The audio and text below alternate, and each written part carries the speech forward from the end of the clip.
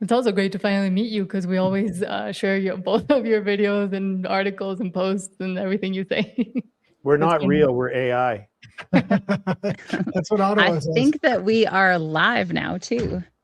We're live. Yep. Yep, we've got everything going, so that's awesome.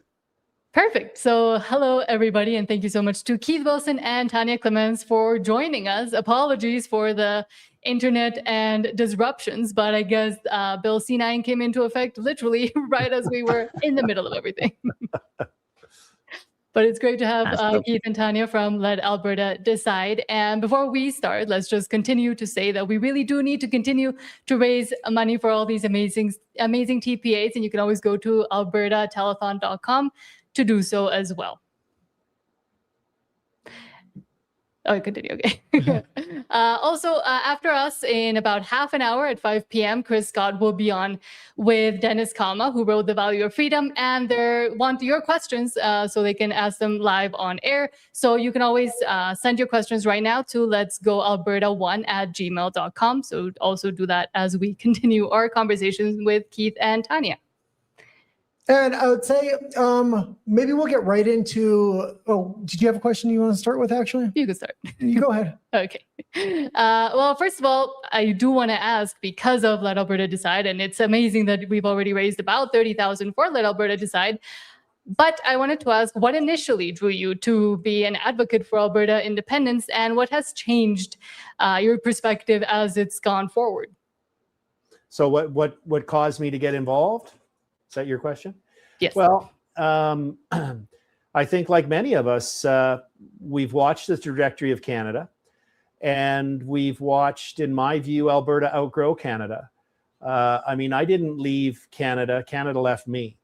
And I'm very concerned about the affordability crisis. I'm concerned about the erosion and, frankly, attacks by the federal government on our culture here in Alberta. And the biggest driver for me is looking out for the future of my children and grandchildren. And, you know, and I've looked at this many times, very analytically over the years. And by every measure, by every objective measure, Albertans, my children and grandchildren, will be better off in an independent Alberta. We can redefine our relationship with Canada, one that's one of respect instead of exploitation, where we can be grow up into the shoes that we've earned to wear, which is to be a nation state as opposed to being a colony. So that's sort of my origin story. I've been watching the decline of Canada manifest itself most acutely since 2015. The views of people in central Canada that will always elect our governments until Alberta leaves are never going to align with ours, and we're fooling ourselves if you think you can lead your way out of this. We lead our way out of this by leaving. And Tanya, what about you? I think that when I'm talking to people in Alberta, lots of their hesitation to support Alberta independence comes from either a place of fear because of the uncertainty or the unknown, and they like to stay in the status quo because that has less fear in their minds, or they have this like deep-seated patriotism to Canada and this ideals that we were brought up with. And I think I was largely one of those people for a very long time, up until the recent federal election. I campaigned very hard for our local federal MP to try to be successful in that election. But at the same time, I was also doing some research and learning about our place within Canada and what Alberta sovereignty could mean within or without Canada. And while I was kind of on that journey, I quickly discovered that there has been generations and generations of people advocating for sovereignty within Canada, and decades of work by thousands and thousands of volunteers. And where we are at right now, there is no way to achieve that sovereignty that we seek within Canada. And it's a little bit sad. We kind of crave that nostalgia and that connection that we have to the idealism of Canada. But if we are vested in the interest of future generations, as Keith said, in our children and our grandchildren's futures, then the path forward is to claim that sovereignty and pursue an independent Alberta. And with these two great motivations you have and this drive to see an independent Alberta, what made you jump to say, okay, let's actually create a TPA called Let Alberta Decide? And what are the plans also moving forward? Well, I'll take a first crack at that, Tanya, if that's okay. You know, one of the things that I've been involved in grassroots initiatives over my career. You know, the most dramatic one, I guess, was the Freedom Convoy protests in Ottawa in 2022, but others before that. And grassroots movements are essential, but grassroots movements also have a limitation. And this particular initiative for Alberta Independence, the limitation we have is that we have tremendous support in rural Alberta, but we haven't been able to get our message yet into the cities. And so Tanya and I recognized sort of a need, a gap, and we created Let Alberta Decide. So not so much as to focus on those who've already concluded on their own that Alberta and our children will be better off in an independent Alberta, but to focus on those in the cities who are not yet persuaded or just not engaged. They're busy with their lives. They're busy trying to afford groceries. They're busy worrying about the needs of their children. Or they are engaged, but they haven't really had their mind open to the advantages. So the whole focus of Let Alberta Decide is to really target those voters in helping them understand why the smartest, best, most valuable thing they can do on October 19th is to vote for option 2 in support of independence. And I think it's also great that both Keith, yourself as a constitutional lawyer, but also Tanya as an educator and a farmer, know the importance of knowledge and how important it is to actually explain things thoroughly and through. And I do see that with Let Alberta Decide and all the incredible job and work you've both been doing on educating the public, because as Tanya was mentioning, I think a lot of that fear is coming from the unknown and then, well, what would happen? And we continue to see all these questions raised also even within our own streams. And sometimes it is hard to try to answer them, but as we build and as we are able to continue to tell people, well, no, this is what an independent Alberta would look like. In your opinion, what would in 20 years, what would an independent Alberta look like then? I think that an independent Alberta would bring back that ability of self-determination and that sovereignty as just human beings, that we have the ability to chart our own path in life. And we would not be dictated to by Ottawa and their punitive policies on our industries and our families and our communities, the overtaxation that we suffer from currently, that we actually would be able to navigate a path forward based on Alberta values and the values of our communities and our families. And that's what should be happening. We're a very large nation with a varying degrees of personalities and values and ways that we see things should be ran. And right now things are being ran from a place that is very far removed from the values of Albertans. And we've seen Danielle Smith kind of throw around some numbers and then be interviewed and then kind of walk those numbers back about, those were back of the napkin estimates and things like that. I know you're working on these white papers and a lot of people are really excited about them. How are they going along and when are you expecting to kind of release them? So about 3 or 4 months ago, I started a separate group called the Alberta Transition Council. And, you know, it's a group of really smart, experienced people who have achieved a lot in their life and are subject matter experts.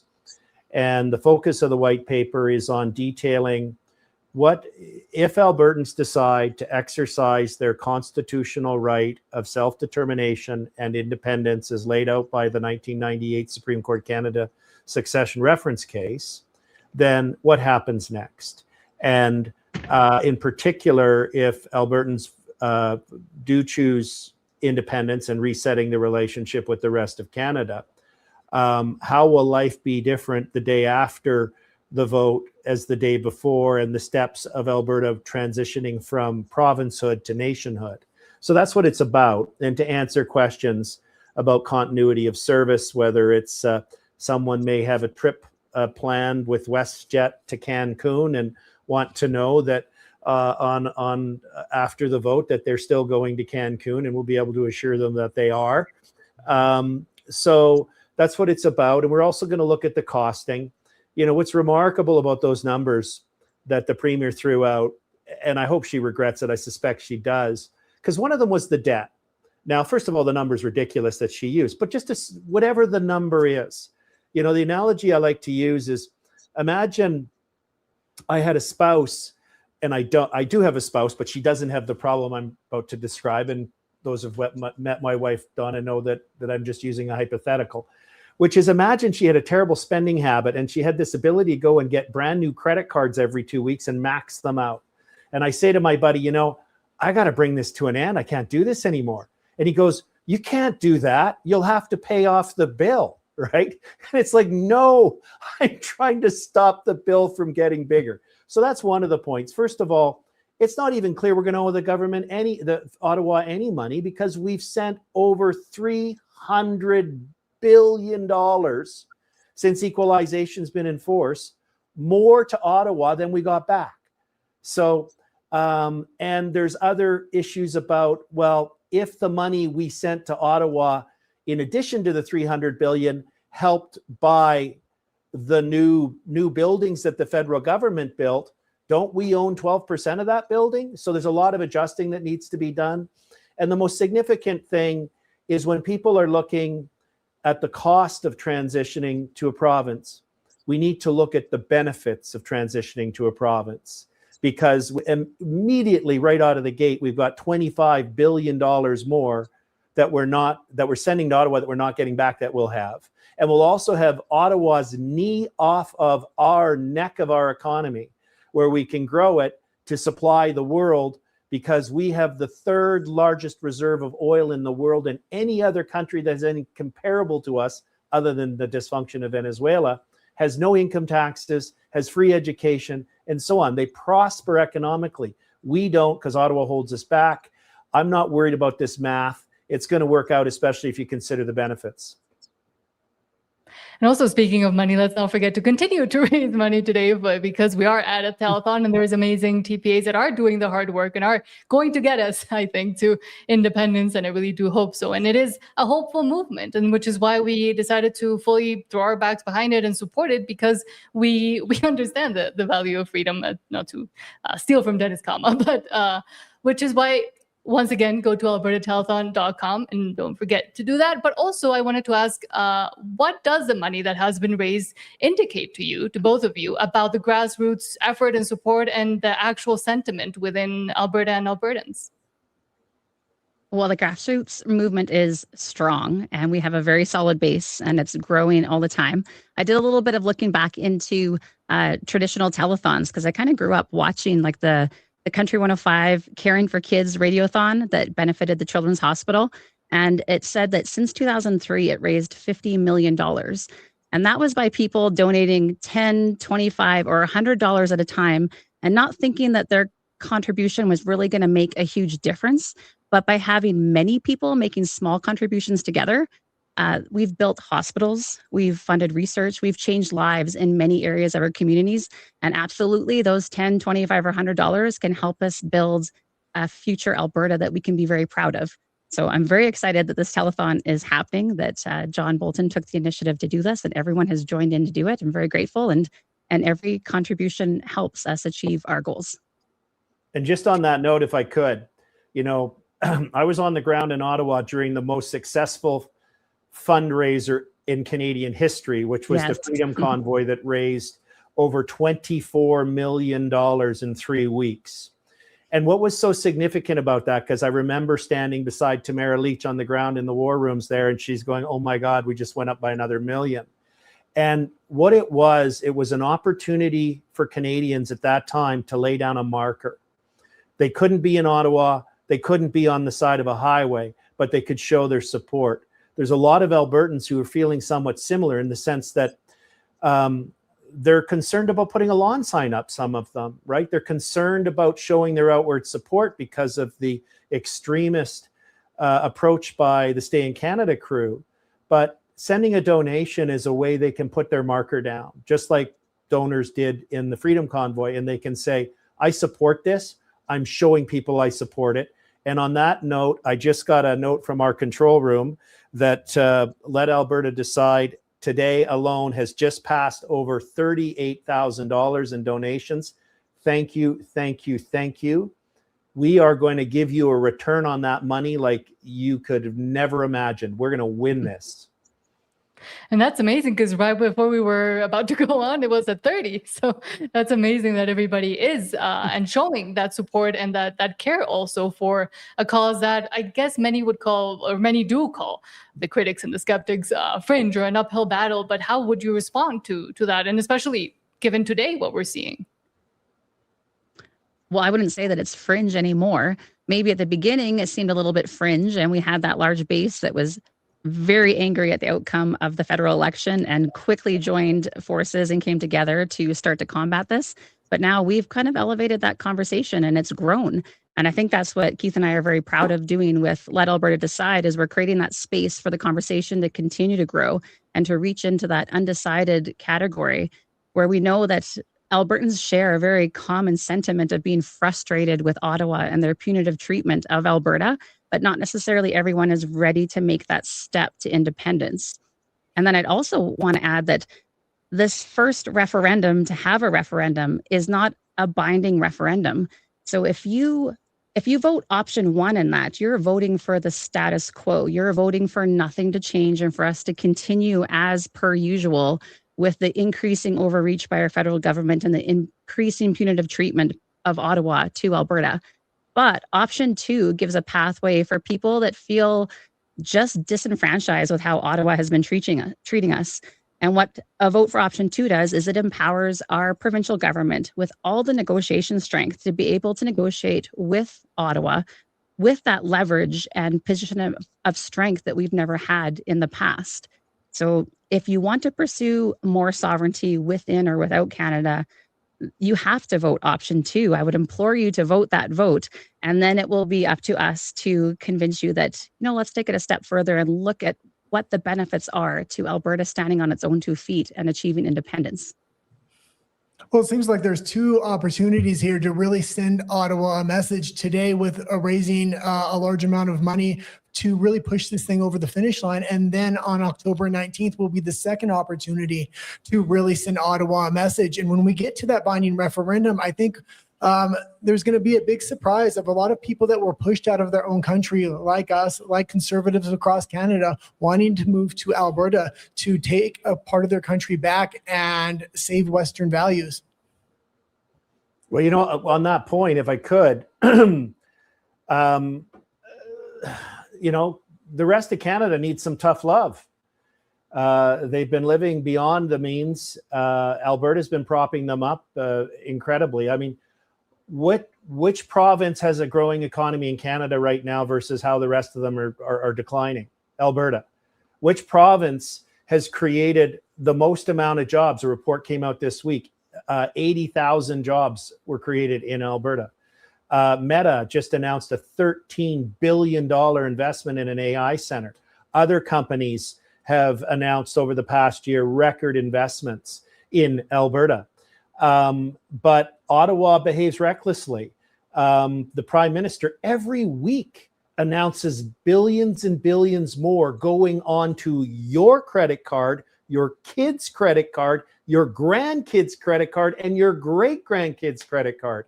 Corey Morgan was talking earlier today about the trillions and trillions in debt. That causes inflation. That causes workers who go to work and work really hard. And each week, each month, that paycheck, even though the number stays the same, it buys less and less and less. Their money becomes worth less over time. And nothing the federal government's doing is changing that. And they're going deeper and deeper into this debt cycle. And Alberta has an opportunity to break free from that and start again, and start from a foundation of our young entrepreneurial population that Tanya talks about, our resource economy. We've got, we've got more highly productive agricultural land than most countries in the world. You know, we've got the third largest reserve of oil in the world. We have a very high tech, a tech sector in our province. We have an aviation and aerospace industry. We've got everything going for us, but for Ottawa holding us back and pursuing ideological agendas at the expense of our children's future. More and more Albertans are waking up to that. Our goal, what we're using these dollars for, is we're running a very sophisticated professional campaign, some of which won't become manifest for some time because of its nature. But we're covering every aspect of traditional campaigning and taking advantage of the latest technologies and tools, and recognizing the fact that just about everybody is on these all day, getting their information from this thing.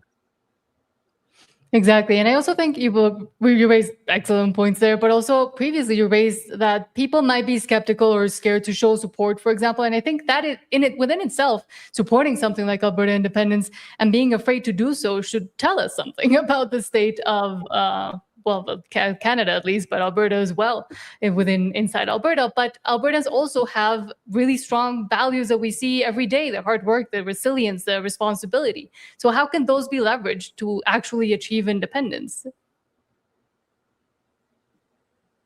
Sorry, did you want to go, Keith, or do you want me to? Go for it, Tanya. Well, I think that we have to just realize that we're not some group that doesn't have identity, and that's what is often being labeled on us, that we don't have common values or something that's easily identifiable. But Albertans absolutely do, and we all want to pursue better for our communities, our families. We want to achieve prosperity. We want to have increased sovereignty and self-determination over our own lives. And I think to do that, we have to get behind a process that is actually enabling us to do that. And the conversation in the past has been very limited in how we can actually achieve that. And now we're trying to bring that conversation to the forefront, that it is normal to talk about Alberta's future and Alberta's path and what we want to achieve for Alberta. And we might disagree on some of the steps that we take on it, but we absolutely are united in the things that we want for Alberta. And that's what I think, that this path to independence is actually a unifying concept. And some of the media or different characters might try to make you think otherwise of it, but it is unifying to pursue self-determination and prosperity for your family, your communities, and your province. So if we bring that conversation and make it more normal to talk about it and engage people in that conversation, I think that we can achieve that. And after October 19th, once we do send to Ottawa a message and it's clear that Alberta does want its independence, what do you think is an acceptable or appropriate timeline for the binding referendum to take place in? I think a completely achievable timeline for the binding referendum is in February or March of 2027. I think that'll provide ample time for campaigning, but also too, we may have a ruling from the Alberta Court of Appeal about this strange ruling from Justice Davidson that we had about our petition launched by Stay Free Alberta. And it relates specifically to the concept that prior to the Alberta government making a policy or legislative decision, it's supposed to consult with First Nations. That just turns the whole concept of our democracy absolutely on its head. There is no precedent for that in any Supreme Court of Canada or other decision. Yes, there's a duty to consult, but that's all. It's a duty to consult. So what's remarkable too is that as Sheila Gunn-Reid pointed out today, the ultimate form of consultation is giving every one of your First Nation members the right to vote. And they can exercise it by an X and choose where they put it. But more to the point of your question, I would say this. We're either going to have a court ruling saying that the obstacle for the Alberta government holding an up-down vote on stay leave is resolved, or if it's not, it'll be open to the government of Alberta to hold its nose and consult and go and meet with each of the First Nations and rent a town hall and say, okay, hey guys, in February or March, there's going to be a vote and each of you get to decide, okay, check mark. So I think we can get around the politics of the legalities, because it really is a political stunt wrapped in the pretext of law, this most recent decision from the Court of King's Bench. And even if we don't have closure from the courts, it's open for the Alberta government to hold its nose, do a consultation, even though it doesn't think it's required to clear the way for true democracy, for the most direct form of democracy, to allow Albertans to choose their future through an up-down vote on independence in February or March of 2027. And just quickly, as we wrap up, because we do have to be out by 5, I have a quick question for both of you, but it might be a long answer. What gives you hope in Alberta right now? What specific thing gives you hope today, maybe? Go ahead, Tanya. What gives me hope, I guess, is that we are actually being asked the most important question in Alberta's history. And there have been, like I said before, decades and decades of efforts by thousands and thousands of people to lead us to this referendum for a referendum question on October 19th. And I hope that when Albertans go into that voting booth and they're about to check that ballot with their X, they realize the significance of what that they are doing. That Alberta doesn't need a handful of heroes right now, but what we do need is we need hundreds of thousands of Albertans willing to do one small thing, and that is to mark that X with conviction, with being informed and engaged in this whole process and making sure that they stand beside their decision. So knowing Albertans and knowing their grit and tenacity, I feel very confident that they will look into this and will engage in this conversation with us and will mark that X on that ballot on referendum day with great conviction, and we will be very successful in the outcome. And we usually ask one last question, and maybe I'll ask it to Keith. And it's a question I hope a lot of people start asking themselves in Alberta, because I think when they ask them that question, that it will lead them to independence. And that is, what does freedom mean to you? Well, freedom means to me being able to wake up in the morning and choose what I can do to lead the best life and to help those around me achieve their potential and be happy. And to continue to do so, we do have to continue to go to albertatelethon.com. Thank you so much, Keith and Tanya, for allowing us to have a shorter interview, but hopefully we can repeat it. And it's an honor to be able to speak to you as well, because I think what Let Alberta Decide is doing and all the other amazing third-party advertisers are doing is incredibly important. And again, not just for maybe even people in Alberta, but to show also the world, not just Canada, what is possible and what freedom does mean. Yeah, absolutely. And I will say, if you can afford to donate today, now is the time to really help push this thing over the line on October 19th, as well as if people are maybe outside of the country and can't donate because it's only for people with inside of Alberta. There is a list of content creators from the Unacceptable Fringe and others. We really need to build up our media presence, not only for this October 19th, but to go into the binding referendum as well. And if I just add that I just got an update from our control room. We just topped $40,000. Oh, Thank fantastic. you, everyone. Look at this momentum. Thank you. I think we're going to win. I know we're going to win. We have all of our stars are aligned. We've got a legal pathway. We have the resources of people and spirit. We have the momentum. In politics, momentum is everything. And we're going to keep that momentum building thanks to you. Thank you, guys. Thank you. And thank you. And for now, I guess I will continue to read. Hi, I'm John Bolton, and we're here with Angela Tabak, Kathy Flett. Let Alberta Decide, which again, 40,000, which is amazing. Pathway to Independence, The Levine Show, Alberta Women for Independence, Alberta's Choice, United Alberta Flags, and Stay Free Alberta. And again, you can always go right now to donate to albertatelethon.com. And I believe we have coming up Chris Scott with Dennis Kama. And again, you are able, I don't know if still, but go to, you can send an email with a question to letsgoalberta1@gmail.com. Yeah, absolutely. And they are looking for more questions. So if you have any questions, the spicier, the better. I think they're going to answer them all. So Yes. And I will say there are a lot of people outside of Alberta that are supporting Alberta independence as well. Mm-hmm. They've felt like they were pushed outside of their own country, and there was not anything like Alberta independence going at the time. So I know we have a lot of people watching from the Philippines, the United States, yes, Mexico on a daily basis. Exactly. I'm waiting to know if we're on or off. But again, it's amazing that also people have stayed on for the telethon as well and are watching it again. It's not just from Alberta, but I think a lot of people, even within our own channel and within people that talk to us, are interested in what's going on in Alberta, because once again, it does show what grassroots movements can also do and what actual democracy can also do. Well, absolutely. It was kind of funny that I don't know if the government shut it off, but the stream suddenly ended on the same day Bill 9 is coming into effect. Yeah. Thank God for Elon Musk and Starlink, I guess. Hopefully we were able to connect again. Hopefully they're not going to figure that's foreign interference there. True.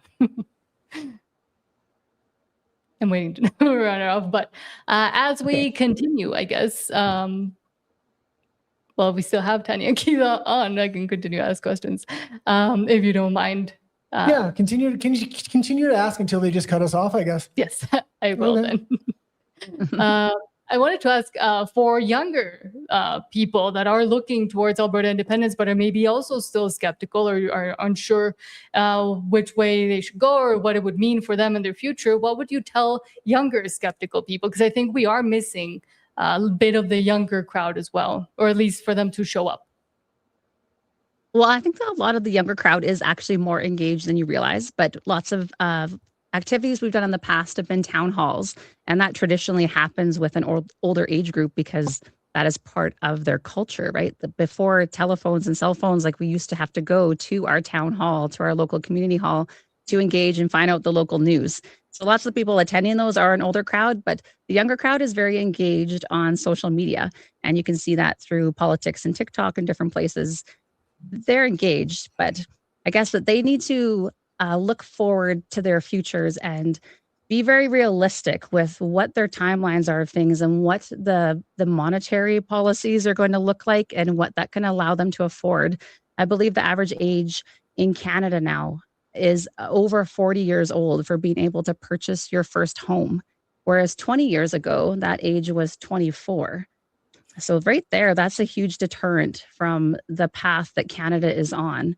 When you take home your paycheck and you look at how much comes off with taxes, when you look at your buying power for the money that you do take home and what it's able to purchase at the grocery store or the gas station because of all the hidden layers of taxation in there, it's pretty disturbing. And I don't want that for my children. And as Keith has said too, he doesn't want that for his children. We want better for all the future generations of Albertans. So there's quite a few things that they can look at going forwards and maybe start to question, is there a better pathway out of this? And maybe we should engage in the conversation and hear some of the merits of a sovereign Alberta. Well, and I will say on October 19th, I hope young people really come out and realize this is an opportunity to send Ottawa a message, because I know when the binding referendum comes out, that's one vote that changes the rest of your life. So I think you're going to have a groundswell of young people come out from that binding referendum. I really hope they realize now that October 19th is an opportunity to really send Ottawa a message for the direction they're kind of going right now. Exactly. Do you have another question there? Yes. And the way I always put it is trying to also incentivize younger people to say this is a literally historic moment where you get to be able to have your voice heard, but then also once Alberta becomes independent, being able to almost look at how to do governance, inform governance, and continue to be engaged, which at least as a young person myself, when I was living in Canada, I didn't feel like I had that opportunity. Well, this is a really easy thing for them to act on, right? Like, we're not calling on young people to join a political party. We're not asking them to come to weekly meetings. We're asking them to vote once. Well, twice, I guess. The first vote in October and then the one that follows. And, you know, I was interviewed by a lot of the legacy media after the pipeline announcements and all the fanfare about the announcements of announcements, because that's all they are, is announcements. They're nothing more than real things. They're not real things. I said to the reporter, I said, one of them, I said, so now with the announcement about the announcement of a pipeline, is a 21-year-old's rent going to go down? Is a 21-year-old who goes to a grocery store and looks at a jar of pickles and goes, someday I'm going to be able to afford that? Is that going to change? When he looks at his or her paycheck and sees how hard they work and what the top number is, and they see what the bottom number is that going to change? No, none of those things are going to change. So I don't think, I think reality is real for all of us. And what our job is to cause young people, and I actually don't think that's the toughest demographic. I think our toughest demographic is a couple in their late 30s, mid 40s, early 40s. Both have fairly good jobs, and they got 2 kids in a house and 2 cars, and their kids are from 8 to 12 years old. That's going to be our toughest demographic to crack, because they're going to go, oh, life's not so bad for me. Why should it change? So we're really focused on targeting them as well, to help them understand the dark path Canada is on, and the responsibility for their children, and what opportunity could come to Alberta and their children and future grandchildren through supporting independence. And I think that's a perfect note to end on. So thank you so much, Keith Wilson and Tanya Clemens, once again. Would love to continue to talk to you for a longer time, hopefully soon.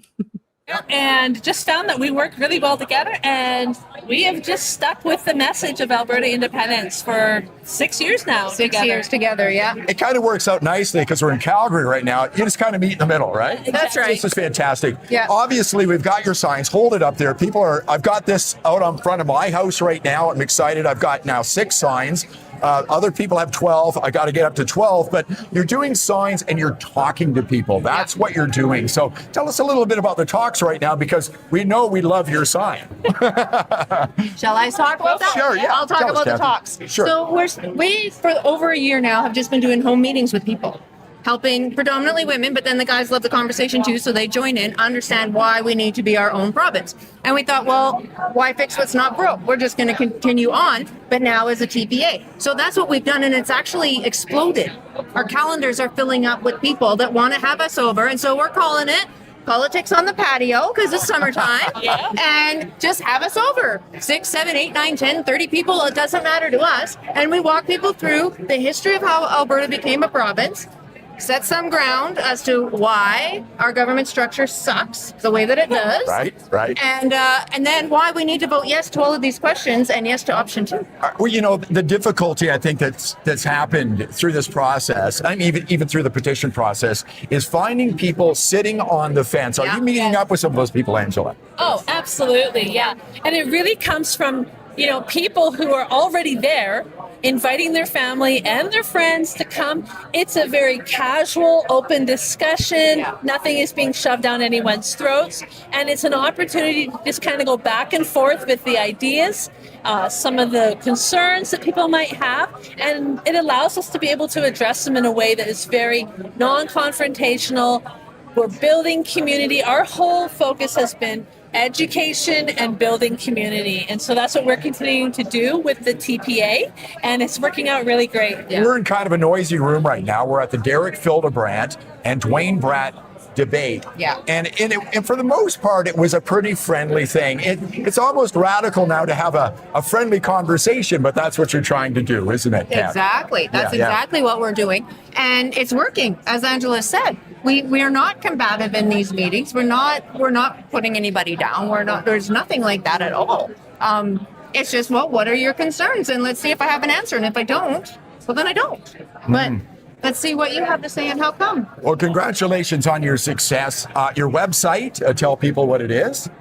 It's very long. Okay. Go to the QR code. Go to the QR code. It's abwomen'sindependencenetwork.com. Okay. And if you would like to support Angela and Kathy on the telethon, go to albertatelethon.com and click on their link. You stood on those stone cold government steps, faith and freedom, loud and clear. Folding chairs and town hall stages spoke the truth they came to hear. They stood in line for hours, braved the cold and wind.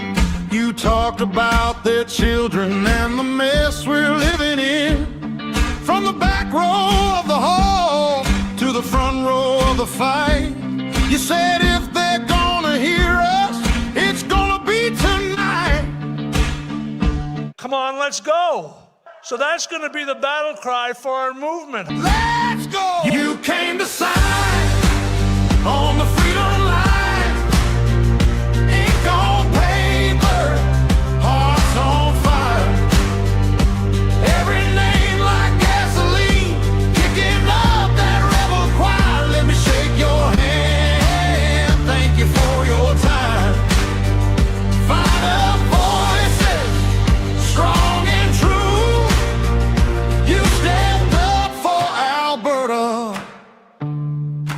This one's for you. I feel like I'm with friends here. Yeah, and that's exactly correct. That's what the whole thing with all these events are for. People understand that they're part of a group of like-minded people that think and have the same ambitions and goals as they have. You stare down that lens in your studio light. Coffee gone cold, face pale from the night. From the dark hours to the evening show, you hit go live and refuse to let go. Slow roll down from Edmonton, high beams cutting through. Northbound up from Calgary, every small town waiting on you. Truck stop coffee cooling between petitions in the rain. We're live. I heard Max say we're live. Does that mean we're live? Is that what's going on here? Yep. What are we supposed to be doing? I was actually just driving down a back street in Calgary. I was lost, and I saw an Alberta flag, and I was like, hey, that seems kind of cool. And I ended up in this seat. Yeah, I'm how'd not sure that happen? exactly. Who are you? Yeah, I'm Dennis Callan. Oh, I'm Chris Scott. Nice to meet you. Hey, I've heard your name before. Oh, I've heard your name before as well. Good cafe. You know my cafe? I've heard of it. Oh, well, I know your Value of Freedom. Ah, have you read it? I've read most of it, yeah. And I actually, I even ran it through AI. I ran it through Grok. I ran it through Claude AI, and I said, be really critical of this and find all the mistakes so I can call these guys and say, hey, you didn't do it well. Yeah. And that never happened. No, it's reasonably solid on the numbers side. It's we're going to do an updated version pretty quick. Yep. Once you get the transition plan done, and don't know if Keith talked about that earlier, but I'm a co-lead with him on building that transition plan. Okay. And once we get that pulled together, which is a bit of an effort, there's somewhere around 40 people engaged in it right now. We got 20 subject areas to deal with, pulling it together, and hope to release it by the end of July. Mm-hmm. But that'll redo the transition elements in the Value of Freedom, because we'll have more accurate numbers, more accurate processes, and so forth, so that we can say, okay, transition will really cost us roughly this much. That's awesome. And then on the actually doing it part, we're getting, we have a bunch of subject matter experts, guys who know their area, like whether it be air traffic control or oil and gas or whatever, that are actually saying, okay, this is how we would transition. And they're speaking from a position of knowledge. So that's all coming in the next small number of months. That's pretty cool. So before we get more into that, I should do an introduction. And I'm sorry, folks, for the people that are watching my stream. It seems as though there's always technical issues, and the camera shows up that it's totally fine. And when I try and put it on the stream, it's not there. So if you're watching my stream and you can't see me or you can't hear me, head over to freedomcalendar.net or John Bolton's page. I think it's back up. Or I noticed the young ladies, Madison Macy Holmes, they have it streaming on their YouTube as well. So you can find it elsewhere. So my name is Christopher Scott. I'm the owner of the Whistle Stop Cafe in Mirror, Alberta. And I'm also, I just happened to accidentally find myself as the leader of another, I don't want to say freedom-minded, although we are freedom-minded, another organization that's dedicated to having conversations with Albertans. So the most important thing that I've realized over the last 6 years is that people aren't talking to each other, and we're making decisions on our governance, on legislation, those types of things, and we don't have all the facts. Right. Most of the time, I think it's most of the time, people are making decisions and voting based on what somebody else said, and they fail to actually dig into it and listen, especially to the other side. So Let's Talk Alberta exists specifically to facilitate the conversation between a conversation amongst Albertans about Alberta's future. Mm-hmm. And that's extremely important. It's critical right now because we're going to be asked a question on self-determination. Yep. Right. And it's not a constitutionally binding toothed question. It's a question that kind of opens the broader conversation, but it's a question nonetheless. Yes, indeed. And I believe that we have a responsibility to learn as much as we can. So we go into that, when we go into that referendum, we make the best decision possible for Alberta. So that's who I am and why I'm here. And where did you come from, Dennis? I mean, you just kind of popped up, and then I saw the Value of Freedom, and I'd never heard your name before. So I have been following politics my whole life. I've actually been seeing how Canada is failing for I'm going to say at least 15 years. And my personal plan was to say, okay, this country is not working. Let me go elsewhere. And then I saw Pierre Poilievre come up, and I thought, okay, we have a chance. We have a new leader. He sounds pretty good. Seems to have a lot of the right ideas. Can really eat an apple. You can really eat an apple and speak at the same time. That's the critical part. Amazing. And thought, well, we have a chance. Then the election came by. And then before literally it reached the Manitoba border, it was done and dusted. There was no way. And I was very, very angry. So I happened to go on X at that time. I saw Jeff Rath's posts, and I thought, well, this guy seems interesting. So I pinged him and said, hey, need any help? Like, maybe I can help out. He and I got on the phone, and he said, well, can you write a business plan? Well, heavens, I spent 47 years in business, probably written 100 of the wretched things of various sizes. So I said, sure, I'll give it a shot. So we worked on that for about 6 weeks. And I did a lot of the analytics. Jeff did a fair chunk of the policy elements, and we pulled it together and published it. And that's where it came from. And then one thing led to another. Then people said, oh, would you mind coming and talk about it? Oh, by the way, would you help with the Constitution? Oh, by the way. And next, I'm sitting here in this studio talking to you. One day I'm getting out of the oil patch because I was sick of the government interfering with my career, with my business. Mm-hmm. And I bought a restaurant in July 2019. Mm-hmm. Not the right time to be free of government interference in a restaurant. And next thing you know, I'm speaking at hundreds of town halls across Alberta on the topic of Alberta sovereignty. Yep. So life has an interesting way of, throwing these curveballs at you. And, they say about the best laid plans, right? So I never planned for any of this, but here I am. And what a privilege it is to be here and in the midst of this conversation. I can't think of a more important conversation. So I think the theme of this telethon is we're trying to raise awareness and raise support for the conversation around Alberta independence. Now, there are a number of third-party advertisers that the telethon itself is supporting. As far as I know, I don't believe they're working together. This is something that John put on to try and get things public because that's what he does. So the goal here is to encourage people to donate to the TPAs. And I'm sure you've already heard it, folks, but if you haven't, there is a contribution limit. There's a $5,000 contribution limit for everybody donating to a TPA. I believe your corporation can also donate up to $5,000. So you should be spreading it around as best you can. And I would encourage you, if you're a forever Canadian supporter and you're watching this telethon, by all means, contribute to your favorite TPA, which may be the Forever Canadian TPA. Now, my organization is different. We're not a third-party advertiser. Okay. And there's a very specific reason for that. The Elections Finance Act has a carve-out in it that allows people to express themselves for political purpose. Mm-hmm. And that's what we're doing. We're facilitating town halls, open conversation. We invite people from both sides, although because I'm very vocal about my position, it's very rare that somebody that opposes me shows up. But I wish they would, because if we're going to be asked this question, I want to make the best decision. And if they can tell me why their position is better than mine, I need to hear that. Yes. Because I want to make the best decision. So I would love for the front row to be filled with people who oppose my position.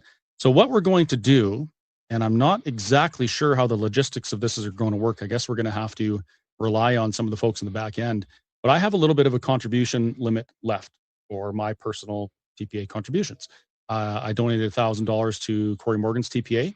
And so that means I have $4,000 left that I can donate. What I'm going to do is during this portion of the telethon, the top 3 TPAs that people donate to, I'm going to match that up to my contribution limit. Mm-hmm. So it's like $1,600 or something like that to the top 3. So folks, now's the time. You're going to maximize the impact and the input to those people that you want to support by leveraging mine as well. And if you want to support the work Let's Talk Alberta is doing, you can be from anywhere. Mm-hmm. You have no contribution limits. You can donate as much as you want. As a matter of fact, we had a donor fund us with a nest egg of $95,000 a few days ago, which allows us to go and book town halls and do all sorts of things. And people are going to see a rolling billboard within the next few weeks. And it's going to be a lot awesomer than the Forever Canadian Unity Mobile. So you can look forward to that. So a nicer motorhome. Yeah, a nicer motorhome. Yeah, it's big. It's 40 feet. It's a diesel pusher. It's an Albertan Mobile rolling coal, and it's going to be an absolutely fantastic expression of I love Alberta and I want to have this conversation. So donate, and donate often, but don't exceed your limits. And if you're from outside of Alberta, don't donate to a TPA. You're not allowed, but you can donate to Let's Talk Alberta, and we will be good stewards of your donation and maximize its impact. Now that that's out of the way, is there anything in particular you wanted to talk about, Dennis? Because all I really wanted to do is I wanted to come on and just answer questions. We've been doing that for months, and I have fun doing it. So we can talk about whatever you want, and then we'll do that. Well, there's a couple of things I wouldn't mind talking about. And first of all is I've been co-leading with Keith Wilson the development of the transition plan. And I want to make clear a couple of things about it. Is people think the transition plan is setting long-term policy for the country of Alberta and deciding how we will run things and how taxes will work and form a government and so forth. And that is not true. All those things are in the hands of the future legislature. Deciding how taxes are done, deciding what constitution we should use, deciding, what kind of military do we need, are all things to be done by the people of Alberta through their elected legislature once we are an independent country. So all the transition plan is doing is covering that period of time from when we win the referendum until such time as that legislature is in place. Think of it more like scaffolding or temporary supports than a long-term plan. So all we're saying is, okay, how do you handle policing until the legislature can decide what the long-term policing model is? Now, things have to be done. We have to, of course, defend the borders, protect the borders, at least keep track of who's in. We have to deal with how do we collect taxes in the interim? We have to deal with things like, what do we do about a military, to cover that period of time? So that's what we're building right now. As I said a few minutes earlier, that we're developing it with a bunch of people who know what they're talking about, and it's being pulled together as we speak. It's fairly big and meaty. I'd say it's about 300 or 400 pages at this point. And we plan on releasing it roughly the end of July, or as close to that as we can possibly get. And then people can answer the question that follows after the Valley of Freedom. Valley of Freedom was, is the country of Alberta a financially viable place? Short answer, yes, it is. The second question is, okay, so we will be financially viable. How do we get from where we are now, a province embedded in Canada with a lot of services that are not being done by our own people, to the place where we are doing all those services and operating as an independent country, recognized by the rest of the world, and be able to do things like, okay, we need a passport. How do I get an Alberta passport if we offer such things? So that's the thing we're building now, and that's what we want to have ready by the end of July. I'm glad you brought that up, because there is a lot of confusion around that. I've heard a comment from some people saying, hey, how come we're not involved in these conversations? And the answer to that is because we have no idea about any of those things. Like, I have no idea how to transfer the logistics of operating an international airport from one jurisdiction to the next. I have no idea how to manage moving corporate tax liability from one structure into another, other, and making sure all those things are smooth. But there are a lot of experts that can do those things. And I will point out, and I don't know if this was included in some of your stuff, but this isn't new. No. There's a province that's been doing this for 60 years, and that's Quebec, and they have a ton of research and information on these things. Is that correct? Well, every service we want to take over is currently operated by Canada. Right. Now, they're not filled full of rocket scientists and brain surgeons. What? They're filled with normal human beings. That can't be. Yeah, well, it's hard to believe, but some of them actually maybe even don't reach that level. But anyway, so none of these are new to world. None of these are new to country. And what we're doing is just replicating them in the best possible way. So it's not hard to do. I'm going to pick an example. So someone said to me, well, passports are so hard to produce. They're fancy little booklet, digital chips in them and so on and so forth. So I got online, did some searching. Turns out the government of Nepal just signed a deal with a company in Germany to produce passports for $7 a booklet. Oh. You give them picture, address, the relevant information, which we have to do. Police have to check you. Send it to this company. $7 later, they give you a passport. and turnaround, I guess, is about a week or two. So we can literally do that for $7 a passport. Now, Government of Canada does it much more expensively, but I think we can grab services like that and do it quite quickly. That problem gets solved. So there are ways you can optimize and streamline without doing crazy stuff, without taking many years and millions and billions of dollars. We can just grab stuff that's available to us, find the best practice in the world, adopt it as far as we can, and that'll cover us till the legislature takes over. And we have some hindsight, and we have some historical examples to look at. I mean, I was doing some Googling a few weeks back, and I found that since 1990, there's 38 new nations that have formed. Yes. That's 38 new nations that have had to do all these things. It's not rocket science. It's not impossible. It's not even really that much of an obstacle. Like, this is just it's an administrative task. Yes. We do administrative tasks all the time. Well, and I spent my career working in large scale projects where you've got a million things to do and you got a bunch of people working on them. The problem is not usually that any task is rocket science. The problem is you just have so many tasks to track and try and get done in a short period of time in a coordinated fashion. Well, that problem's known. Like, I've done it, been there, done that. And it's no fun sometimes, but you can get it done and it's pretty straightforward.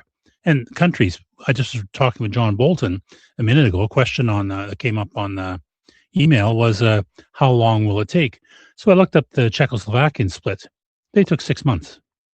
I think there's no reason why our separation from Canada towards independence will take longer than a year.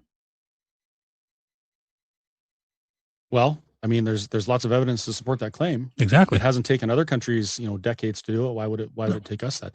Speaking of questions, if John's watching, you're gonna have to come in and unlock your laptop because I didn't move the cursor around. No, I can't see all the questions. The second part of that, you mentioned that these things have to be done kind of before our legislature does its thing and outlines things. I want to point out kind of the flow. So it's not like all of these things get done at once, right? No. So we have a referendum on independence. It's successful. Well, now we begin negotiations with Canada. Yes. Right. The negotiations will inevitably fail, I would assume. And there's a declaration of independence somewhere in there. After that, Albertans get to decide what their future looks like. Yes. And this is the opportunity that gives me so much hope and is so amazing to me. An opportunity that other countries have like, they've sacrificed millions of lives to get the opportunity to answer a question of self-determination. And we're going to get that. So we would get to decide through constitutional convention what our government's going to look like, what our legislature is going to look like, how our executive is going to work, all of these things. And we can look to other countries, to other constitutions all around the world for the things that have worked well and the things that haven't. For example, the United States just celebrated their 250th anniversary. Yep. Greatest experiment in freedom the world has ever seen. Not perfect, but it's a great example, great constitution to look at to say, hey, how did they maintain their freedom and how did they maintain, their cohesiveness through that amount of time? Because a lot of countries don't. No, and I just came off a road trip that Jason Levine organized with Matt Rowley and with Bruce Party. And we went to Edmonton, Red Deer, and Calgary, and to answer questions and listen to people about what they thought about constitutions. And in that case, the three of us have different points of view. Matt Rowley's in favor of an improved Westminster system. Bruce Party is a very libertarian-minded guy, and I tend to be roughly in the middle with a republic, much like the Americans have. So we discussed those. We took a lot of input from people. We answered a lot of questions.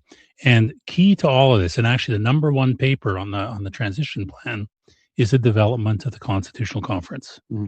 And that's been mapped out. That paper is actually pretty well done. And it's a process by which we can get multiple groups, not just government, not just lawyers, not just, a bunch of academics, but a public open forum made up of a wide representation of people to work through the process of picking our system of government. And from that, you actually then structure your elections, you structure your houses of government, the legislature, your judicial system, and so forth.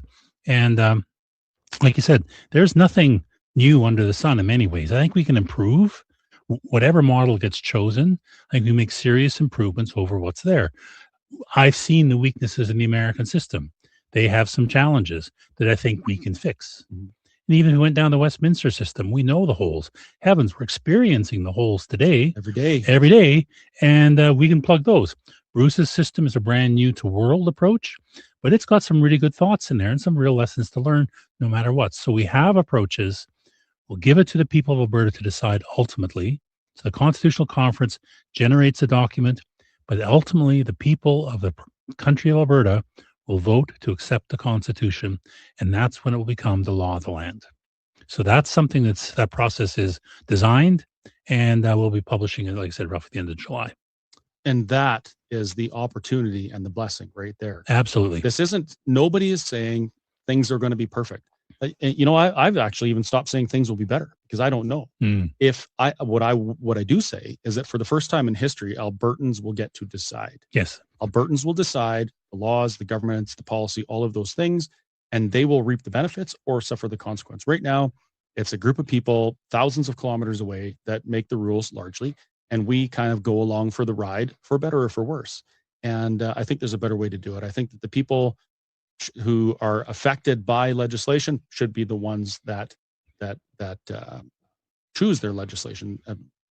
And if it's not that way, and if you can't influence the laws that govern you, I think that's a big problem. Yeah. So I'm supposed to mention, and I will mention, this is a fundraiser, and if you folks want to donate to any particular TPA, I'm not going to tell you which ones to donate to.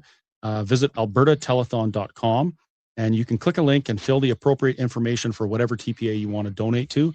And keep in mind that the top 3 TPAs that you donate to right now, I will match those TPA donations up to my maximum allowable contributions, which I believe is I think I can donate about another $1,600 for 3 more TPAs. So I'm happy to do that. And, you know, if you got a couple $100,000 kicking around, you don't know what to do with it, Let's Talk Alberta can accept anything from $1 up into the sky's the limit. Elon, if you're watching, and we'll be, like I say, we'll use your money very well. The TPAs in Alberta right now are subject to a number of rules. Yes. And the reason is that Elections Alberta wants to know who is paying to advertise for an outcome of a referendum, election, whatever. Yes. And the purpose of that is so that a giant corporation in wherever doesn't stick their $1 billion in and influence an election. They want to know that it's coming from the people of Alberta, and that's why there's contribution limits. So I think Elections Alberta has an important job to play in that, and it can be frustrating to navigate those rules. But I have noticed that some TPAs, particularly one, doesn't seem to be really following those rules. And that's the Forever Canadian TPA. So do you have any thoughts on that? Have you heard anything about that? How they're getting away with that? Well, I've read the announcements made by Elections Alberta, and they're cutting, in my mind, a very fine legal point. I've also listened to the Forever Canadian people a few times, and as far as I can tell, they're campaigning. Just like, for example, Keith Wilson's campaigning for his point of view, and I go, fine, let them campaign. But I am very unhappy with the idea that one side apparently gets free pass and the other side gets a different one. And that's something that angers me. So I think that I would ask Elections Alberta to look very carefully at what exactly is being done by all TPAs, make sure it fits within the rules. So I do agree with the idea that elections should not be able to be bought. That concept is solid. But then make sure all the TPAs on both sides of the question are in fact playing by the rules, living by the rules, and meeting the requirements that you set out yourselves.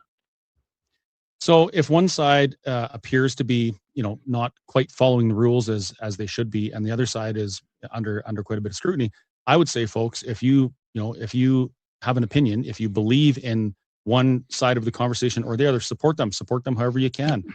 Donate as much as you can, as often as you can within your limits. And that's really the only way this is gonna work. The status quo, the current situation, is the easy choice. It's the safe choice, because nobody really is going to put a cigarette butt in your cheek for saying, hey, we want to remain in Canada. But the risk to some for expressing their opinion for self-determination is it's quite visible. Well, and things we see going on. And you say it's a safe choice, and I agree from the Elections Alberta perspective it is. But I ask people, and I've been having this conversation for a while, so is choosing to remain in Canada really the safe choice? Well, I would say no. Well, I would say no Absolutely as well. not. But I asked people to walk through the thinking process of low investment levels in Canada, low productivity levels, worst financial record of the G20, all these rules and restrictions and net zeros coming at them. Where will Canada be in 10 years' time? Will it have any financial means left? Will it even come close to maximizing the use of the many gifts it has? And so when people say, well, it's safer in Canada, I go, no, it's not. It just not happened yet. Leaving Canada is, in fact, it's an event. We're going to have a vote. There's going to be a whole bunch of upset and concerns and worries. Very emotional. Very emotional. I tell people after the hangovers wear off in a few days' time, we'll wake up and say, okay, now what do we do? And that's why we're building the transition plan. So some of that's already answered. But there will be, it's an event. And I think, though, once that happens, cooler heads will prevail. There's a school of thought, and I understand it being valid. They think that Canada will be very aggressive and very difficult to deal with. I don't. I agree with you. They won't, because I think that Canada will wake up with a huge hole in its financial economy. They have this lump in the middle of their country that separates BC from them. They are now beholden to a third country, and a foreign country, a third party, for their energy, because they don't produce much themselves. They're going to have the Americans breathing down their neck saying, play nice because we want to protect our oil supply. Mm-hmm. I think Canada will, after the hangovers are over, sit down and say, okay, let's talk. We need some things. You need some things. Let's work them out. Could you imagine after Mark Carney publicly recognizes the sovereignty of Palestine, and Yes. after Canada publicly acknowledged the sovereignty of Kosovo and other new and emerging countries. nations, can you imagine if they wouldn't recognize Alberta? That would I can't see that happening in any reality. Well, and if they said we won't let Alberta go, I can imagine the world community saying, wait a minute, this is colonialism. Yeah. This is not self-determination of your citizens. You are demanding that this area, this group of people, stay beholden to you, keep throwing you money year after year, and that is nothing more than a colony. And you know what? We like Alberta because they are trying to be their own country. I think it's going to go, it won't be easy. It's like a divorce. It's not like it's going to be, all happiness and butterflies. There'll be some pretty tough fights. Yeah. And some arguments about how do we handle parks, and how do we handle financial commitments, and how do we manage the debt, and all those kind of things, all of which I think have good answers, but each of them will have to be worked through. And I've said it to more than one person. There's a couple teams I'd love to be on that negotiations for. One is the pension. I'd love to be on that negotiating team because I think we will get a very robust pension out of the CPP assets, and I think it's more than doable. So that's one team I'd like to be on. Mm. But this is all workable. It's all doable, and I think it will happen. Regarding the pensions, just real quick, I have been in some of my media. People have asked me, well, why does Alberta, pardon me, why does Alberta think that they deserve all of this pension fund? And you look at the math, and the math it speaks plainly. It does. So it says you get what you put in plus interest minus what you take out. Exactly. Period. It's easy. My question would be, well, if we're entitled to 50% of the fund, where's the rest of the money? Where did it go, and why is it not there? Yeah. That should be the question people are asking, not why does Alberta get it? Well, and I mean, I think it'll be a broader negotiation, but you're quite right. And that's why in the Value of Freedom, though, we said, okay, the real number is the 344 from the Lightworks report. And there's people say, yeah, but, I said, even at half, if we just get half of that number, I've done the math, I've done it recently, we can cover all of our pension obligations, CPP, OIS, GIS, and so forth, within that 184 comfortably. It turns out our expenditures every year for current payouts to pensioners is actually less than the net contributions from people working. Mm-hmm. The rest of it is in the fund. So there's a $3 billion overpayment every year. Exactly. Yeah. So you take that money, you invest it wisely, you cover all of your pension obligations and from that funding, and then you say, okay, That's now a stable pension fund, and it will grow. I did a bit of the actuarial math to say, okay, run it out 20 years, at the rates we are now, build in inflation, build in aging population, all those wonderful things. It's still a perfectly viable fund for Alberta. Yeah, if it is for Canada, why wouldn't it be for Alberta? Why would it not be for Alberta? Well, I'm going to get to some questions here. This one I think is really interesting. The question is from Danielle, and she asks, she says, is her last name Smith, by the way? Well, she said not to use her last name, so we'll let people stew on that one. She says, hello, I am not a separatist, but I'm listening to the telethon in good faith to better understand the situation, the issue, and the separatist perspective. Well, thank you, Danielle, for watching. I appreciate that. That shows you're a responsible, civically engaged citizen. My question is, what provisions are there for religious organizations in a separate Alberta? Will there be continued provisions for charitable exemption in an Alberta tax structure? What about immigration exemptions for religious leaders / clergy via immigration to be able to come to Alberta and minister? What about protections for religious-based schools? That's it's a opportunity question. What do you want? That's the point. Yeah, we get to decide in our constitution. Well, and to answer the question directly, in all three approaches, Dr. Party's, Matt Rowley's, and mine, all of them have at their core very strong personal freedoms. Things like freedom of belief, freedom of religion, freedom from religion as well, if you don't want to believe. And that includes the ability to worship as you will, as long as you don't hurt anybody else, of course. And that's all in the structure. And we will decide that. In terms of immigration, whether it be for a pastor or a religious leader, I mean, that's subject to immigration law, which again, we craft here in Alberta. And I think there always needs to be exemptions for special people. If we have a sports team, we'll have the two best hockey clubs in the world in our country. So we probably want to bring in the odd player from Finland or wherever it's from. And yeah, there has to be some special carve-outs for those kind of people. But generally, it's managed immigration. Only immigration for the good of the nation is what happens, not just bring in what we used to do. Yeah, what we used to do. I mean, we actually went back in the Valley of Freedom. We went back to the old Canadian point system. I think it was 2003, which was held up roundly around the world as being the best, most productive immigration system in the world. It was a points-based system. You had points for certain attributes and subject to quota. There's a limit on the number of people that could come in. And so what you did is you made sure that people that came in fit the needs of the nation, were going to fit culturally and language-wise, and going to actually belong and make themselves Canadian. Quebec does that now to some extent. Exactly. And I think that is the thing we always have to ask when immigration is, what does the country need? Well, wait a minute though, Dennis, isn't that racist? I did not mention what color you were. I just said, what does the country need in terms of skill set and talent? My wife is mainland Chinese. I really don't care. This is the argument we get though, and why I brought it up. People, every time you mention immigration, they say you're a racist. Well, no, I believe in preserving the values that made the country the place that people want to immigrate to, yes. Period. Right? And it doesn't matter what color you are, where you come from.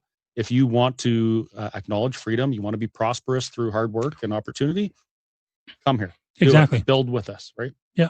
Well, and I talked to some folks from India, my friend Prakash, and anyway, he is grumpy and angry at the current state of immigration in Canada because he came in the early 2000s, went through the point system, brought capital, worked his ass off, set up a company, is successful, done very, very well. And he's angry because why are we letting these people in with no requirements and no desire to build the country? And, Prakash, I'm sorry, he's from India. He doesn't look at all like me. I'm a very pale-faced guy. I thought you're from India. Well, don't go out in the sun much. Oh yeah, well I'm good. I have a part of the whistle stop is a convenience store, and most of my suppliers, all but two, I guess now, are either from India or Lebanon. And I've had this conversation about Alberta independence with them, and some of them they're not even citizens. They're just here on temporary PRs. Yeah. They're completely choked at what's going on with immigration, and the common comment is, if I could vote, I would be voting for independence, because this is not, we should be protecting what we have here. And well, and as I said, my wife is mainland Chinese, and if you want to get a rise out of her, Just say, hey, immigration's fine the way it is in Canada right now. She will go absolutely ballistic. I think I maybe will skip that one. Okay, next question. This one's from Dale. Dale says, lots have been said about, and by the way, folks, these aren't screened or censored or anything. I'm just reading them as they come. Lots has been said about transfer of assets and control over resources and the Constitution. When or how are the laws like C-22, C-9, and others subject to change and not hang over the heads of Albertans? Well, that's an easy one. That's immediately. Yeah. Immediately. What happens if the Clarity Act is not negotiated in good faith and is vetoed or stymied by Ottawa or provincial challenges? 3 words. We're not asking. Exactly. It blows my mind. The Clarity Act is the legal pathway that Canada would prefer Alberta use or any province use to secede from Confederation. That's a preference. It is not a requirement. No. Under no circumstance in any time in history has a nation that has split from their parent nation been subject to do it only by the laws of the parent nation. Exactly. Right? It does not work like that. And certainly not the courts thereof. Certainly not the courts. The entire premise of an independent Alberta, for me, would be this in a nutshell. I completely reject the Canadian Constitution and the Canadian system of governance, and I want Albertans to create their own. Yes. Period. That means that the Clarity Act to me is almost irrelevant. Yep. And as a matter of fact, it's irrelevant to Quebec as well. Quebec, when the Clarity Act came out, they passed a law that said they will never use it. Exactly. They reject it on its face. Done. Over and done with, because they live their sovereignty and they would never ask permission. And I don't believe Alberta would either. However, it is nice to believe that we could use this legal pathway to achieve our self-determination. Yeah, but it may not work that way. But having said that, I mean, I am quite content to try and work within the rules. Exactly. Lay it out as best we can, as long as everybody understands this is not we're asking for permission, pretty please. And if you say no, well, we're done. We are going to leave if we win the referendum. We are going to set up our own country. We would like it to be civil and reasonable and based upon good conversation and good negotiation. But if the other party refuses to hold to that standard, we will pursue things unilaterally. Mm-hmm. And we have every right. The international community recognizes the right to self-determination. Yes. And it's, internationally, not every nation agrees on everything, but that's one thing that most civilized nations agree on. Yes. Self-determination. What happens to the joint provincial federal pipelines and other deals that are being made in the MOU presented by Carney? Well, this is assuming that those happen, and they happened before, but let's just pretend that it happens tomorrow. What about things like that? Any joint provincial federal business case? Well, I mean, this is what negotiation's about. The feds are going to say, take the Trans Mountain Pipeline. We invested a ridiculous sum to do way too much money. Different topic, but let's pretend it's 34 billion. I think it is. We'll say, okay, you invested that amount. We're going to use that pipeline to ship our product to the sea. There's a tolling arrangement. We're going to pay for the use of that pipe. We owned part of it, so we get something back for that. Let's work out the deal that says, okay, you get to recover your part of the investment. We get our part of the investment. It's like any other country.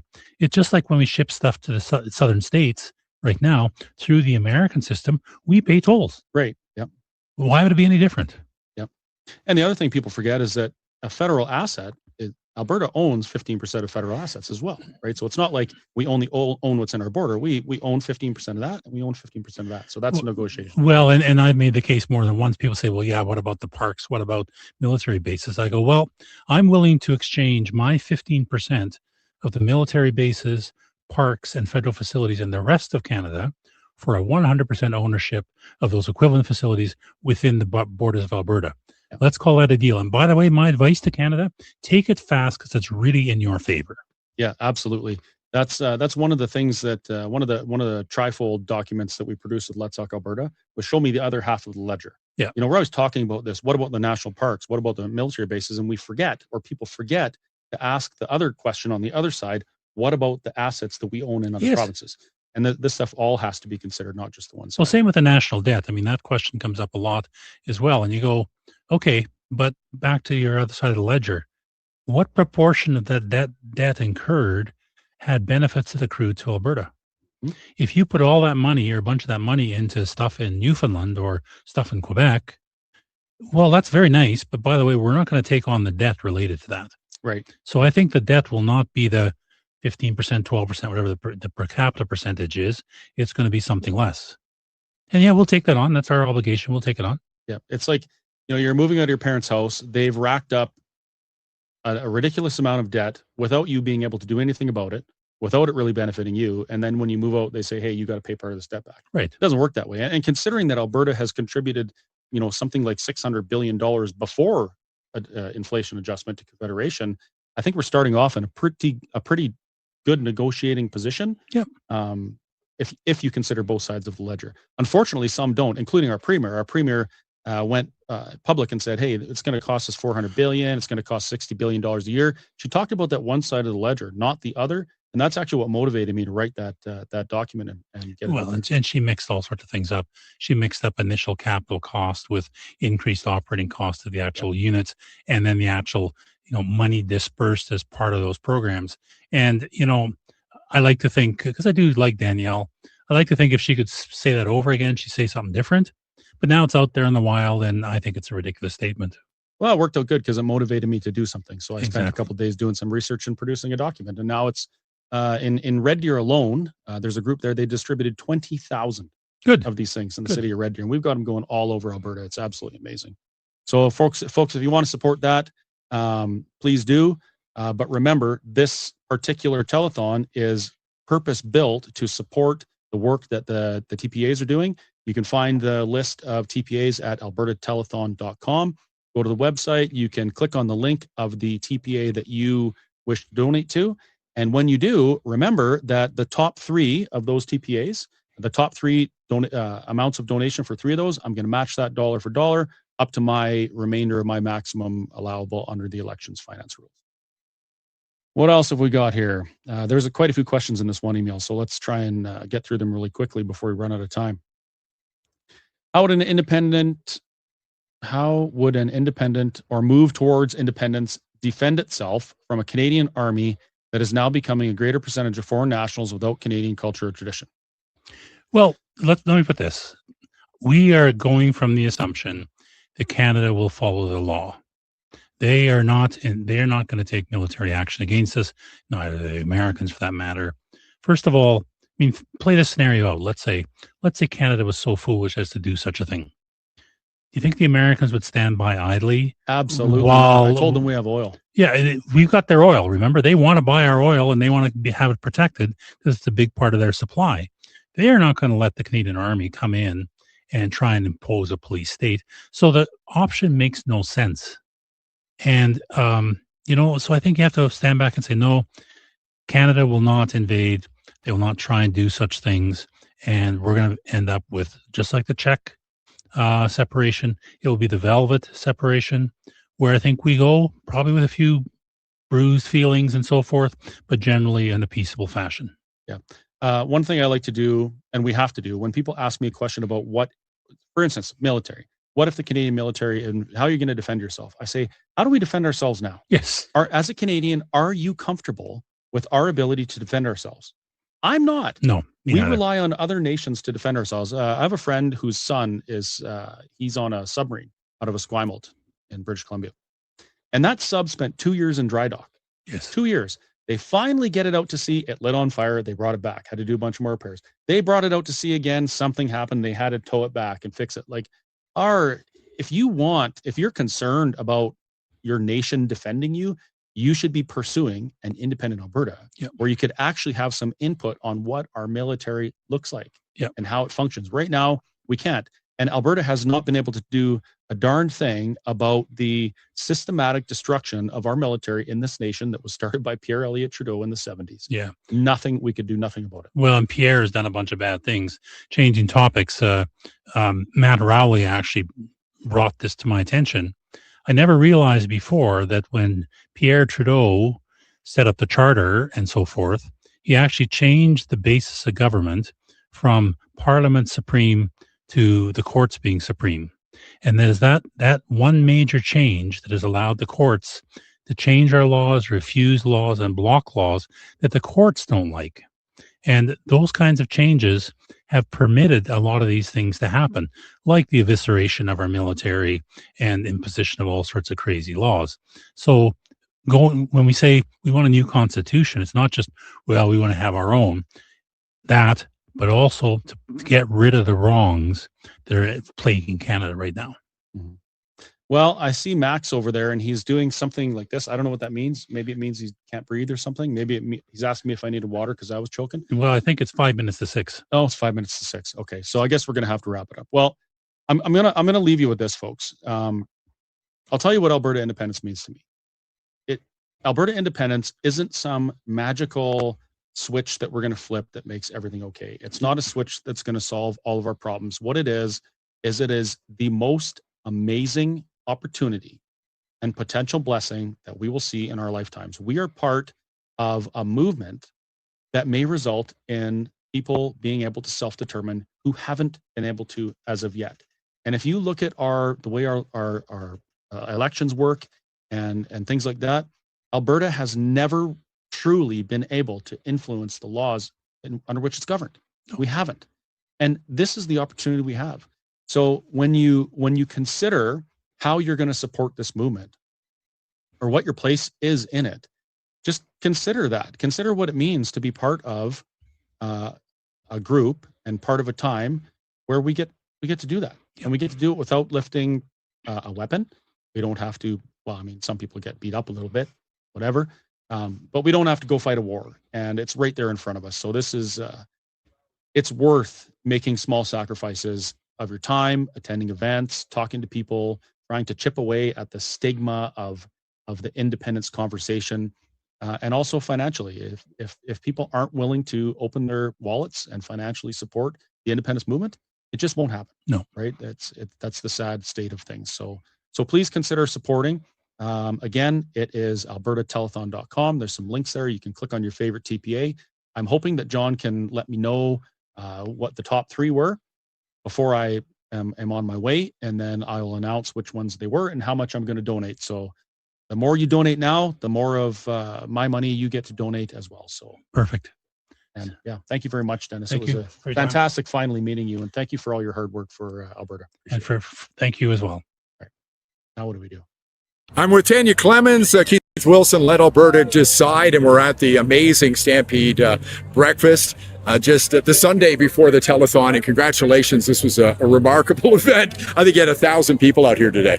Yeah, we sold out real fast, and just shows the level of momentum and support in the movement. It's real.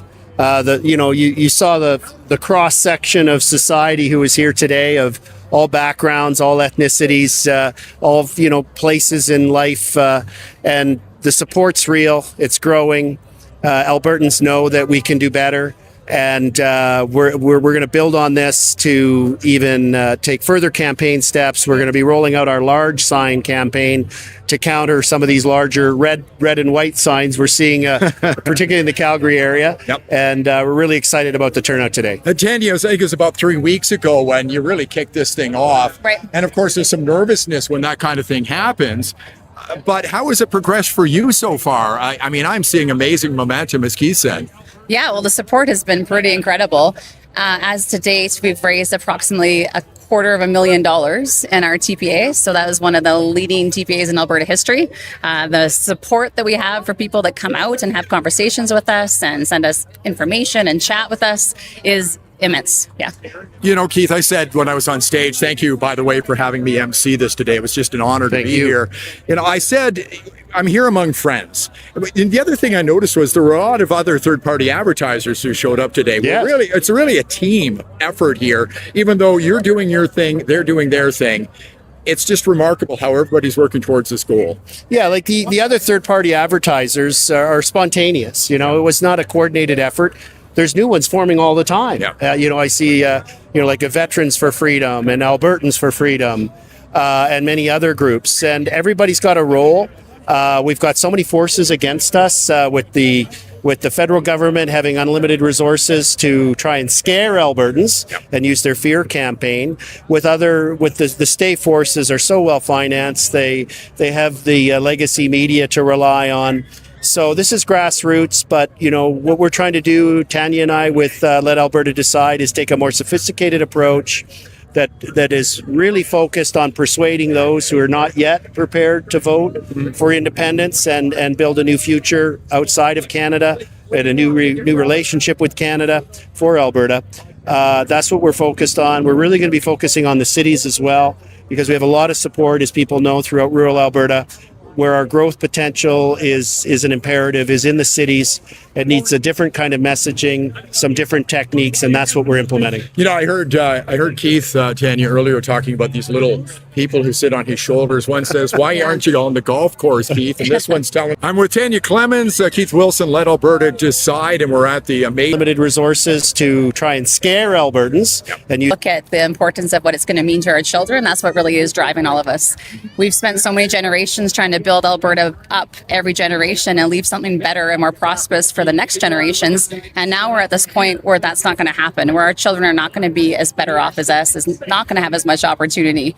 And that's really disheartening. We don't want that for them. So this is our big chance to do it. This is our big question that's going to be asked. And Albertans need to really be engaged and think seriously about the outcome of this.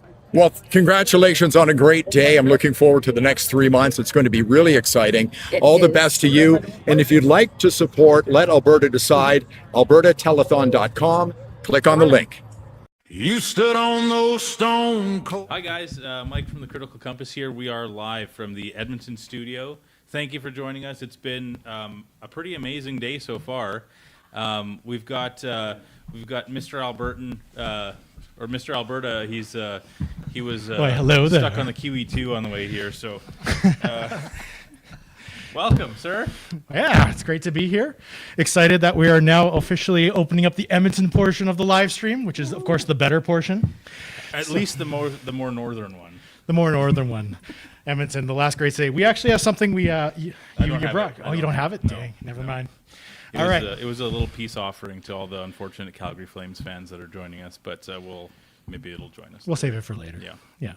So for those of you who don't know me, I'm Mr. Alberta. I am a guy who's up here in Edmonton, blue-collar worker who has a lot of fun making fun of the Liberals and having a good time with that stuff. I've been in Alberta on one side of my family for over 100 years, and the other side is immigrants. So I have a little bit of a taste of both worlds, and we're here doing a joint stream with Critical Mike.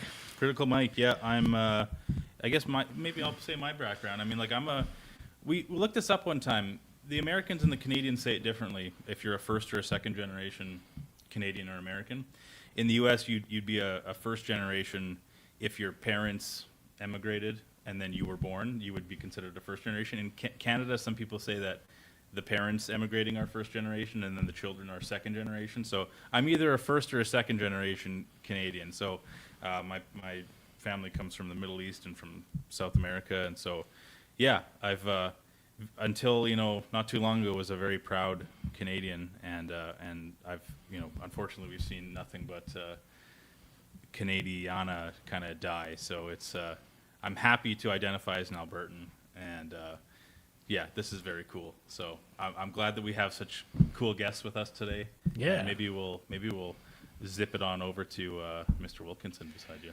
Yeah, so here we have with us today, first is John. So tell us, who are you? Absolutely. Thanks, Mr. Alberta. Thanks, Mike, for having us on. And what an amazing day so far with the telethon, with the support coming in from across the province.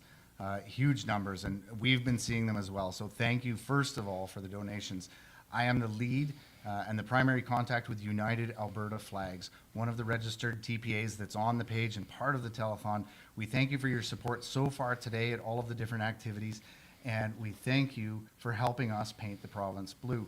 Our team has been out in parades. We have been out handing out flags, little ones, and I've got a couple here for you guys, just for setting up all the work that it took just to get going. Thank you. And some Alberta Independent custom stickers that we had, 10,000 printed. These are going out all over the place, but this isn't even what it's about. This is about getting people ready to paint the province blue so that everybody remembers to vote for option 2. It's a nice little thing. It works really well. Rhymes. Very nice. There might have been some thought behind this. So yeah, United Alberta Flags, we are actively involved in community events, in helping get people not afraid to fly the Alberta flag anymore. Yeah. Because of course, as we have these discussions about independence, We have people that have obviously made up their minds. We've had other people that have obviously made up their minds against it. And what we're actually trying to do is engage in the conversation with the hearts and the minds of the undecided voters in the province.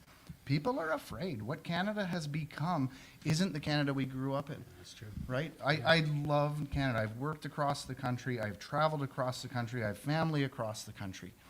But it's not what it once was. And we're not just talking about equalization. We're not just talking about the cost of living and the cost of food. We're talking about values. We're talking about orientation. We're talking about integrity. We're talking about a federal government that's off the rails. And so as we do that, that's what our goal is with our TPA today. And the donations help it continue to grow. That's what we're here for today. We've got an announcement. We'll wait a little bit here. I know some of my followers, some of our followers on our accounts have been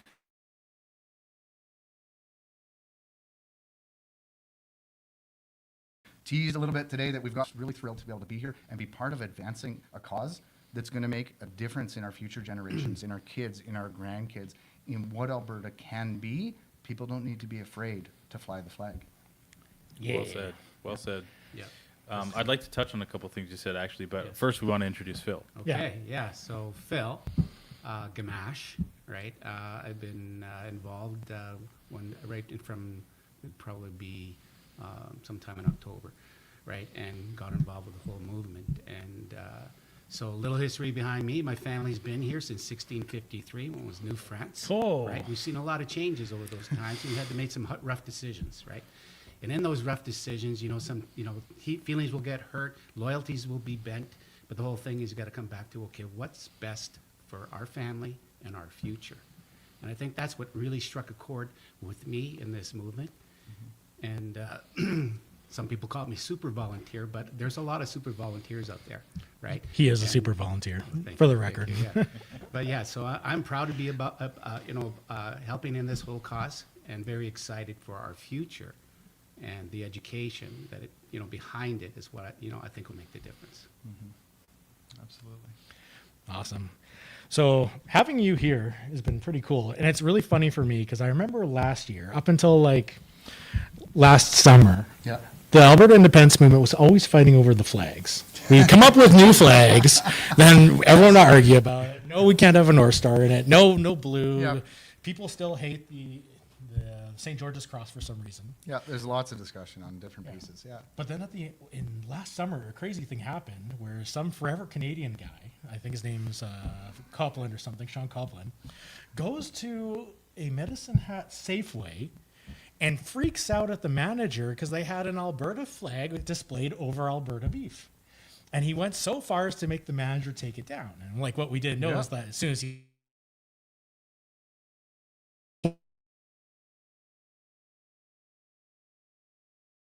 really upset about that ever since. And that just recently happened as well. I saw on social media last week up in the Edmonton market here where we are, I believe it's just over on the West End. There are retailers that are supporting the Alberta economy. They're supporting the Alberta sales.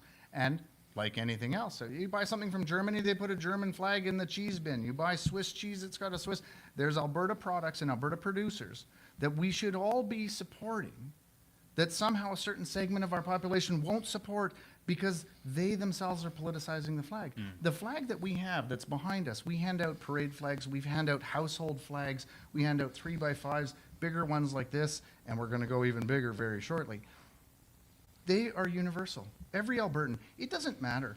10 years ago, it doesn't matter if you supported NDP or Conservative, Alberta was your flag. It didn't matter if you lived on a reservation in a First Nations community up in Fort Chippewa or downtown Calgary, Alberta was your flag. You're Albertan, your flag is Alberta. It doesn't matter. And when we're talking about a jurisdictional issue, like independence for the province of Alberta, there is only one flag, and that is the Alberta flag. It's the flag that you fly, that I fly, that everybody all around us flies. There shouldn't be an issue at Safeway, and there shouldn't be an issue in somebody's front yard. Yeah. It's funny how people, it depends on the political winds of the day, doesn't it? It does. How people view flags. Because I don't know about you guys, but I'm old enough to remember all the way back in 2020 and 2021 when the Canadian flag was a hate symbol, right? Yeah. And now it's a symbol of a whole, it's unity again. So isn't that funny how just in a matter of a few years the winds can blow? It's only a subset of the community that likes to play games with our symbols. but they're also playing games with our futures. And Albertans right now, I think not only are fed up, but have also realized what those games are, right? Right now, we're talking about BC putting royalties on our pipelines, on our oil. Well, that's never happened before. That's not a unified country. You know, we chose the name as a third-party advertiser, and we are engaged in this campaign, and we chose United Alberta to directly contradict, not to contradict, but to come up against what at that time Danielle Smith and the Prime Minister and others were saying, well, we're going to have a strong Alberta in a united Canada. There's no such thing as a united Canada anymore, and there hasn't been in a generation or more. So if you're going to play on the games here, I can tell you, I think on October 19th, we'll have a united Alberta that's voting for option 2. We're going to help make that possible by strengthening people's resolve, helping to educate them, and helping them to fall in love with their provincial symbols again. That's why we're getting flags out. In the last 2 weeks, we've got out over 4,000 flags at different events of different sizes. Yesterday, we picked up another order of 5,000 flags that are coming out. And we've got the little parade flags that go on out. We've got 3x5s that go up on houses. We've got these big ones. And I guess I'll throw it out now on the way down here. I had a long meeting. We've been announced on Rebel News a couple of weeks ago that we want to do big ones. But here's part of the problem. We couldn't find a manufacturer for the flagpoles here without going to the States or going to Nova Scotia. Now, in a normal environment, yeah, we could look at those things, but I really want to support local. Yeah. We met with and started the conversation and started the deal today with a manufacturer here in the province that's going to manufacture us 100-foot flagpoles that we're going to put up 20 by 30-foot Alberta flags on around the province. Beautiful. Your donations can help make a difference to fund these up and down Highway 2, up and down Highway 1, and up and down Highway 3. They're not the same price category as these, so feel free to donate up to $5,000. We are tracking absolutely Which everything. you can and do, I've seen- folks. Yeah, You you can can do. You can go to unitedalbertaflags.com today. Right now, we can take e-transfer, we can take credit card. It's all set up and it's rolling. We've seen so far today that we've already brought in 5,000 or more, and we're greatly, we really appreciate it. We're so thankful for that because it helps make this possible and it helps strengthen Alberta all the way across. So $5,000. How many Alberta flags does that get? Well, we buy them in bulk, so it's not really a retail price right now. Depending on the size and depending on what we're using them for, the big ones here, these are going to be $2,500, $3,000 a piece. These we're getting for cheaper than probably most people want to know because there's other people that are still buying them for different events. So we make very good use of wholesalers and bulk agreements in the province to help make the biggest impact that we can. So that we can distribute at an efficient level and make sure that we're getting out to all of the requests. When I came into town today, I stopped at a house and a volunteer. Somebody had asked for them here in Sherwood Park, all across the province. We've been to Calgary, we've been to Ponoka, we've been to Edmonton. We're traveling all over and distributing them. But you know, really it's about changing people's hearts too. One thing that I did before we got to the studio, and I had a parade this morning, I had flag drop off, we had another meeting, I had a 20-minute window, and our truck needed an oil change. I went to the local Jiffy Lube real quick, just going through while I was sorting things out on the phone. 3 guys there, 2 young guys and an old guy. And they saw the truck come in with United Alberta flags on it. First thing that happened, somebody followed me off the highway because of the logo and pulled in behind, not for an oil change, but they had seen the logo and they asked for a flag. It was unbelievable. The guys were laughing. And then I had to be on the phone because I was actually talking to James, sorting some different things out. The guys do the oil change and they come up, they go, "You're helping with Independence, right?" I said, "Yeah, absolutely." They just exploded with joy. "We can't talk to anybody. I can't bring this up at home. I can't talk to my parents about it. Can I take something?" I said, "Yeah, absolutely. Here, have flags, have stickers, handing them out." They're thrilled to bits.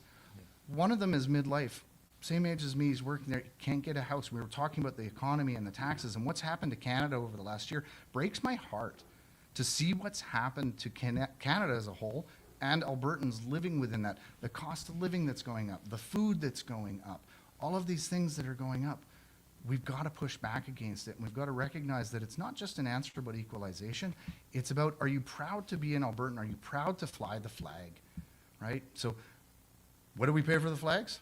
Less than you will, which means we can efficiently distribute them across the province in a way that can make a difference. Perfect.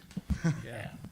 honestly, I think anyone here who's gone to buy an Alberta flag recently, they've seen how expensive they become. And they're hard to get, too. I remember I was up in Whitecourt there, and I walked into their home hardware, and it was literally either a Canadian flag for $20 or an Albertan flag for $54.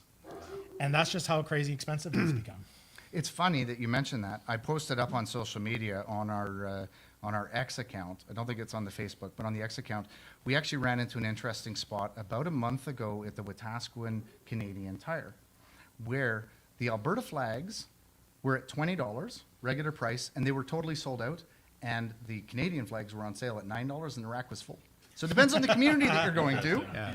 People will pay more to stand up for truth and integrity Yeah. than they will to fall for the schluck that's just coming out from Ottawa these days. Yeah. Yeah. Phil, what's your, in your experience as a volunteer, what's your read on how people are feeling about the Alberta flag? So I was really surprised, right? The excitement, the energy that people came up, they were happy to sign, you know, and they would ask questions, and at the time we couldn't answer, but, you know, we said, you know, you can find it online and look here, look there, right? And so people were really excited about the fact that we're finally going to see some change. And we had some schoolgirls come into, I'll say his name, into Harvey Jan's place, right? And he was the one holding the office where you could come sign. And so these three girls come in from the high school, right? And, you know, they think they're just going to be there for maybe for 5-10 minutes, and so do we, right? They wound up spending an hour with us because they were so excited. They were like sponges, learning exactly what, you know, Alberta had gone through, what we, you know, how it was formed, right? How we are a colony in a colony, right? And they didn't understand what that meant. And so we went on forever. But that was just, you know, one experience. And then other canvassers, canvassers, right? Basically going out getting the signatures. They, you know, they came back with stories, right? One lady came up to this one fellow and he says, you know, I'm never going to sign, right? And I just want to know why you're here. And so he explained his, look, I think I make, what is it, just under $800, and I have to pay taxes on that, right? Then my old age security, I get it some more on it, but not very much, maybe $400, whatever it was, right? The way because the way he had set up. But in the end, he says, you know what? When Alberta becomes its own independent country, right? We're going to have the money to increase. You know, if you're already in a pension, you're already going to be increasing your old age security, right? Mm-hmm. So that being said, right? She said, okay, I'll sign. So it was a real quick thing, right? And you know, we had some people that were really, you know, not friendly, and we got a lot of birds, right? But what we quickly learned is everything's about attitude, right? And so when these people would flip us the bird or whatever, we just smile and wave, right? Because we know everybody has their own opinion and they have the right to that opinion. But the whole thing is we're here because we're bringing attention to what needs to be changed, you know, in this province, right? And being around people that are like-minded, it just lifts your soul, and it encourages you just to do more, right? And so I don't think I've ever been this dedicated to anything, right? Mm-hmm. And it's basically because I see a future for not only my children, but my grandchildren, right? I want to see them have that bright future. And what really stands out to me is the excitement behind the likeness of the Boston Tea Party and their independence, because they had taxation without representation. And that's what we have here, taxation without representation. Yeah. And I think it was MacDonald and Laurier, our premiers at the time, or prime ministers at the time. Laurier actually came out and said that Alberta is Canada's first colony, right? And so once you learn all this stuff, you realize, okay, yeah, maybe it's time we, you know, say, I'm glad you have your views over there, but our views are different, and it's time to take care of ourselves, right? Yeah. And speaking about change isn't only a means of adjusting and growing over time, but it's also a synonym for money, isn't it? And that brings us to why we're here. So if we head to Alberta, plug your site again? Yeah, absolutely. UnitedAlbertaFlags.com. Yes. And on there we can we can take Visa, credit card, MasterCard, whatever works for you. honestly, because at this point, it's a matter of there are a lot of people that are volunteering. There are a lot of people that are putting in the time and the effort, but it takes money to also make that happen. It takes money to get the signs for the lawn signs, for Jason's, for Corey, for Keith, for Tara, for the different TPAs that are working. It takes money to get the flags out there. We are all pouring our hearts and our souls into this because, as you just said, we're absolutely committed. This is about not just us. This is about the next generation. This is about the future of Albertans.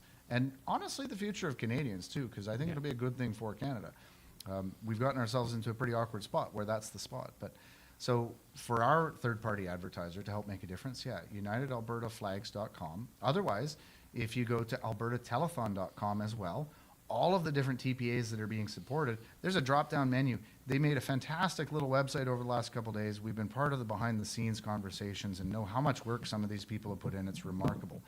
So remember, though, when you do fill out on ours or any of the TPA sites or on the Alberta Telethon, all of your personal information is required. You have to be a resident of Alberta. We do know of some TPAs that are going out of province, but the rest of us, we love Alberta and we love Albertans. So we're going to stick with Albertans and we're going to stick with the Alberta law. I'll leave that for others to interpret. And when you go to, sorry to interrupt, when you go to albertatelethon.com and you see your list, I think there's 6 TPAs on there.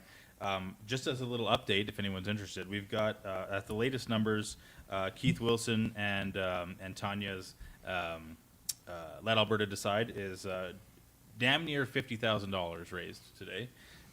We've got the Alberta Independent, the Women's Network. They've got nearly 10,000 raised, and Corey Morgan's group has a little over 11,000 raised. Like it's been a big day so far. That's pretty awesome to see. Yeah. And you know what, guys? I know, like many of you, some people are a little hesitant to donate because you don't really see a lot of the impact from the donations that you make right away. With John's TPA here, that flag that's going to be given to that family who wants to fly it in their front yard or on their pole, that's going to be there for years. That's going to be there until the sun finally makes it wear out. So if you want to see an impact that not only is something physical, but something right away that will last a long after this is all said and done, donate to John. United Alberta Flags. Thank you. Amazing. Yeah. All right. Well, I think we have a few more minutes before we got to kick you out here. Yeah, absolutely. Unfortunately, John's got another appointment, so It'll be the fifth campaign stop of the day. We were at a parade already. We were at events handing out flags. We've been up and down. And in fact, I'll put a shout out as well. My partner and our chief financial officer, we're the ones that came up with the Alberta Independence float based on what happened in Sundre. They shut down the pro rodeo parade because somebody was trying to fly the Alberta flag. It was just egregious. And that's when we said, no, we're going to go all in, and this is the way we're going to go all in. So we built the Alberta Independence float. It's got an 8-foot grain elevator, a working oil jack animals, and 20-foot flagpoles with Alberta flags on it. And it gets its way around the province. It's been to Ponoka, Calgary, Edmonton, all over the place. But she's taking it down to Paul's Pizza for later in the evening. So we're dividing and conquering tonight. So Kimberly will be down there, so look out for her. Same shirt, because we stick together throughout this entire challenging ordeal. So she'll be down there with the Alberta Independence float and with some of our flags as well for the event. wasn't there a city councillor stealing your flags or something? There was. I wasn't sure if you guys would bring this up or not.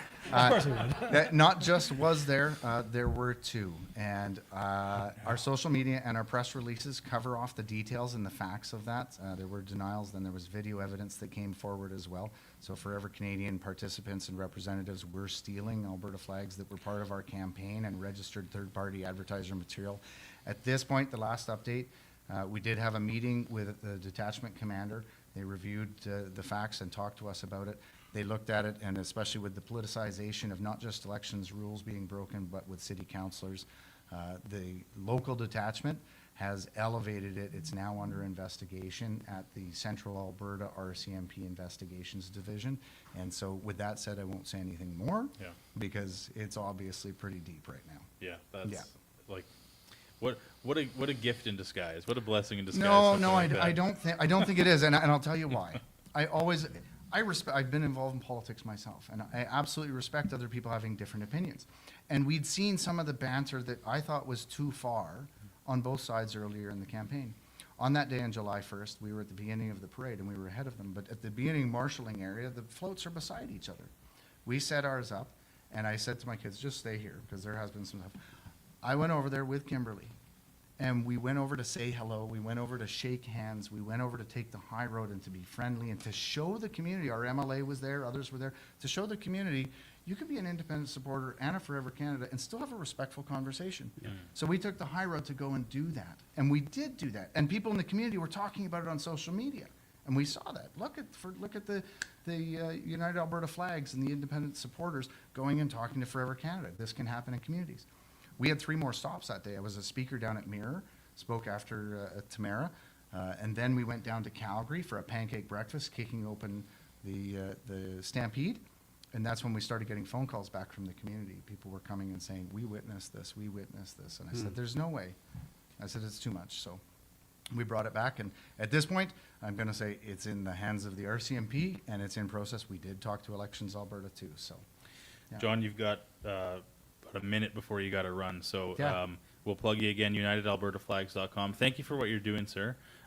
Where can people find you on the road next? Do you have a schedule for the next few days? Like, do you know where you'll be? There's so many things going on. So yesterday we were with Jason Levine in Red Deer. We were in Rimbey. This morning we were at Pigeon Lake, Wetaskiwin, Leduc. We've been down on Calgary for the last couple of weeks. We are going to try and focus on the capital region and Edmonton over the next couple of days. Klondike Days is going on. There's all kinds of different events. Sometimes our schedule changes dynamically and pretty quickly. Listen, if you see a parade float coming down the road with 20-foot Alberta flags on it and people handing out stickers, handing out flags, and we can take donations and we can get you big flags for your house as well, you're going to see us all over the place. Follow us on social media. Follow us on X, United_AB_flags. And on Facebook, you can find us as well. And from our website, you can make a donation. And if I wanted a flag, how do I get a hold of you? You want to text me? Because I know you have my number. I got some in the truck right now. Well, No, or if you're yeah, around. absolutely. Yeah. You could email us at unitedalbertaflags.com. But on our website, there's a form to donate. There's also a form to get a free flag. So it's in there. It comes right into our phone. We've got a database of them. We're hitting communities as quick as we can. We dropped some off in Sherwood Park today, in Leduc, in Wetaskiwin, at Pigeon Lake. There's some going down to Calgary for somebody else to pick up and distribute as well. Awesome. Awesome. Thank you, sir. You're welcome. Thank you, guys. Right on. A referendum is one of the simplest and most direct expressions of the democratic will of the people. Even the Supreme Court of Canada has been clear on this point, and this cannot be ignored. Albertans are law-abiding people. We do not rush change, but when change becomes necessary, we meet it responsibly. And we all know why this moment has arrived. We see it in our daily lives, in rising costs, declining services, and growing distrust in institutions meant to serve the public. Do you agree that the province of Alberta shall cease to be a part of Canada to become an independent state? That question is directly out of the Clarity Act. The word state does not mean 51st state. So that is what it is. It means that we will become an independent country on our own. Monday night in Calgary. This is fantastic. Over 150 of your fellow Albertans got their canvassing badges, went through the canvassing training, and made sure that nobody had to stand out in the cold for more than 5 or 10 minutes. So if you're tired of being dismissed, of being told to comply without question, tired of being silenced, this is your moment. I am inviting all of you to make your voices heard, clearly, confidently, and so that Ottawa hears it once and for all.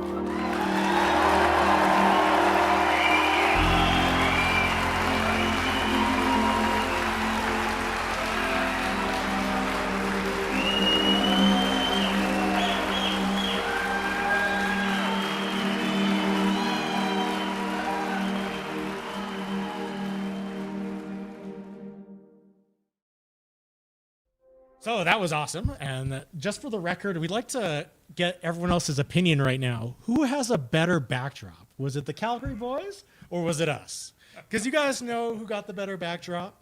Just super chat unacceptable fringe and tell him that it's us, and he'll donate all your super chats to TPAs. So Amazing. Wow. What a gentleman. Exactly. A scholar. So we are very, very pleased to be joined by Miss Kathy Flett, friend of the channels. Yep. Returning guest. Hasn't gotten sick of us yet. Never. And I can't even remember what your title is actually for the Women's Independence Network. The TPA is the Alberta Women for Independence. But your title within, are you the president? I'm the Queen? CFO, so I CFO, want everybody to keep me as busy as possible. That's the deal, okay? I want to be going nonstop here for the next few days.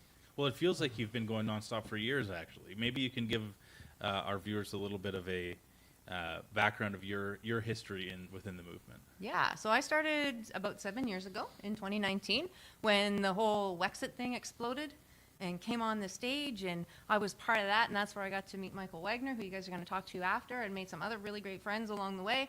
And then that exploded as quick as it went up, it came down, and then through a series of events, I was with the Wild Rose Independence Party of Alberta, and that exploded.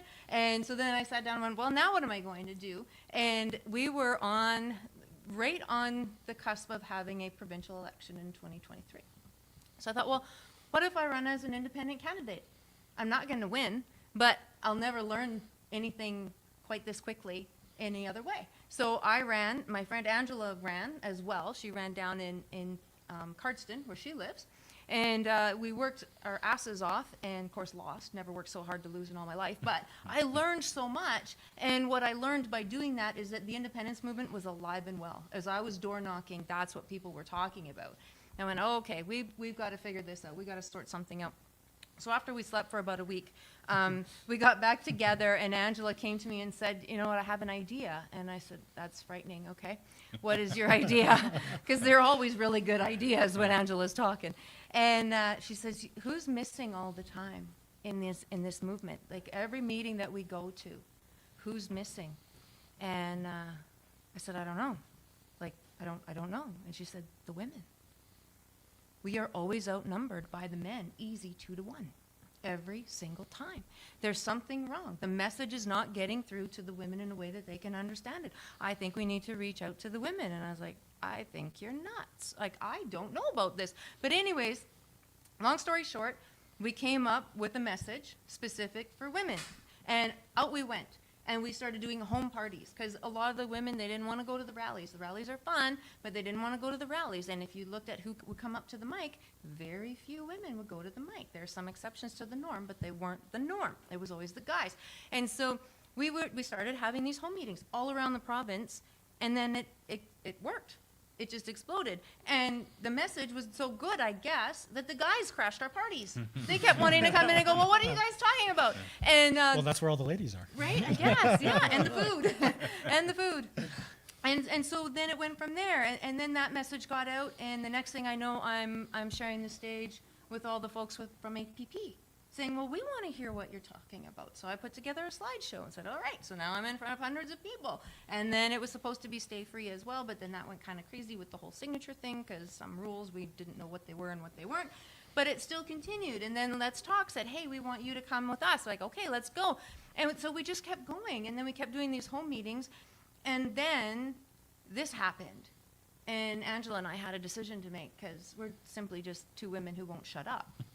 And if we chose to keep talking the way that we were, we could be kind of violating some boundaries as to what's allowed and what's not allowed as far as advertising goes, because we're also very opinionated in what we're saying. So we decided, you know what, let's just jump in. Let's start our own TPA. Let's let everybody know the women are here. We do make up 50% of the population, despite what the progressives might like to think otherwise. And this is as important to us as it is to you guys. And we're having way too much fun, but it's good. Well, we're thrilled to have you here. Now, who's this gentleman beside you? Well, he's amazing. Go ahead and introduce yourself. I'm Mark from the Alberta Pin.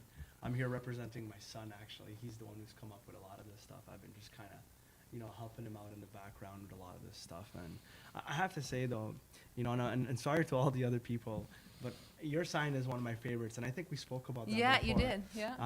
I like how you laid it out with all the questions and everything on there, and that's one of the things. And also, like, I've come to some of your handout locations, and you guys are picking some very prime locations and right in people's faces, and everyone gets to see that, and that's really wonderful. Thank you. I really, really like what you guys are doing with that, for sure.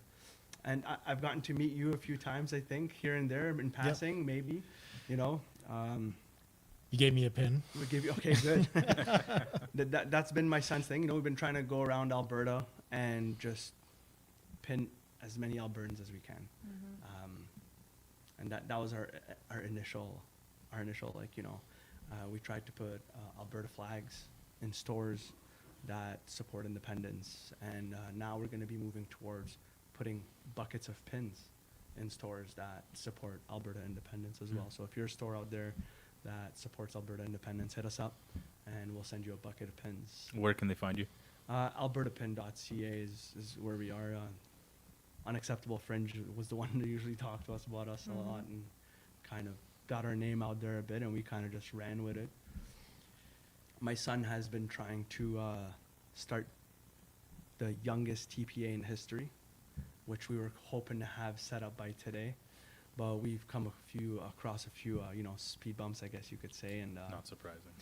But it's okay. I mean, I'm happy he's coming across these speed bumps. He needs to see that this is what we're trying to navigate. And how old is he, your son? He's 18 right now. So Right now. this is going to be the youngest TPA in history. So what does an 18-year-old think about Alberta independence? Because we're all old men. So what? I'm not. and one very young woman. Three old men and a young woman at this table. I mean, right now. I think I'm pretty young. Someone once said to me, "Hey, are you the son?" I said, "Yeah, I'm the son. I think Dad's somewhere over there." So I mean, I feel pretty young. You don't look like you have an 18-year-old son. I will say that. But what does he think? Like, what is he unique in his friend group, or is this like? Are 18-year-old boys like 18-year-old young men? I guess. What do they have to say about independence? So, and again, I really admire everything he's accomplished to this point, and I see where he's going with it. There's a lot of great people in this movement that are doing a lot of good work. And some of that work he's not going to try to touch because it's already being done. Like you had Keith today talking about some of the stuff he's doing. You got Jeff, he's killing it in court for us. So there's three main points that he's going to be trying to focus on a youth program. And initially it's going to be, jobs and opportunities. Kids need to be able to, have affordable schooling where they can get qualifications that they can use at home here and not take these qualifications and fly overseas where the money currently is, unfortunately. I know his second thing that he wants to focus on is going to be an affordable future for these children. Building a legacy starts with a home. And if you can't afford a home for another 20 years, kids aren't going to be thinking about building families and leaving that legacy behind. That's very important for him. And I know that the third point, which should be the first point for him, is going to be one of his main topics, is the voices and engagement that the youth will have when it comes to this vote that's coming up in October. So he's already kind of met a bit of hurdles with Elections Alberta and trying to register his TPA. They said his name was too close to another name, which it was based on opinion fact, what we were told. So, as you said, keep your head up, adapt, overcome, and continue to push forward. He's going to be kind of trying to stay away from town halls because, like I said, so many people are already mastering that. So he's going to be trying to gauge with the youth through things like, he wants to put on a bike-a-thon where, trying to keep them active, canoe trips, camping trips, and really grow that movement so that come October 19, you have, maybe, hopefully, a record set of youth that are engaging in our democratic process that we're having right now. So amazing. While we're still trying to put a pin on every Albertan. I have one on my hat. Yeah. And I think it was a while ago, I remember seeing on X when Elections Alberta came out and said that Thomas Lukaszik's Forever Canadian essentially doesn't qualify as a TPA or isn't required to register as a TPA. I remember your son was a little relieved at the time because he didn't have to register Alberta PIN initially as a TPA. Right. His understanding is that as long as you're not talking about the vote on your website and stuff like that, or what the options are, then essentially you're not a TPA. It's when you start to touch that area. And that's what he wants to try to achieve by registering a TPA, is to be able to touch on these things, you know, and be a bit more So you can have goal-oriented. both hats this way. We can have both hats this way, and then, you know, when October 19th is done, then we're not done. We can continue to exist and continue to be there as an auxiliary to freedom, essentially, you know, while all the hard work continues to happen behind the scenes. Kathy, what is your, I'm just switching gears from the youth maybe to women in Alberta. What are some of the main hurdles that you are having to overcome with women when you're talking about independence? Women tend to be very risk averse. And this is, in their minds, pretty risky. And it kind of is, right? We don't know what's on the other side of it. And so the biggest hurdle is, well, what does this look like for my kids, right? The youth. What does this look like for my kids? What does this look like for my grandkids? What am I signing them up for? And am I ready to do that? Does that make sense? What does this mean for our schools? What does this mean for healthcare? All the social things that we tend to look after as women. What does this mean for my community? What does this mean for my church? And I was like, well, I don't know. It might mean that your pastor can actually preach, because in Canada, that's becoming a thing of the past. And so those are the hurdles, and helping them to get their heads wrapped around that, okay, we can do this. This is okay. And the other hurdle is that a lot of people think that we can't. For whatever reason that they've got in their heads, they think that we can't, that it's a brick wall. And so then we walk them through, well, this is actually how Canada became a country. And this is actually how Alberta became a province. And this is what the numbers look like now when you look at the MPs and at the Senate. And so when you look at these numbers, what do you notice? Well, immediately you notice that the East has a hell of a lot more than we do. And then we explain to them why that is and why that can't change. And so if that can't change, then we're going to have to change. And how do you think we can do that? Because we can't fix this. We want to. We're women. We like to fix everything. We fix our hair, we fix dinner, we fix our husbands, we fix everything. And so once we get them to that point, like, no, you can't fix it, honey. You just can't. So what's our next option? How are we going to protect our babies? And then, boom, it's like, all right. And then the mama bears come out, and we're ready to rumble. And speaking about change, for anyone just tuning into the stream, I made a really funny joke about half an hour ago. Change it means so many things, and it means also money. And so, of course, we're here to raise some money today. So let's do a little plug for AlbertaTelethon.com. I don't have any updated numbers, but I can only imagine we've at least tripled or quadrupled our intake since we've gone on. Yeah, At least. I mean, Calgary did a great job, but like, look at the studio here, guys. Look at Look at the good-looking guests that we have on the show. For those of you who don't know, we literally set this up in 8 hours. You did great. Yeah, AlbertaTelethon.com, guys. 6 TPAs there. Kathy, do you want to plug your plug the full name and also where people can view outside of Alberta Telethon? Sure. So Alberta Women for Independence is the full name. It's a long one, so go to albertatelethon.com and find us and click the link.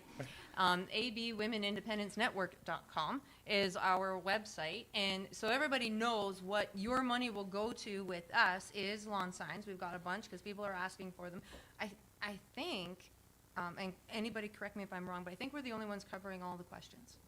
Okay. So we do, and in our presentations, we've tweaked it up a little bit, that we talk about the first 9 that the government put out, and this is what they say, this is how convoluted and confusing and ridiculous they are, but this is what they mean, and this is why we think you should vote yes, and then we go to question 10, the referendum on a referendum. So we go through all of that.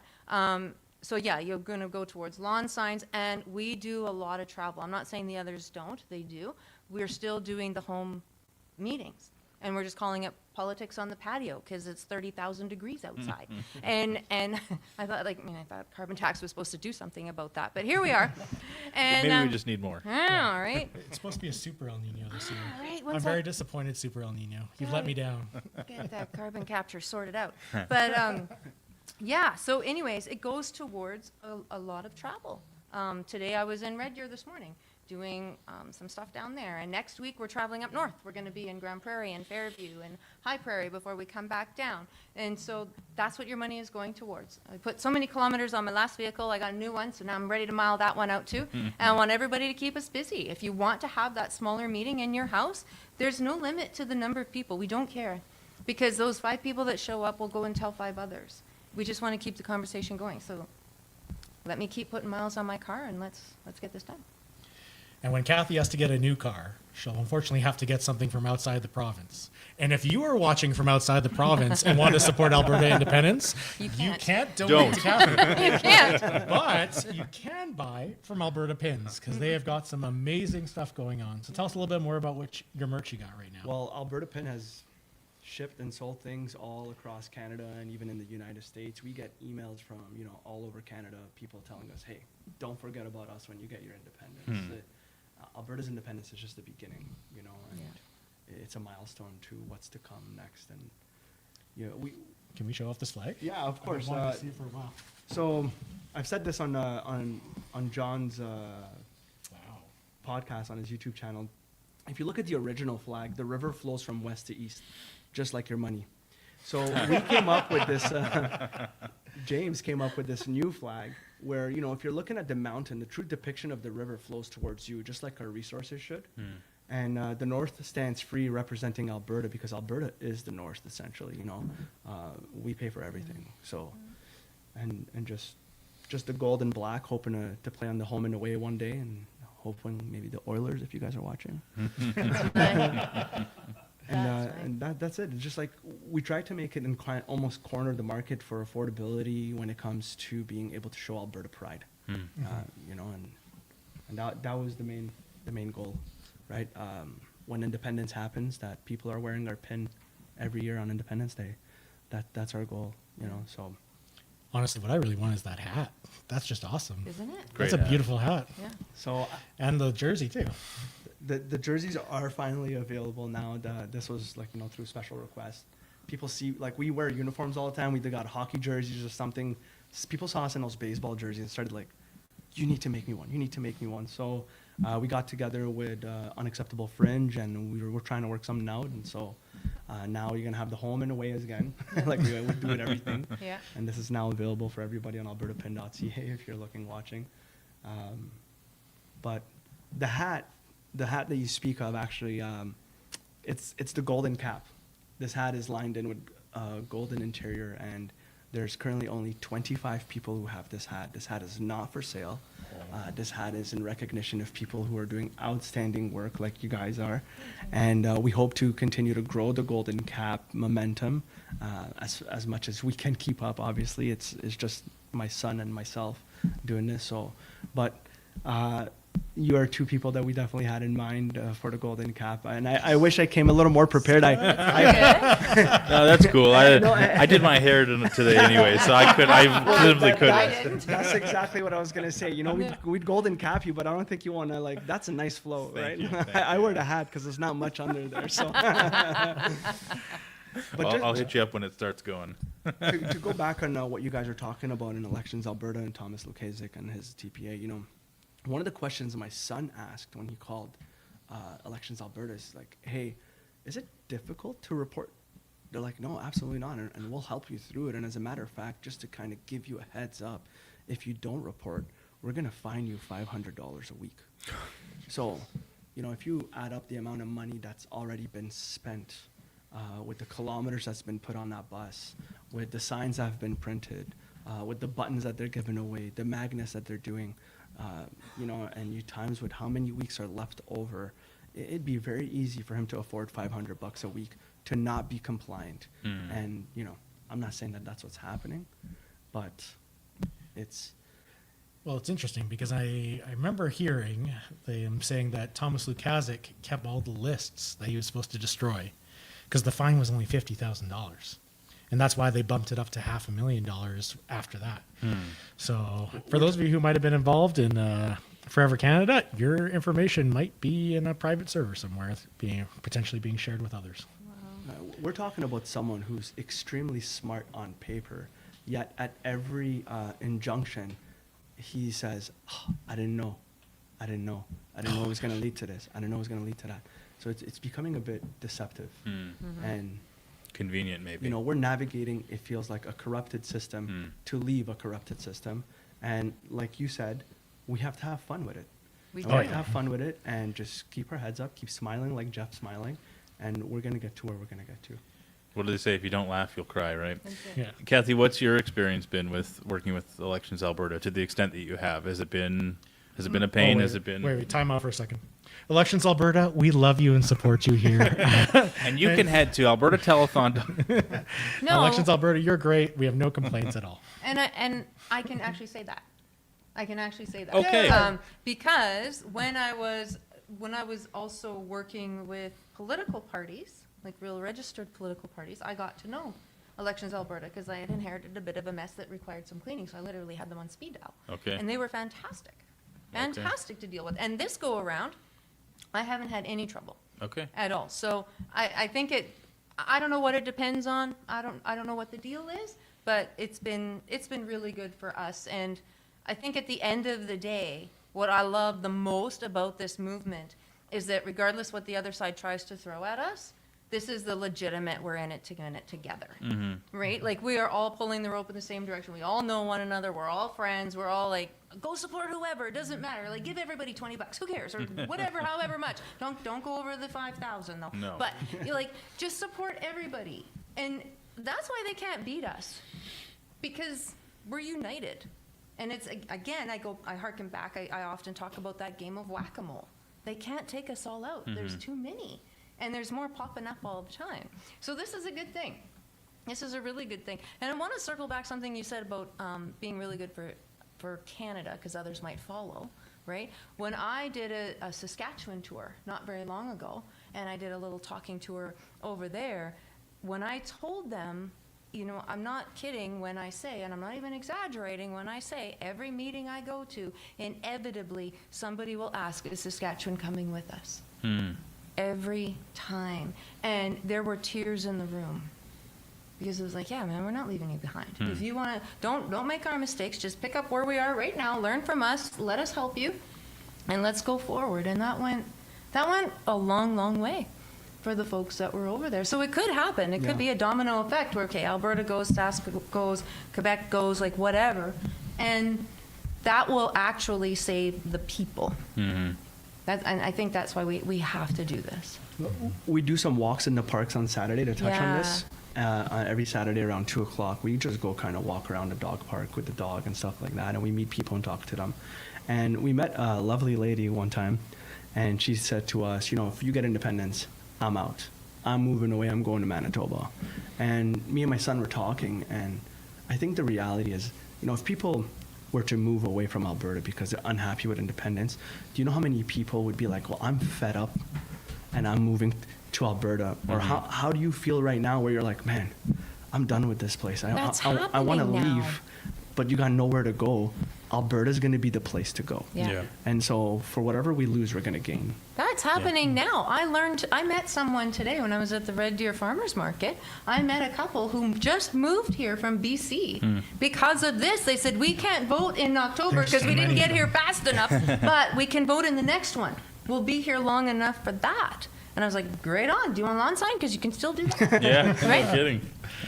It's fascinating because I think when Czechoslovakia separated from one country to two, they ended up having only about 3% of people move. Well, if 3% of NDPers leave Alberta, that's going to be like about maybe 50,000 people-ish, give or take. Maybe. If 3% of Canadians who are more conservative decide to come to Alberta, that's going to be in the hundreds of thousands. So there's definitely going to be way more people coming in than will ever leave. And it's going to be the right people coming in, the people who want the values that we have. And I mean, like, if you have liberal values, like, that's fine. You can go live in a liberal country, and that's your choice. But Alberta, we want to choose to be free because we want to choose our own values. We want to choose the values that have provided us prosperity up until this point, and we know would provide us prosperity going well into the future. Yeah. And if you are Albertan, a reminder that only Albertans can go to albertatelethon.com and donate to one of our amazing TPAs. Keep in mind, please fill out the forms with as much detail as it asks, because as much as Elections Alberta has been maybe, relatively pleasant to deal with for some people, you don't want your donation going to them. You want it going to the TPA of your choice. So fill the information out properly. I believe it's anything under $50 doesn't need information. Correct. If it's between 50 and 500 or something. 5,000. 5,000. It needs the info. It needs your info. So let's not give any money away unnecessarily. I wanted to actually just make a quick comment too.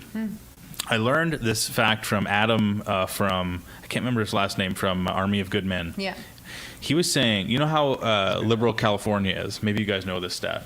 And California is nowhere near ever, in recent history, electing a Republican.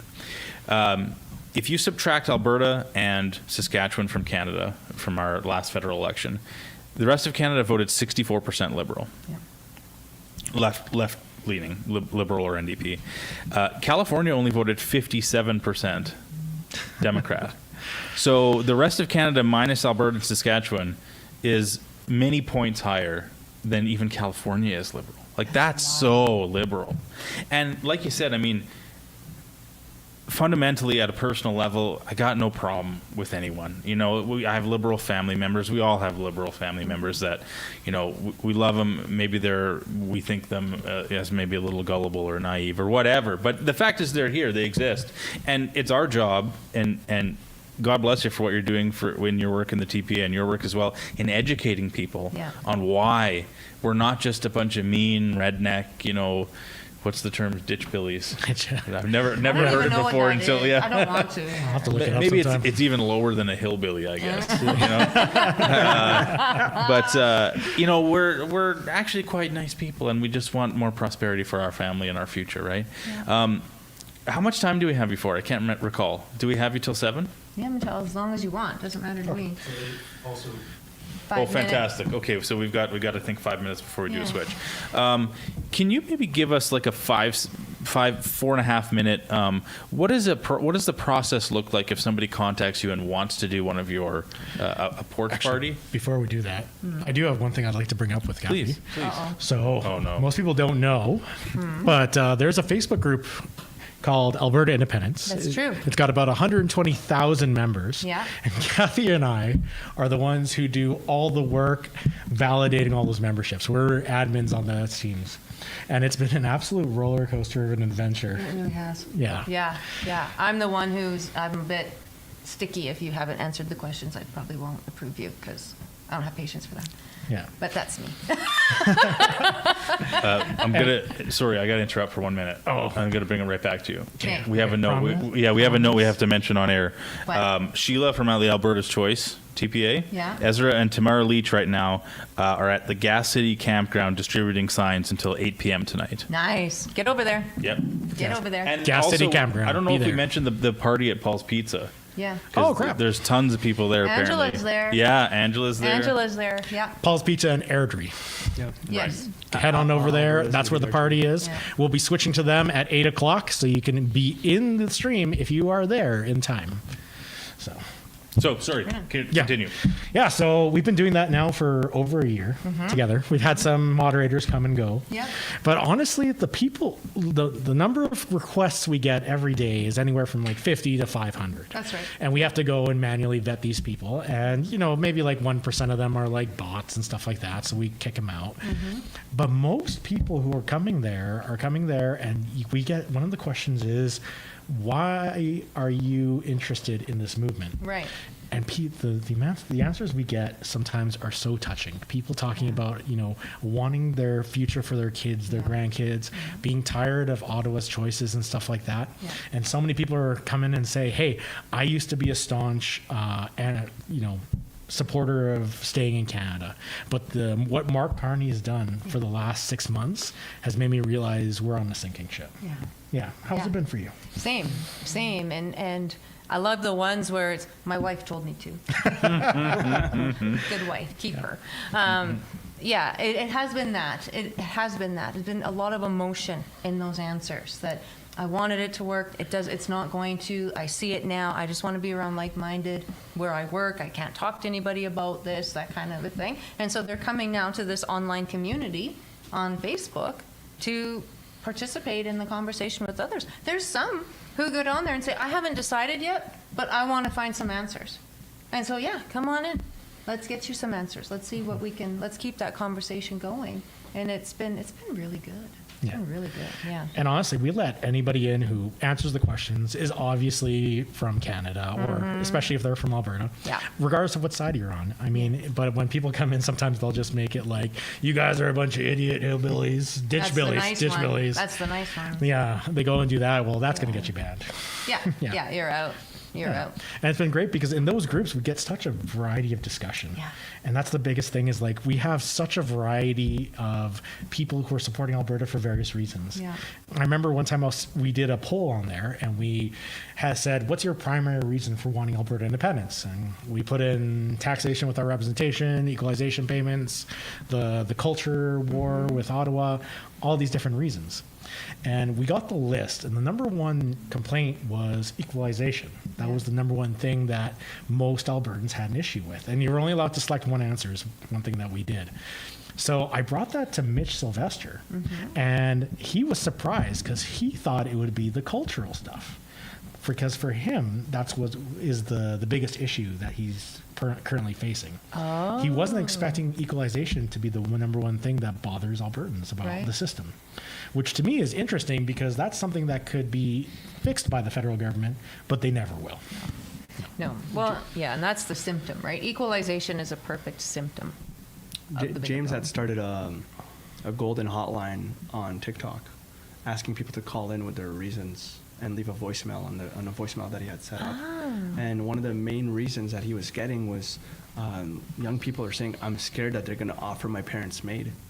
You know, and that was one of the for us, one of the leading, my gosh. one of the leading, exactly. And some people that were leaving the messages were almost in tears when they were saying that stuff. Wow. You know, it was like something I hadn't even thought of. Like, you know, we're upset with maid, but these young kids are scared that their parents are going to get offered maid, and they're going to be too proud to, you know, try to leave their kids with their disability or something like that, right? Wow.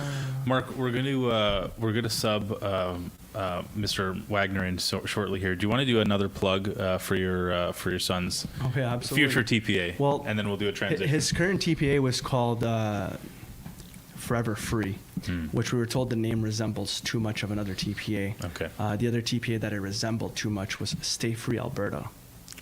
I know you wouldn't have guessed that. I will say that when I jumped on today to donate, I saw that Stay Free Alberta's website.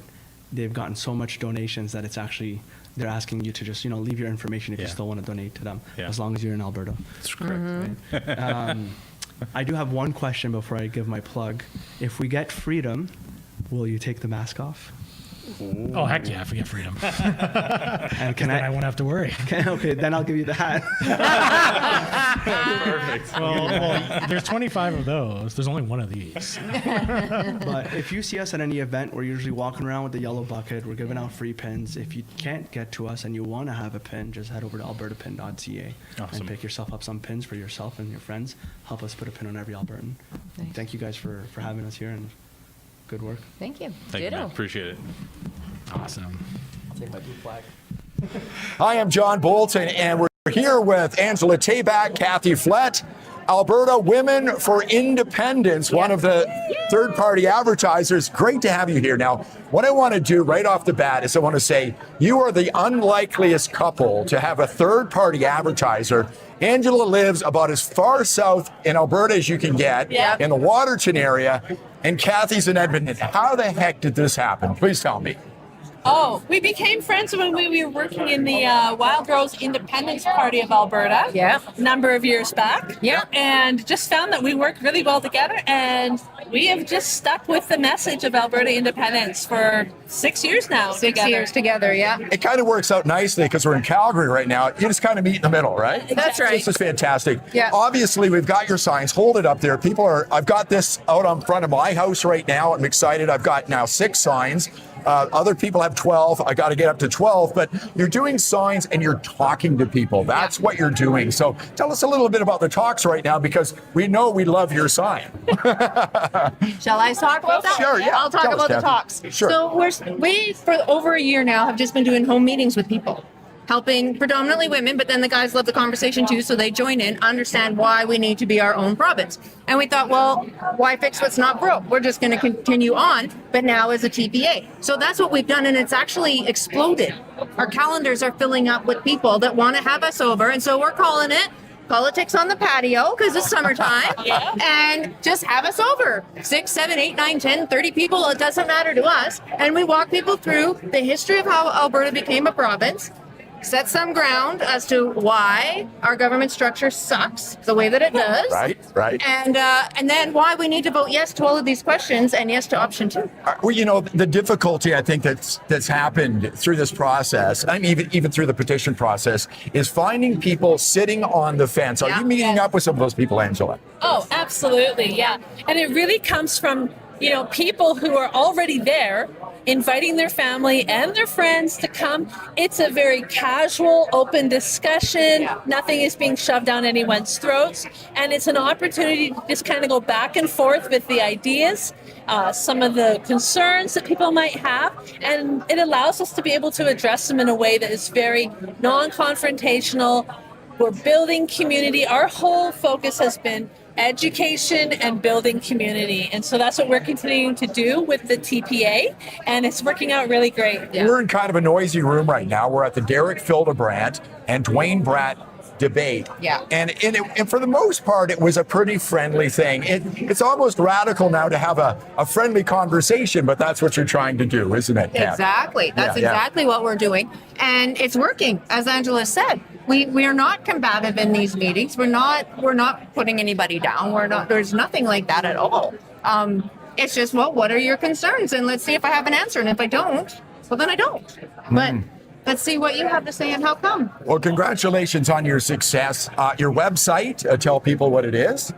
It's very long. Okay. Go to the QR code. Go to the QR code. It's abwomensindependencenetwork.com. Okay, and if you would like to support Angela and Kathy on the telethon, go to albertatelethon.com and click on their link. Hi, I'm John Bull. Oh, great joke, everyone. Yes. It's too bad no one will ever know what it was. Thank goodness. Welcome back to the Edmonton studio, guys. We are pleased to be joined by Mr. Michael Wagner. I've been calling him Professor Wagner all night. He doesn't appreciate that, so, but I think it's cool. So, welcome. Thank you for joining us, sir. Thanks for having me here. It's good to be here. Maybe you can give kind of a little bit of a background in your involvement in this movement. Well, actually, I originally got involved in the movement in about 1981. I was a teenager in high school in Calgary, and I was triggered by Pierre Trudeau's National Energy Program, so I joined the first major independence group at the time, which was called WestFed. That group ended up folding, and so the following year, an organization called the Western Canada Concept Party of Alberta won a by-election in 1982, and I was so excited by that, I joined that party.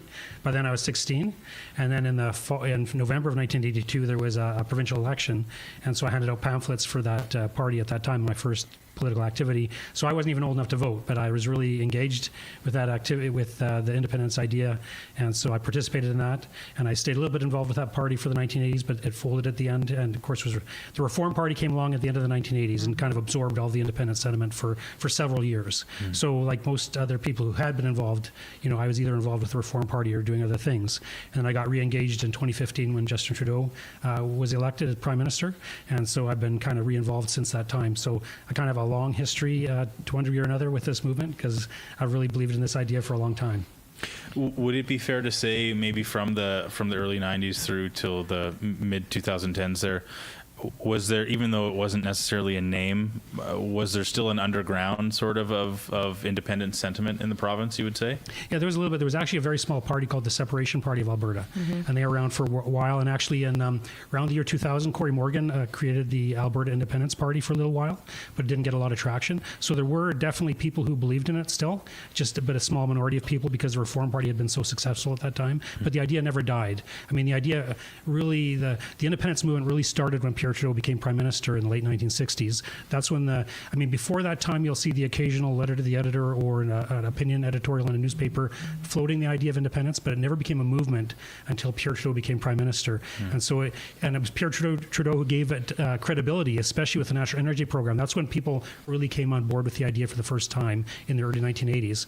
And so it hasn't died out since then. Like it dissipated a lot because the Reform Party was such a credible organization, and the idea that they had of reforming Canada so the West's voice could be heard in Ottawa, that's an idea that's a really good idea. And it caught on with a lot of people, and they did a lot of good work, the Reform Party. But in the end, it shows that despite how much effort we can put in to try and reform Canada, we can't. And so independence is our only option we have left. You know, it's kind of funny. I never thought I would be sitting here saying, thank you, Pierre Trudeau, because if it wasn't for you, we wouldn't be here right now. That's true. Yeah. So how has it been for you, like with the ups and downs? Because I imagine there's been a lot of times where you almost had a little bit of a false hope of things that are going to go big as they are right now. What was it like for you with all that up and downs? Well, actually, especially in those early years when I was a teenager, I was really putting a lot of hope in that 1982 election because, the Western Canada Concept Party had been growing very rapidly. And that's actually why our Premier, Peter Law, he called an early election because he saw the WCC was growing so quickly. He wanted to cut it off before it could organize properly. And so I was really looking forward to a lot of MLAs for the party getting elected in 1982. And when we didn't get any, I was really devastated, actually. I was very emotional about that. But I did, like I say, I stayed a little bit involved with the party. And during the 80s, as long as Pierre Trudeau was in power, there was hope for the movement.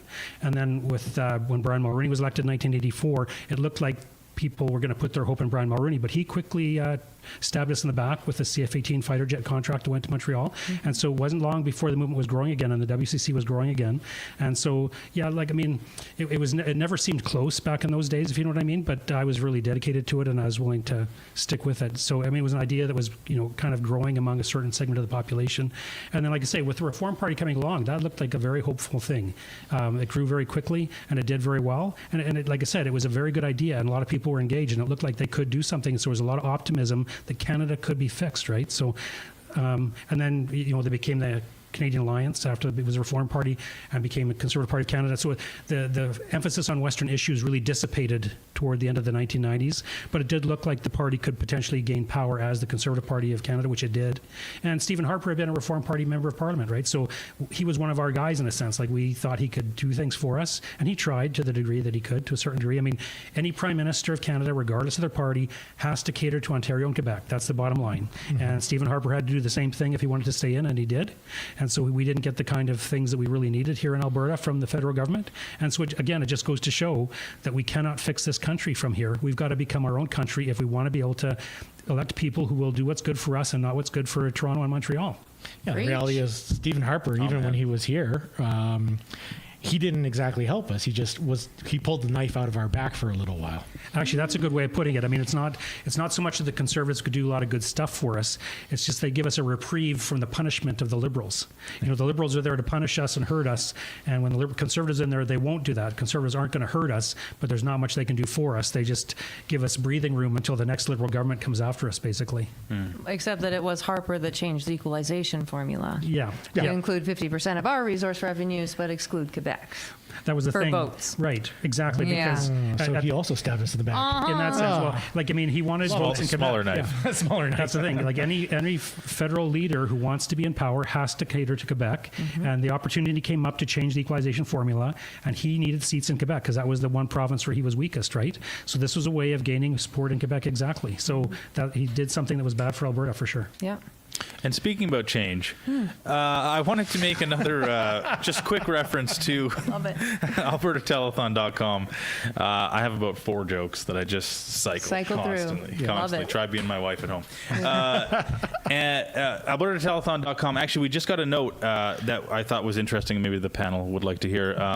Mr. John Wilkinson, who was on from Alberta Flags, he messaged us and said that he's actually, since he's been on, he's been getting a lot of $49 donations, which is sort of an interesting note because how frightened people are about having to give their information away about what they're donating. Like even now, we have a question on a referendum.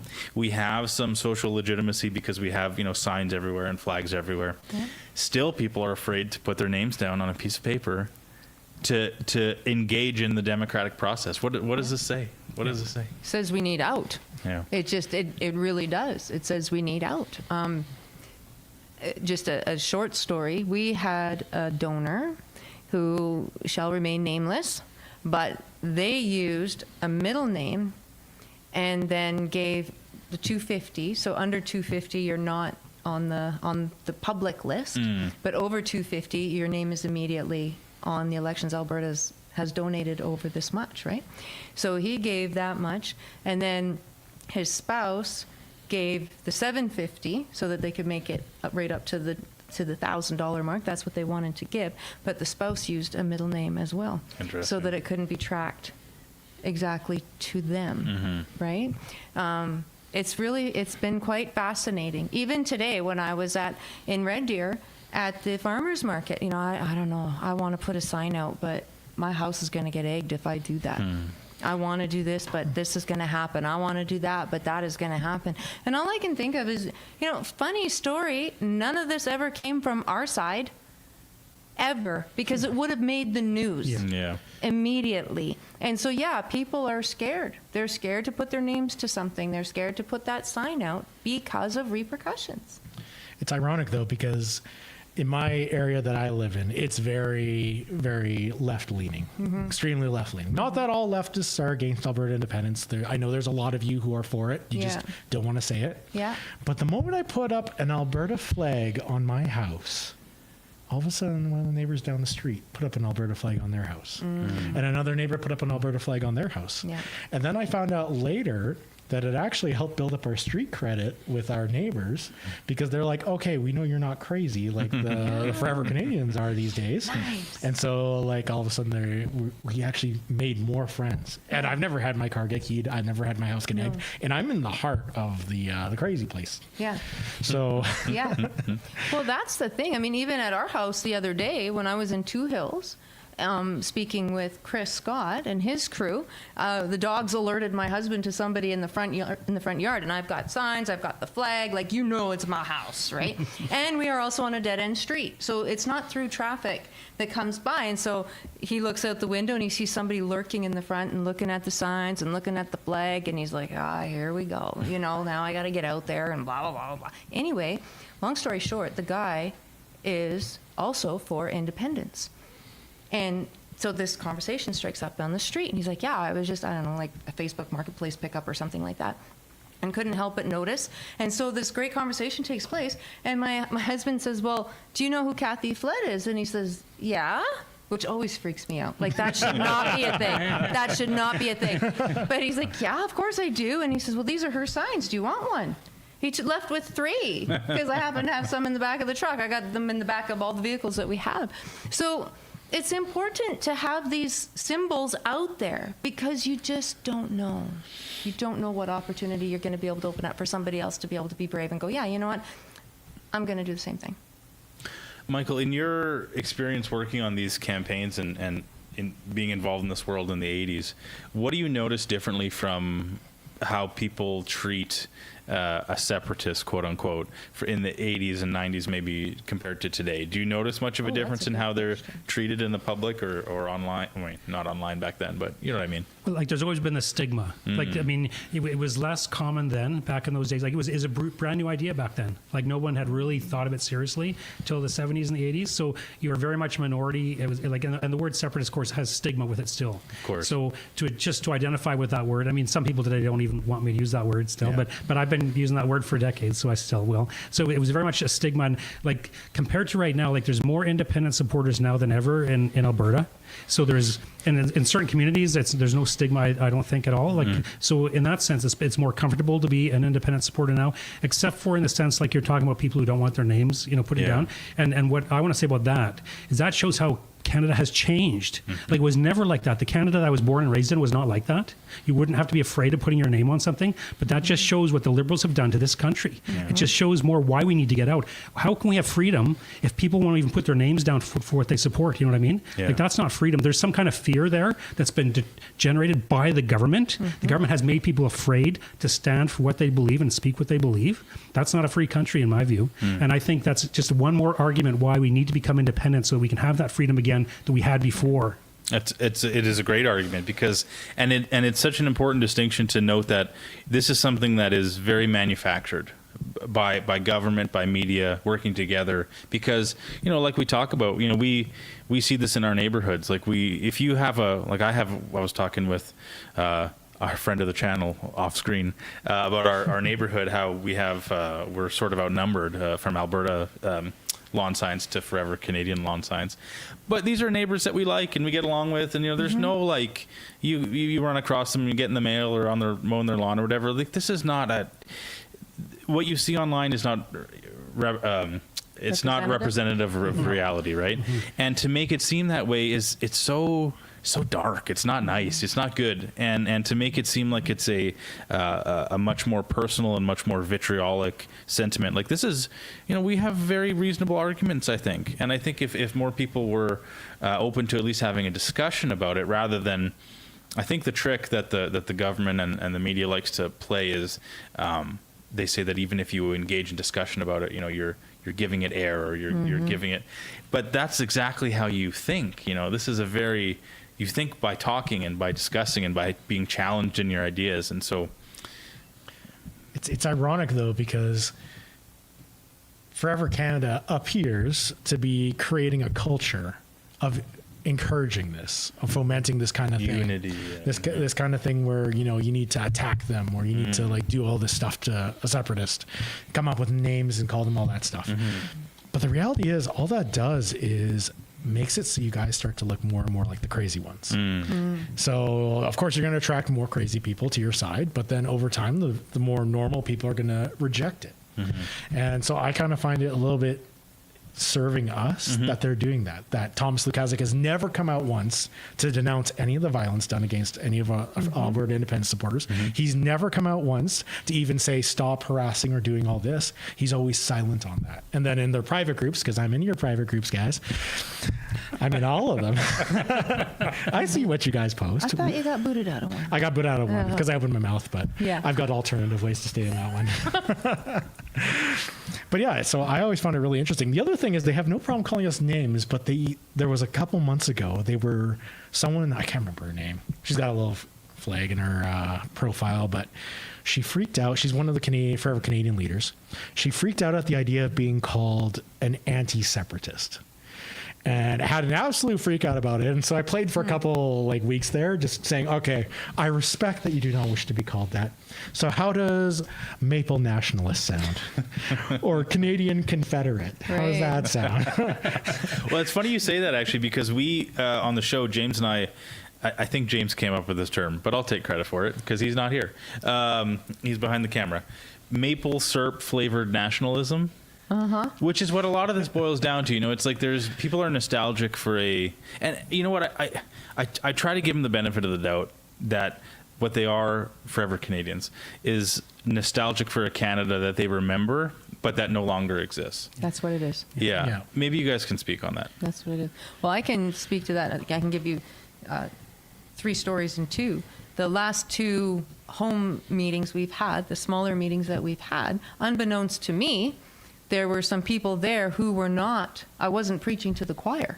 They came, and when one came kicking and screaming and said, fine, if you will shut up and stop talking to me about this, I will go and hear what Kathy has to say. And then I don't want to hear a word about it, right? Left going, oh my gosh, I had no idea. Right? And then the second meeting, same thing happened, not kicking and screaming, but just really curious, like, what is it? And it's going to be after 8 o'clock. Is she actually going to grow 6 heads? Like, what's going to happen here? Because they told all sorts of things about us. So there's that happens. And then there's the everyday conversations that we have the opportunity to do this with. And there was one that was about a month ago now, and it was somebody that I don't know very well, but somebody that I know, and it came out, the cat was out of the bag, that I was a separatist, and she was horrified by that. And she said, you know what, my kids, my whole family is all for this, but I'm just not. And so we had this back and forth conversation, and she admitted, like, my kids and my grandkids are never going to buy a house. I know that, but I just can't give up this Canada and my sovereignty, and on and on and on. I said, so you admit that the Canada that you lived in and were successful in and had every opportunity to achieve everything, every goal you ever set for yourself doesn't exist anymore? And she said, oh no, I know that it doesn't. I said, then why would you vote for your next generations to stay in that? And she went, oh my gosh, I never thought of it that way. Never thought of it that way, right? She was holding on to this nostalgia. And it's those one-on-one conversations. That's why like rallies are great. They have their place, but it's that one-on-one that's going to get this done. I think a big thing as well is that Alberta itself didn't really transition from that old Canada until COVID. Yeah. We were still living in old Canada when the rest of Canada had long since gone and departed. I lived in Ontario for a few years in the early 2000s, or 2010s, I mean, and I could, like, it was hardcore shifting back then. I came back home to Alberta. I'm like, oh, good, everything's still normal here. And then COVID hit, and it's been on fast forward trying to keep up now. Yeah. So we still have that remnant of Canada in Alberta, and we're trying to preserve that and keep that because it's very hard to get it back once you give it away. Oh, yeah. And Michael, you have some books here. And I'm sure you've talked about this in one of your books, but kind of chronicling the shift as Alberta has maybe not shifted away from Canada, but as how Canada has shifted away from Alberta. Maybe you talk about how Alberta is a throwback to what Canada used to be, or reminiscent of that in some way. Like, can you speak to that a little bit from what you've written? Yeah, like not quite exactly what you're saying, but related to the previous discussion is in this particular book here, Alberta Separatism and Then and Now. Like, I wrote this book, it came out in 2009, so it's a history of the origins and the early years of the Alberta Independence movement up until 2008. But one of the key people who I quote in here is Ted Byfield with Alberta Report magazine. And for those who are younger, you might not remember Alberta Report magazine, but it went from 1973 to 2003. It was a very, very influential magazine in Alberta and in Western Canada generally. I mean, it was part of the effort to create the Reform Party. I mean, the influence of Alberta Report magazine was key in the creation of the Reform Party. But in here, I talk about it was Ted Byfield who in 1980 already was writing about the difference between old Canada and new Canada, because it was Pierre Trudeau who brought in the new Canada. Pierre Trudeau brought in a different constitution. Now, the Constitution is the foundational document of a country. When you change the Constitution, you change the country. People need to understand that. So in 1982, Pierre Trudeau was fundamentally changing Canada, and he knew it, and that's what he wanted to do. And Ted Byfield would go into details about how Canada was different. Like, he was originally from Toronto, and he came out to Alberta, became an Alberta patriot. I mean, a lot of people from Alberta move here and become Alberta patriots. And like, when he was growing up, we had a different flag, and that was changed by the Liberals in the 1960s. And actually, the change in the flag was representative of the kind of change they were introducing to the country in general, right? So anyway, in that book, I'm quoting from Ted Byfield, how he talks about and describes the change from old Canada to new Canada.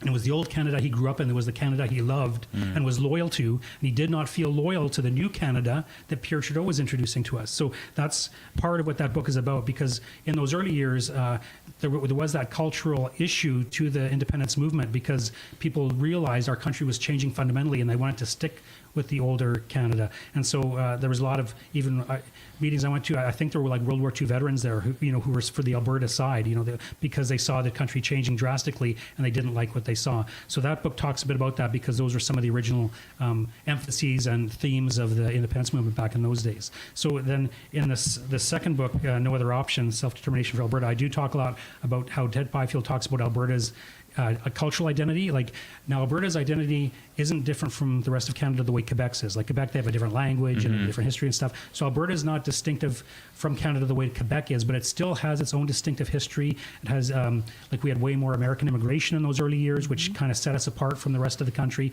And there were other factors too. And so Ted Byfield talked about those things about Alberta's cultural identity. And that's an important part if we're going to become our own country. So we have to think of ourselves as Albertans, that would be our cultural identity and our political identity. And so that's kind of one of the themes that's in there. But those are the kinds of things, though, like that Ted Byfield talked about, that were so important for Albertans today to understand about how we're different and how we are more like the old Canada than the Canada and the rest of the country. Yeah, but even in terms of our history, we don't exactly have the same history that we're getting painted with all the time. Like, Alberta was not essentially set up initially by Canada. It was Rupert's Land. We were a completely different colony that had nothing to do with Canada. And it wasn't until finally the British Crown forced the sale of it to Canada that we even became a part of it. And then we were treated like a colony for the first 40 years, a colony of another country, essentially. So we were settled by a very different group of people. And even when we became part of Canada, for a long time, only the rejects were sent out here. If you were a dirty Eastern European, or like a lot of our ancestors were, you weren't allowed to settle in Upper Canada, in Ontario or Quebec. No, you had to go out to the prairies because Ukrainians are a lot of farmers. And that's why, like, we've got a giant Easter egg in Vegreville.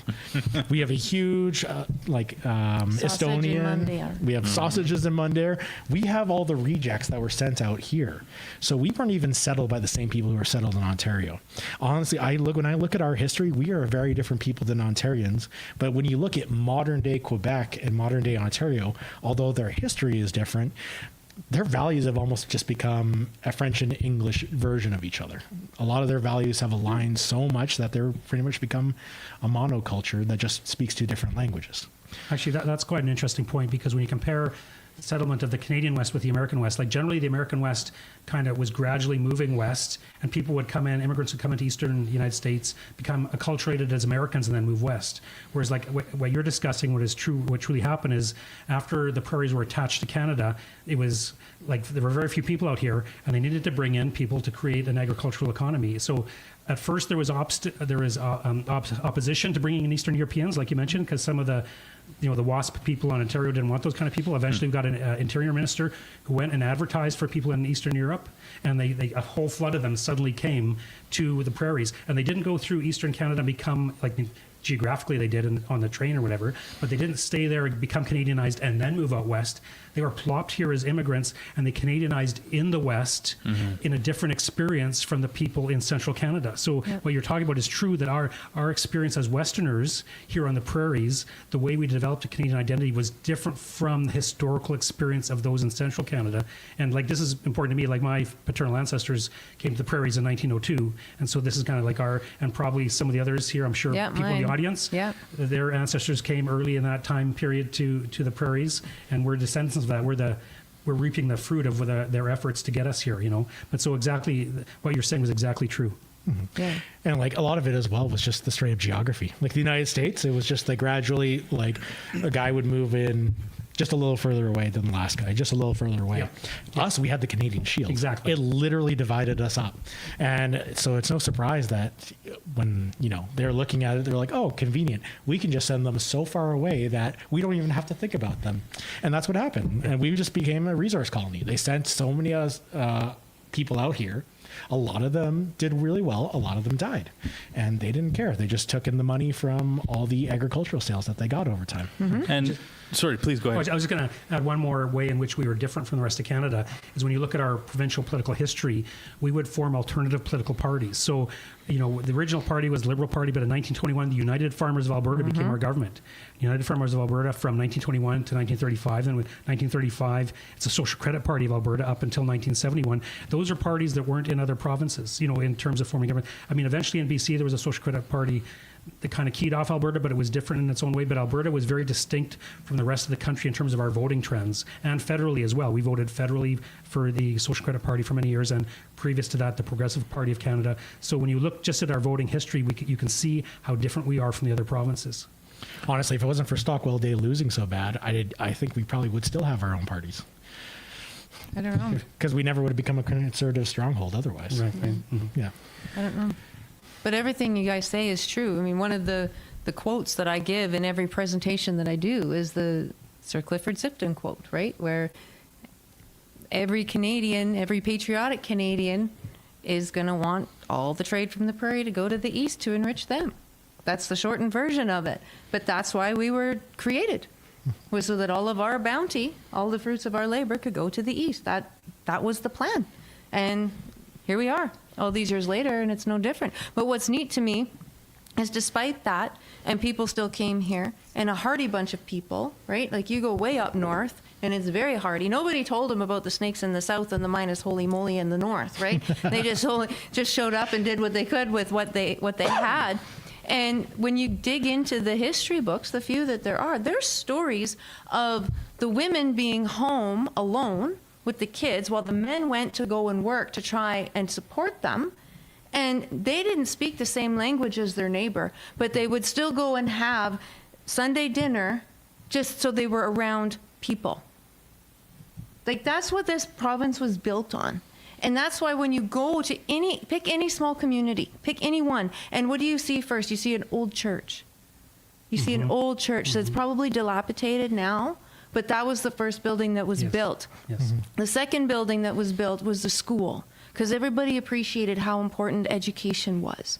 And so then there was the church, there was the school, and if it was a bigger community, the next thing they would build is a community hall. And you go to all these little towns, and there's community halls. You go to the bigger centers, there's the German community hall, the Ukrainian community hall, the Dutch community hall, exactly what you were talking about, right? All these people came together, and they made it work. That's what this province was built on. And the three words that Angela and I have been hanging on to in this campaign is family, community, sovereignty. You cannot have the first two without the last one. And that's what they eroded.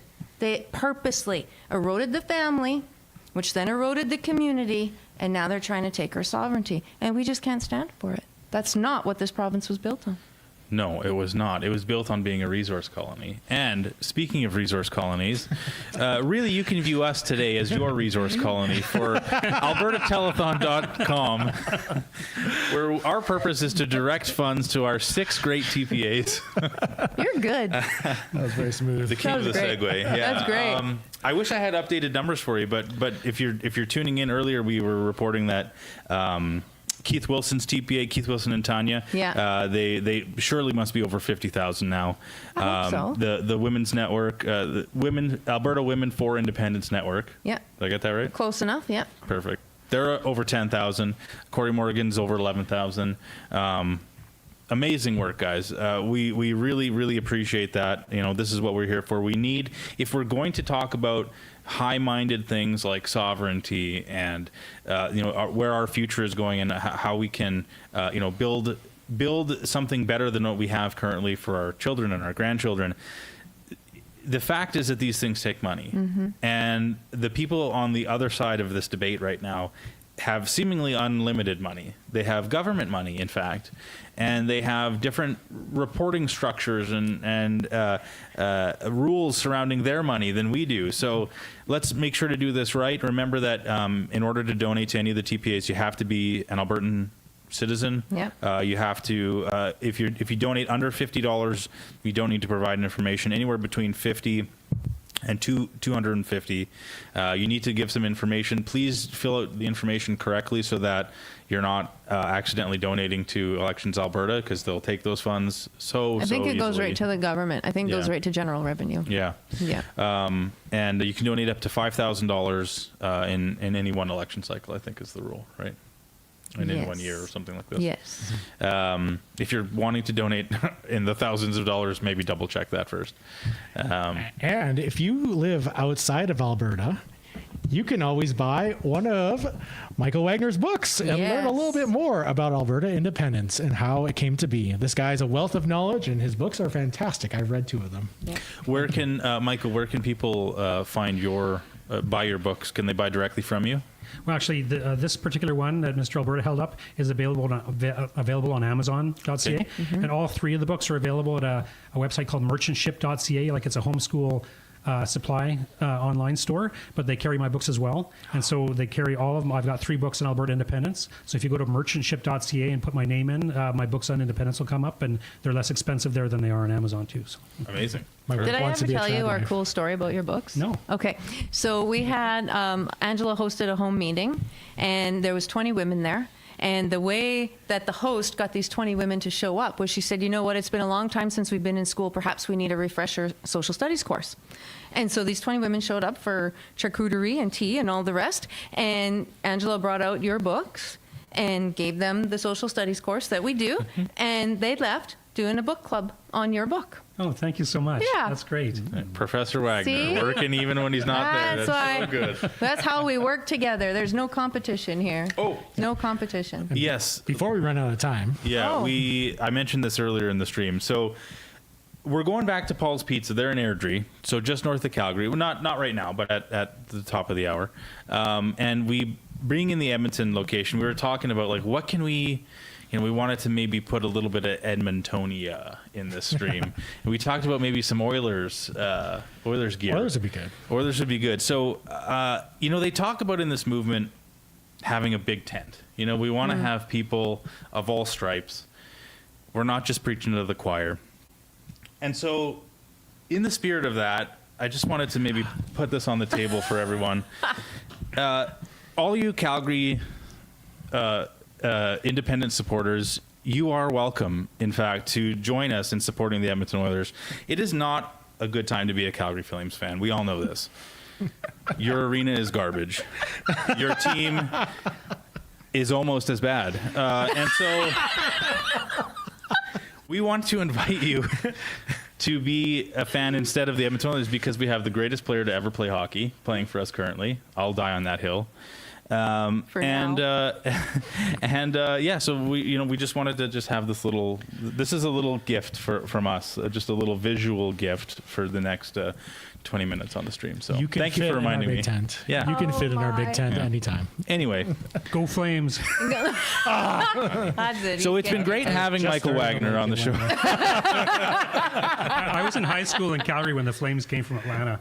Wow. So it's deeply burned into my heart. Those early years, the Flames did really well those early years. They did. Nostalgia, right? It is nostalgia. Just nostalgia. I actually think, technically, even to this day, they still have a winning record against the Oilers, much to my chagrin. I think they may have adjusted in the last 5-10 years, but I'd have more respect if they actually made it to the finals. Well, hey, Well, fun fact, we do often get asked what's going to happen to our sports teams once we're our own nation. Right.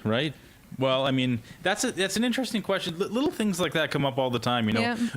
Big concerns about my family lives in BC. Like, am I going to be able to? Well, it's like, like if people have family in the U.S. that go visit, like, we're different countries. In the NHL, the NHL is made up of two different countries right now. Mm-hmm. What would be the difference of adding, quote unquote, a third? They play official NHL games in Europe now. The NFL plays games in Europe and South America, and we're as much as we maybe hate to admit it, we're a fairly global world right now. Things can just happen. That's one of our kind of rallying cries in the movement. You can just do things. Yeah. Not only that, but once our taxes drop, That's by what I was 50%, thinking. We'll be able to keep some players here. They won't be going down south. Well, they don't have to give away their money. Yeah. Well, people scratch their heads and wonder why, why does it seem like every, middle to high value Canadian player, they just always end up playing in Florida? Can't imagine. What could be the reason why? Could it be their tax structure? I don't know. Could it be the beautiful weather? We can only really accommodate one of those, I think, here. That's right. Although it's been really hot this week, so we'll have 1 week of beautiful weather. Yeah. It's been comparable to Florida. Yeah. It's been great. What are some weird, maybe we can take the last 10-15 minutes here. What are some questions that you guys get, or concerns that you guys get a lot when you're talking to people about this movement that maybe we wouldn't think to ask? Like some of a very personal concern that somebody might have if they were on the fence of, well, I understand the value of being independent, but X. What would be what are some of the maybe more interesting things that you've heard that people have been concerned about? Well, I think one of the issues that was addressed earlier was risk. And for me, that's the number one thing. Like, becoming independent country is a risky venture. Like, what we're doing is risky. Like, let's just admit that. But staying in Canada is risky too. That's my reply. You know what I mean? Even more risky. Riskier. Yeah. Well, look what the Liberals are doing to this country. Is this the direction that you want to go with your future and your family's future? I mean, it's not like the Liberals are doing, just did one strange thing. Like, they're incrementally taking away our freedom and crushing the Canada that we used to know. They're doing that incrementally so that people don't notice it as quickly, but it's happening. And if we stay in Canada, we're going to continue to lose our freedoms. And so the risk of staying in Canada, there's a risk of leaving and there's a risk of staying. So it's a matter of which risk are you willing to take? We know which direction we're going with Canada. Becoming independent, it's a different risk, but we risk becoming free. We get more freedom that way. So, but I think risk is kind of the number one thing that people bring up for me. Is it? Yeah. The one that always surprises me because I just don't understand it is, well, am I going to need a passport to go visit my family back east? Like, I don't know. It's up to Canada. It's up to Canada. Yeah. It might be. I'm old enough to remember when all you needed to do was have driver's license to go down to the U.S. You didn't need all your paperwork and show that your dog had had their regular shots and all the, right? You just didn't need you didn't need a file folder to cross the border. You needed one little card. I don't see why we couldn't have that same type of relationship with the rest of Canada. It's kind of interesting as well because for Alberta, we've always needed a flexible workforce. Yeah. So we have no reason to deny people dual citizenship. That's Most right. likely Alberta will keep the tradition of dual citizenship. Yeah. For Canada, they're the ones who, as a threat, it sounds really good to say we're going to take away your Canadian citizenship. But in reality, there's no mechanism to do that. The only mechanism to lose your citizenship in Canada is by committing fraud when you apply. That's it. There's no other way for you to have your citizenship stripped. You could commit actual treason and try to kill the king, and your punishment's the death penalty, but we're not going to take your citizenship away. There's literally no way for you to lose that citizenship. And for Canada to put in a new law, because they totally can, that doesn't infringe on the Constitution to strip our citizenships will be very difficult for them because under the Canadian Constitution, you are protected based on your origin. So Canada can't just come out and say we're going to allow dual citizenship in every other country except Alberta because that's discriminating against origin. Likewise as well, they can't put a discrimination against freedom of travel. Even though they did during COVID, they're not able to put in. Don't remember. Oh yeah, don't trauma. But you know, it's interesting with these kinds of arguments, whether it's the passport and citizenship and so on, is nobody's saying, look how great Alberta is in Canada. Look how great it is. Don't you want to stay with all these things? They're saying, oh, this will be hard and this will be hard. Like there's no positive image of Alberta staying within Canada. It's all negative stuff from the other side. Like, they don't have a positive vision. And to your point earlier too about, you know, what an indictment about what Canada has become is that we even have to worry about what sort of punitive measures Canada is likely to impose on us for exerting our democratic will, you know? Like that would not have been aren't we supposed to be the polite ones? Aren't we supposed to be like, you know, the kind and accommodating, and like why wouldn't the discussion be, you know, how they maybe at least a little bit of how they treated Quebec in the 80s and the 90s, like, oh, sweetheart, please don't. You know, my Canada includes Quebec. Now it's, you know, you're Traitor. idiot ditch Billy traitors and, you know, good riddance, but you can't leave. So And what's important about that too is like Canada's constitutional law allows provinces to leave if they follow the proper process. And that's what we're trying to do. Like, this is the law. Like, how can you be a traitor if you're following the law? I've never heard a definition of traitor where if you obey the law, you become a traitor. You know what I mean? That's Like, right. it's completely off base, totally. This is Canada's law. Why are we being threatened for doing something that the country allows, that the law allows? It's completely constitutional. It's completely in line with the legislation. We're doing nothing wrong, and yet they're making all these threats against us. Like, it's like I say, it just shows what a bad country Canada has become. The funny thing is they'll throw out the argument saying, you're never going to get that constitutional amendment, which number one is a burn on themselves because they think they're so horrible that you'll never get the amendment. Right. But also, Keith Wilson can correct me if I'm wrong on this. And he will. They can't do the constitutional amendment until after we leave, because otherwise they're stripping Canadians of their rights. So we need to go have the negotiations. We need to go form our own government. We need to do everything, cut ties, become our own country. Then they can remove us. But if they don't remove us, then they technically have a foreign country that's completely autonomous and gone, having voting rights in their leftover of Canada. So it's kind of a weird kind of flex that I'm trying to say, hey, we're not going to let you leave because we can't get a constitutional amendment, even though pretty much you leave and then we amend it. So there's no real threat there. But they they loft it around like it's an actual like good point or something like that. Well, you know, James has brought this up on our show before where a lot of the times I think when people use the word traitor when they refer to us, really what they're saying is something more like disloyal. Or something like, I don't think they're trying to use the word in a legal sense because it does have a legal meaning. It's more of an emotional sense, right? Because this is a very emotional topic for a lot of people, and they view it as it's hard for some people to view it from a cold, logical, like, listen, these are why objectively this makes sense, because they view it as an emotional, like, you know, we're Canadian, you know, it's nice and it's kind, and igloos and whatever, and maple syrup on a stick, like, so it's I have some sympathy for that because it's I get the patriotism aspect of it, but it's just you got to use the right words. I got a small update, by the way. Yes. We've got about 12-13 minutes here. Do you want to know what the Women's Yeah. Independence Network? You guys are over 12,000 now. Come on. Yes. Nice. Yes. Thanks, everybody. Let Alberta Decide, Keith Wilson and Tanya. Why can't I think of Tanya's last name? Clemens. Tanya Clemens, yes, of course. Sorry, Tanya. You guys are over 50K. Nice. Yeah. Broke the mark. And there's also a note that they wanted to let us know, let you guys know for people who are going to Paul's Pizza tonight in Airdrie. If you are maybe hesitant or you don't want to or don't have the ability to donate online, they have donation bins there. So you can donate cash. Nice. They have 6 different jars, I guess, for the TPA. So nice option to have. Nice, cold, hard cash. Yeah. Cash never runs out of batteries. Cash never runs out of batteries. It's always going to get used for the good cause. What I love too about all the different TPAs, and I think I said it in the first segment, is we all have kind of our lane. Like almost all of us have signs, but we all each have something specific that we are talking about. So it's not like, oh, well, my money's going to go to 6 of the same things. It is not. Right. It's absolutely not. It's going to go to 6 different things. Yeah. And that just completely helps build up that message, build up the movement, and get all the message out there in a way that all the different people can hear it and understand it. And so there's no bad dollar spent on anything. Well, I think that's a really good point, because there are some people who say, well, look, there's so many groups, it's divided. No, it's just the different groups appeal to different segments of the population. Like not everybody's the same. Not everybody's convinced by the same argument or the same appeal or whatever. So you need different groups that have different arguments and different appeals to different segments of the population. Yeah. So the more TPAs there are, the better, because they can reach more people. Yeah. Not only that, but it's been fascinating just watching like how everything changed over the last 2 years. Like before it was Alberta Prosperity Project. They were the ones leading the charge. Yeah. They're rallying everybody.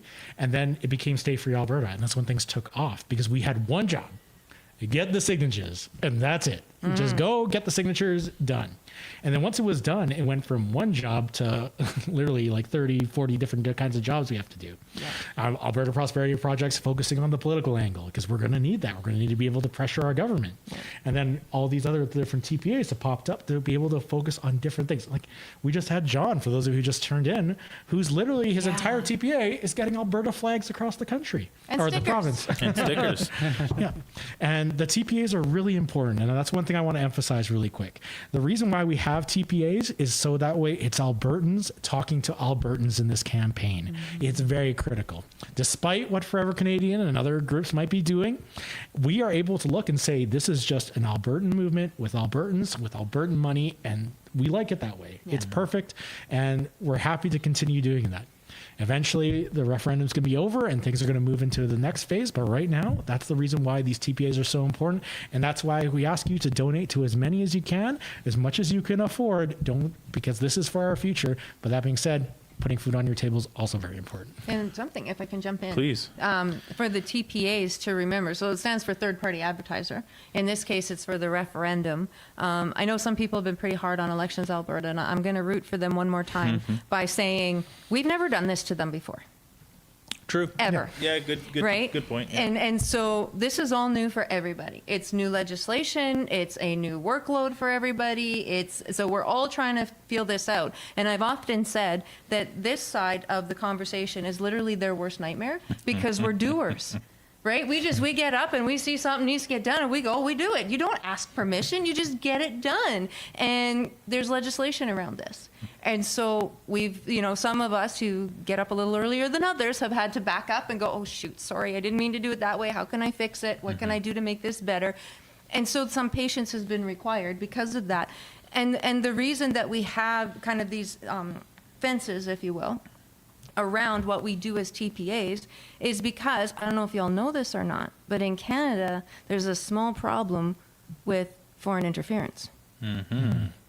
I have to report every dollar that comes in, even if I don't have to tell them who gave it when it's under the $50 mark. I have to report it all. And I'm obligated to sign my name that, yep, these are all from Albertans. Yep. And so there's reasons. Yeah. There's reasons for these parameters, and we want to make sure we're following the rules. So that's why they have TPAs. Yeah. Yeah, it is, just like many other things, something starts off as the the intention is good, the ethics behind it is good, and just like so many things, it can be corrupted and pushed and maneuvered and bent, and so yeah, that's a great attitude to have, because we don't want to antagonize our, as easy as it is, and maybe as fun as it is sometimes, to antagonize like dumb bureaucracy. Yeah. We still got to play the game. If we want to be taken seriously and be legitimate, and of course we do, because just like you said, Mr. Wagner, this is a legal process. This isn't a thing. Well, he was Professor Wagner earlier. Sometimes depends how serious the point is. If we're talking hockey, he's just Mike. Go Flames. Anyway, like I said, great to have you here. But yeah, they will seize. Somebody will seize any opportunity to call this illegitimate and to make it difficult for us, because we are, like it or not, sort of like you say, we've never done this before, and we are the change, this is it doesn't take any guts to say like, no, I'm happy with how everything is. Yeah. And I'll have more of this, please. Yeah. Thank you. That's the default, That's right. Forever Canada is the default. Yeah. We're the ones who are rocking the boat a little bit. And so, yeah, it makes sense. We want to keep everything above board. And we're the ones that when we hear those arguments back to us, or those excuses back to us, it's going to be too hard. It's like, huh? What? Good. Like, challenge anything accepted. good is worth doing, right? Right? Let's go. Honestly, what's actually going to be hard about it? I don't mean, know. like half of the institutions we already have. We already have an Alberta Revenue Agency. What borders do we have to really protect? Like, Canada isn't going to invade us. Even if Canada invades us, the BC.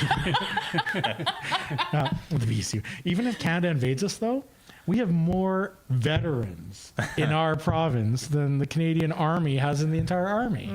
It's not really like that big of a deal. And they have Cold War era weapons. Actually, a funny point about invading, if I can just interrupt, that's always my favorite objection, is that the U.S. is going to invade us if we become independent. And because we won't have a military. As if the only thing that's preventing the U.S. from invading us now is Canada's military superiority. Actually, it would take longer to invade Alberta than it would on Ottawa, because Ottawa is only 45 minutes away, whereas Alberta is 5 hours away. Oh, sorry, guys. We're getting cut off. We're going to Paul's Pizza soon. Kathy, Michael, thank you guys so much for this. This has been so fun. Thank you. You guys are rock stars. This is fun. This is amazing. We really appreciate it. Guys. So, John, we got to do this again. I'm just saying. Sir. Yes. John, we're putting you to work. Yeah. And guys, tune in. You'll be hearing from Mr. Dale, or Mr. Alberton and Mrs. Alberton down at Paul's Pizza. It'll be a live stream. If you're in the area, feel free to come by. And then at 9 o'clock, you're coming back here for Fringe, showing up with Keith Wilson. So there's a lot of stuff still coming up, but please donate today. Donate and help us to be able to push this movement forward. So AlbertaTelethon.com. Thanks, everyone. Wow, what a fantastic crowd. There are thousands of our fellow Albertans here today. Thank you for being at the largest ever rally for Alberta's sovereignty in Alberta's history.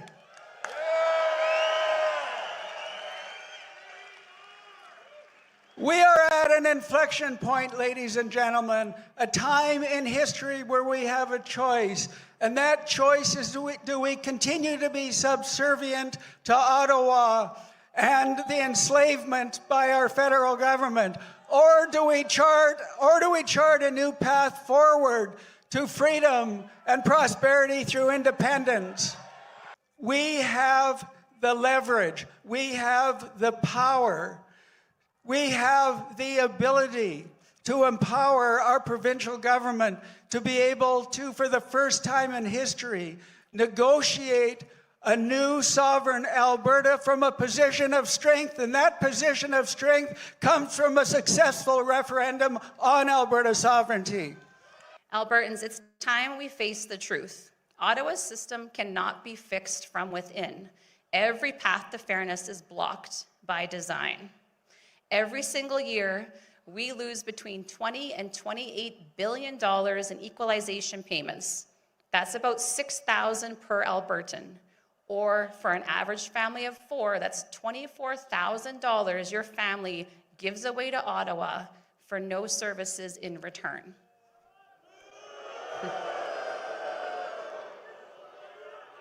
That's money that you earned and money you'll never see again. But after all these things, they have not yet broken our spirit. Alberta is not getting a fair deal in Canada right now.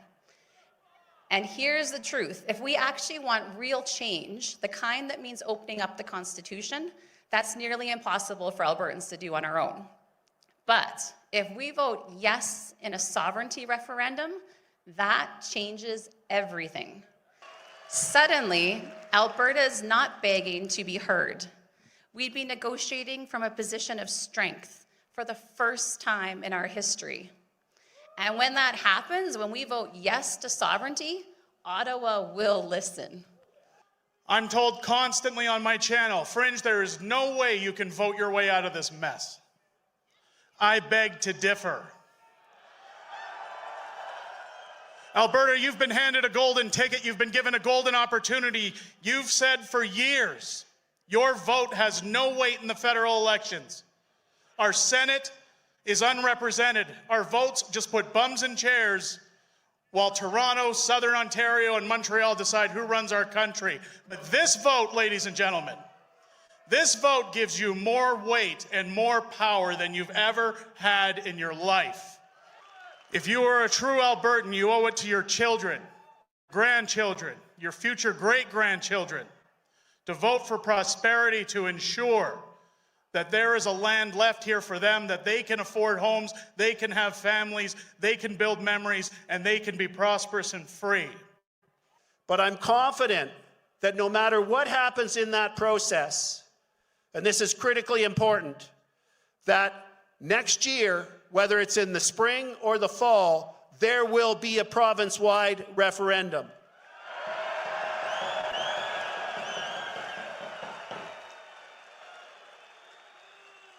But we cannot, for the sake of our children, underestimate the magnitude of that challenge.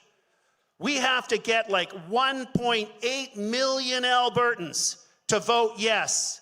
That means every single one of you is now charged with a mission.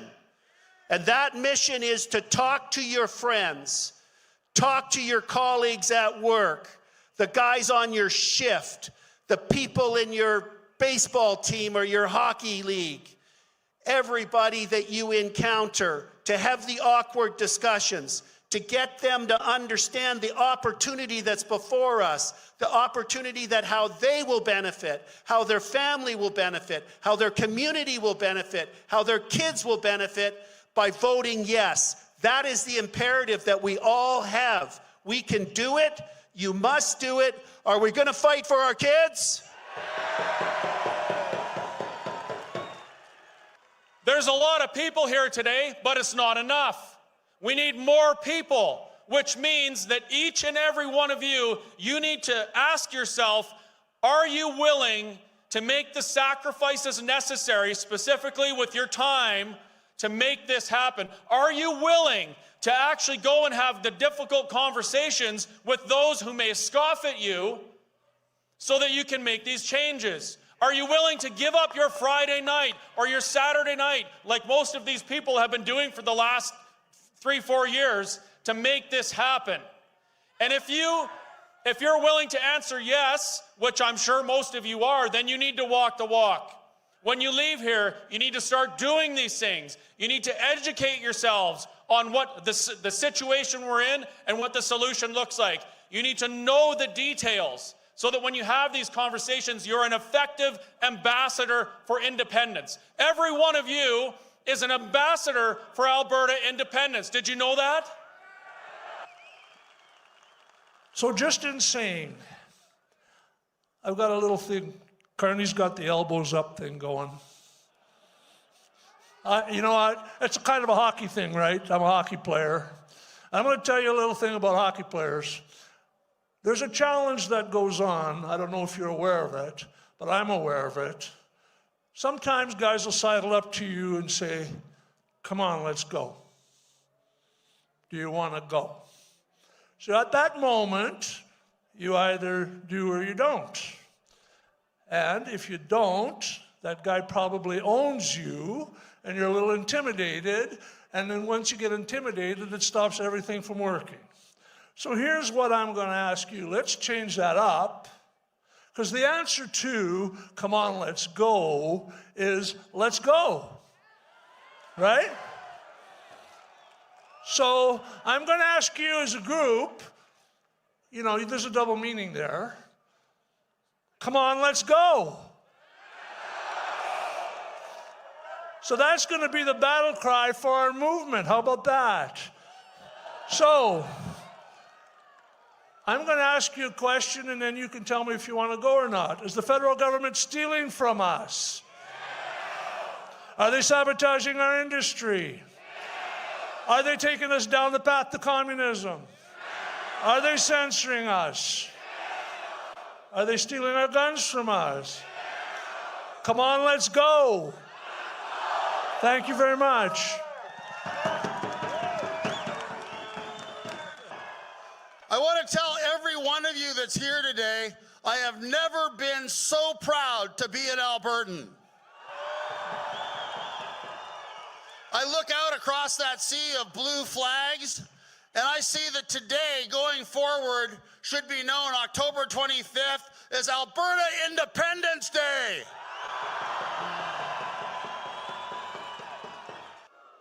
It's time to end the tyranny of Ottawa and keep our money at home to take care of our families, fund Alberta education, fund our hospitals, fund our doctors, fund our Indigenous people, and take care of Albertans.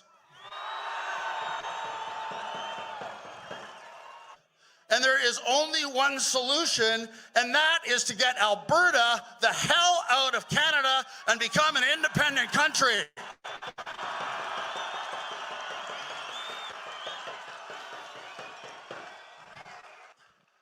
I want to thank all of you for coming out today.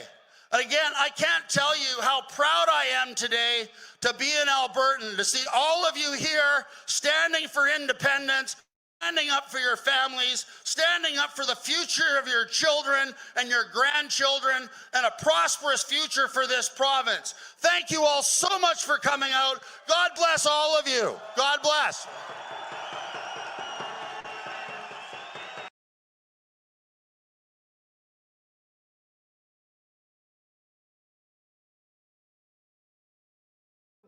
When you go outside, the problem is this mic is going to pick up both of us. Oh. You know what I mean? Yeah. So if you're walking around, it's actually not good to have that. I probably don't need a mic. No. But I'll hold this. What I'll do then when people come up, I'll just do this. Yeah, good idea. And when you're here, I'll do that. And then, yeah. Oh, we're on. Hey, guys. Oh, hey. Hey, everybody. We're live.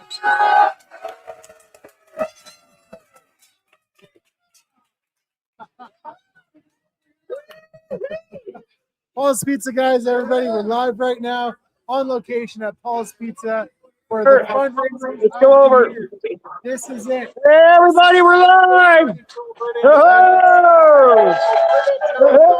Hey. We need to raise money. Welcome to Paul's Restaurant, guys. We got everybody, both sides. Fill her up. Set up, guys. You just click wherever you want to There you go. Just make sure you fill out all the information, because if you don't, then legally you have to give some information. Make sure you fill it all out. Even the ones that aren't. Tonight, so we're going to be interviewing them, and then you can decide which one you want to support, or if you want to support all of them. The maximum you can donate in total is $5,000. So that's albertatelethon.com. And we are here at a wonderful party. Look at all these people here. Hey, everybody. There's Tanya. Come on up with Tanya.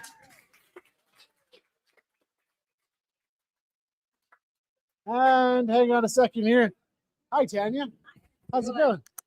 I'm going to use just one microphone. Sure, sounds good. So this is Tanya Clements. Hi. Famous or infamous. What's your TPA called, and give us your plug. Well, I have a TPA with Keith Wilson. It's called Let Alberta Decide. And our goal is try to reach the undecideds and anyone that's just disgruntled with the way that Ottawa has been treating Alberta historically, and reach out to them and be able to engage them in conversation. Yeah, thank you so much for all the work you're doing. Oh, thank you. Thank you too. And It I takes was- a whole army of us. I was following the X post today that you're making. 35,000 you've raised so far. I think actually we're over 45,000 today. 45,000? So John Yeah. Bolton's telethon is incredible. Yeah, This is amazing it's for incredible. Alberta. It's incredible. Yeah. So well, thank you so much, and I hope the other TPAs are making money too. And yeah. so sure they okay, are. what do you plan to do with the money exactly? People want to know where their money's going. Well, some of our money is going towards our sign campaign right now. And we're doing like a hybrid of traditional campaign strategies, all the successful ones that you would typically see. Okay. But then we also have a very sophisticated behind the scenes digital strategy that is marketing and targeting that undecided group and trying to bring them into the conversation. Yeah. Well, something I've been thinking about a lot is like, how do we get through to the conservative who agrees with everything that we're saying, except they won't take it to the next step where independence is the rational thing. How do we communicate to those people? I think that's actually where this referendum for a referendum is a little bit of like a blessing in disguise. Yeah. Because if you vote option 1 in this referendum, you are voting for the status quo and you take away all power that Alberta has in Confederation. Yeah. But if you vote for option 2, you're going to enable our provincial government with all the strength to negotiate from a position of power with our federal government. Yeah. So whether you are fully independent or you just want Alberta to have strength, that's what option 2 is going to give you. Yeah. It's like, okay, now that if we get a successful win on this, then we're sending Ottawa a message. And then I suspect they're going to come back with like their best possible offer to us. You That's know? what I would expect. And That's what I and hope. maybe it'll be really enticing. I doubt that they're going to open up the Constitution to make the constitutional change we require, but they might come back with something really strong. Yeah. I don't know. Yeah. At least we have some power then to force them to come back with an offer. Yeah. Well, and I think that assuages a lot of people in the middle on this. We're like, okay, we don't know what we're going to, if we're really ready to leave out of Canada yet, but send a message and see what we can get. And then at least in the real referendum, they know what they're voting for. Because then it's like Canada's giving us the best offer. And they're like, wait a minute, that's still not good enough.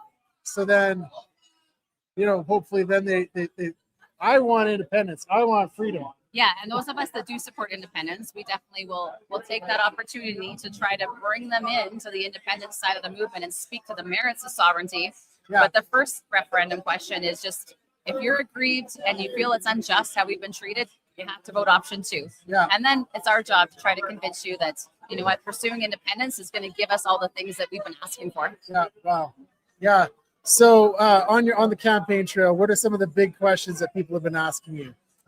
They ask a lot about the uncertainty of the future. They're worried about that. And actually, when I talk to people, it usually comes from 2 places. It comes from fear of change, of uncertainty, and then a position of just really having a patriotism towards Canada and a love for Canada, as we all do. Like, we grew up with these ideals of what Canada was and is supposed to be to us. So that's where the hesitancy comes from. And then people are just concerned about how it's going to affect their personal and their family life going forward. So whether it's pensions or their paychecks or their job security. Yeah. all So questions. So fear and patriotism. That's what I've been finding with my YouTube videos as well. Yeah. Because I go around making videos and talking to people, right? Great job. And like, thank you. The patriotism argument confuses me, but when I think about the risk argument, like the uncertainty, it's like there's 2 ways to look at risk, right? There's the risk of changing, which is uncertain. There's going to be big changes and there's going to be unforeseen things, if we're being honest, right? With independence. But then there's risks of staying. And we know what those are. Tell us what the risks of staying are in your mind. And that's how I phrase it too, that the certainty of where Canada is headed is far scarier than any uncertainty of giving us a new nation and being able to carve our own path. Yeah. So we know how taxation is going to go. We know that our property rights are going to be continued to be chipped away at. Yeah. We know that our children and the next generations are going to have an increased affordability issue. So not going to be able to afford homes till well into their 40s likely. We know where it's headed for Canada. So do we want to vote for the status quo? Or do we want to empower our government for some change and some leverage? Right. Yeah, like 20 years ago, when I was 20, I bought my first house. The average age to buy a house was like 22, and now it's like 45. You know, there's no hope for young people. Like, that's a risk of staying in Canada. If you vote Forever Canada, that's what you're voting for. We know the path we're on, and this is an opportunity to get off of it. Yeah, think about if we could end the equalization payments and keep that money that we send out east that does nothing and comes back to us at all. Yeah. If we kept that where we are, and we also released the resource potential that our province has, what kind of future we could build for Albertans, what kind of services we could provide, classroom sizes, our healthcare, like the amount we could invest in our communities is astronomical, like it's limitless. Yeah, I got a confession to make. So during the referendum on equalization, I voted to keep it. Oh, really? I did. And my rationale was I actually wanted to share with Canada. I'm like, I want to share. I'm like, that's fair. I love people in Canada and I want to share with them. But then what changed my mind on this now is like, they want us to pay, but then they won't let us develop our industry and our economy and our resources. And they make policies that hold us back, and they spite us and they hate us. I feel like they hate us with all the policies that they put in place. Like, that changed my mind. Yeah, I feel like that's the common sentiment of how Ottawa treats us. And it's not a grievance with Canada. We obviously love Canada and we want to be good neighbors in the future. But the way that we've been treated by Ottawa is what compels us to pursue independence. And yeah, we have paid a lot into this confederation, and we've taken very good care of other nations, like monetarily. So why punish us? Why pass all these bills that hurt our industries? Yeah, like that's the question. Why? Like, I don't see it. And that changed my mind. The reason I'm telling you this is because I think I was one of the people in the middle. I changed my mind on some things. I used to be much more centrist in my politics, but now I see our freedoms being eroded. I'm really concerned about free speech. I'm concerned about religious freedom. I'm concerned about the gun ban, and I see that independence is the only way to get our freedoms guaranteed. And I think this actually it should be nonpartisan, because it should be about Alberta's future, not which side of the political spectrum you sit on. It becomes partisan just by people's nature, I believe. But it's not. It should be unifying to pursue self-determination and prosperity for us and for future generations. That should be a unifying principle. And maybe the pathway, we don't quite agree on it yet, but I can tell you option 2 is what takes us a step closer to achieving that. Yeah, that's right. Because this is a live stream, repeat everything you said about your TPA, because people might just be logging in. So what's your TPA? Where can they go to support it? So Keith Wilson and I have the TPA called Let Alberta Decide. You can go to letalbertadecide.com. It's on pretty much all the socials. Today, because of this telethon and all the support from Albertans and John Bolton taking the initiative to put this on, we've raised over $45,000 today, which is amazing. And I promise we will put that to very good use. And this is absolutely something that we can win. Yeah. And so then you can go to albertatelethon.com, and then you can click on the link for Let Alberta Decide, or you can click on the link for all the different TPAs. Like, you can donate to all the different TPAs up to a maximum of $5,000 per person, per corporation. So, yeah. Oh, per person, per corporation. Yeah, so a corporation counts as a single entity. So if you have a business, it can also donate $5,000 towards the referendum through TPAs. So I could donate $5,000 personally, $5,000 with my company. You can. If you're in the position to do that, you certainly can. Yeah. And you can donate $5, and that helps too. Yeah. Well, and that's what I was just saying. Like, I'm looking at some of these Corey Morgan signs that are right here, and it's like they cost about $5 a pop, you know, and they're all working towards the same message, right?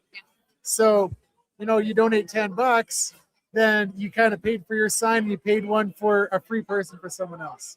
So if you feel you can't give, you know, all that money, every little bit counts, right? So if everybody gives a little bit, we can win this.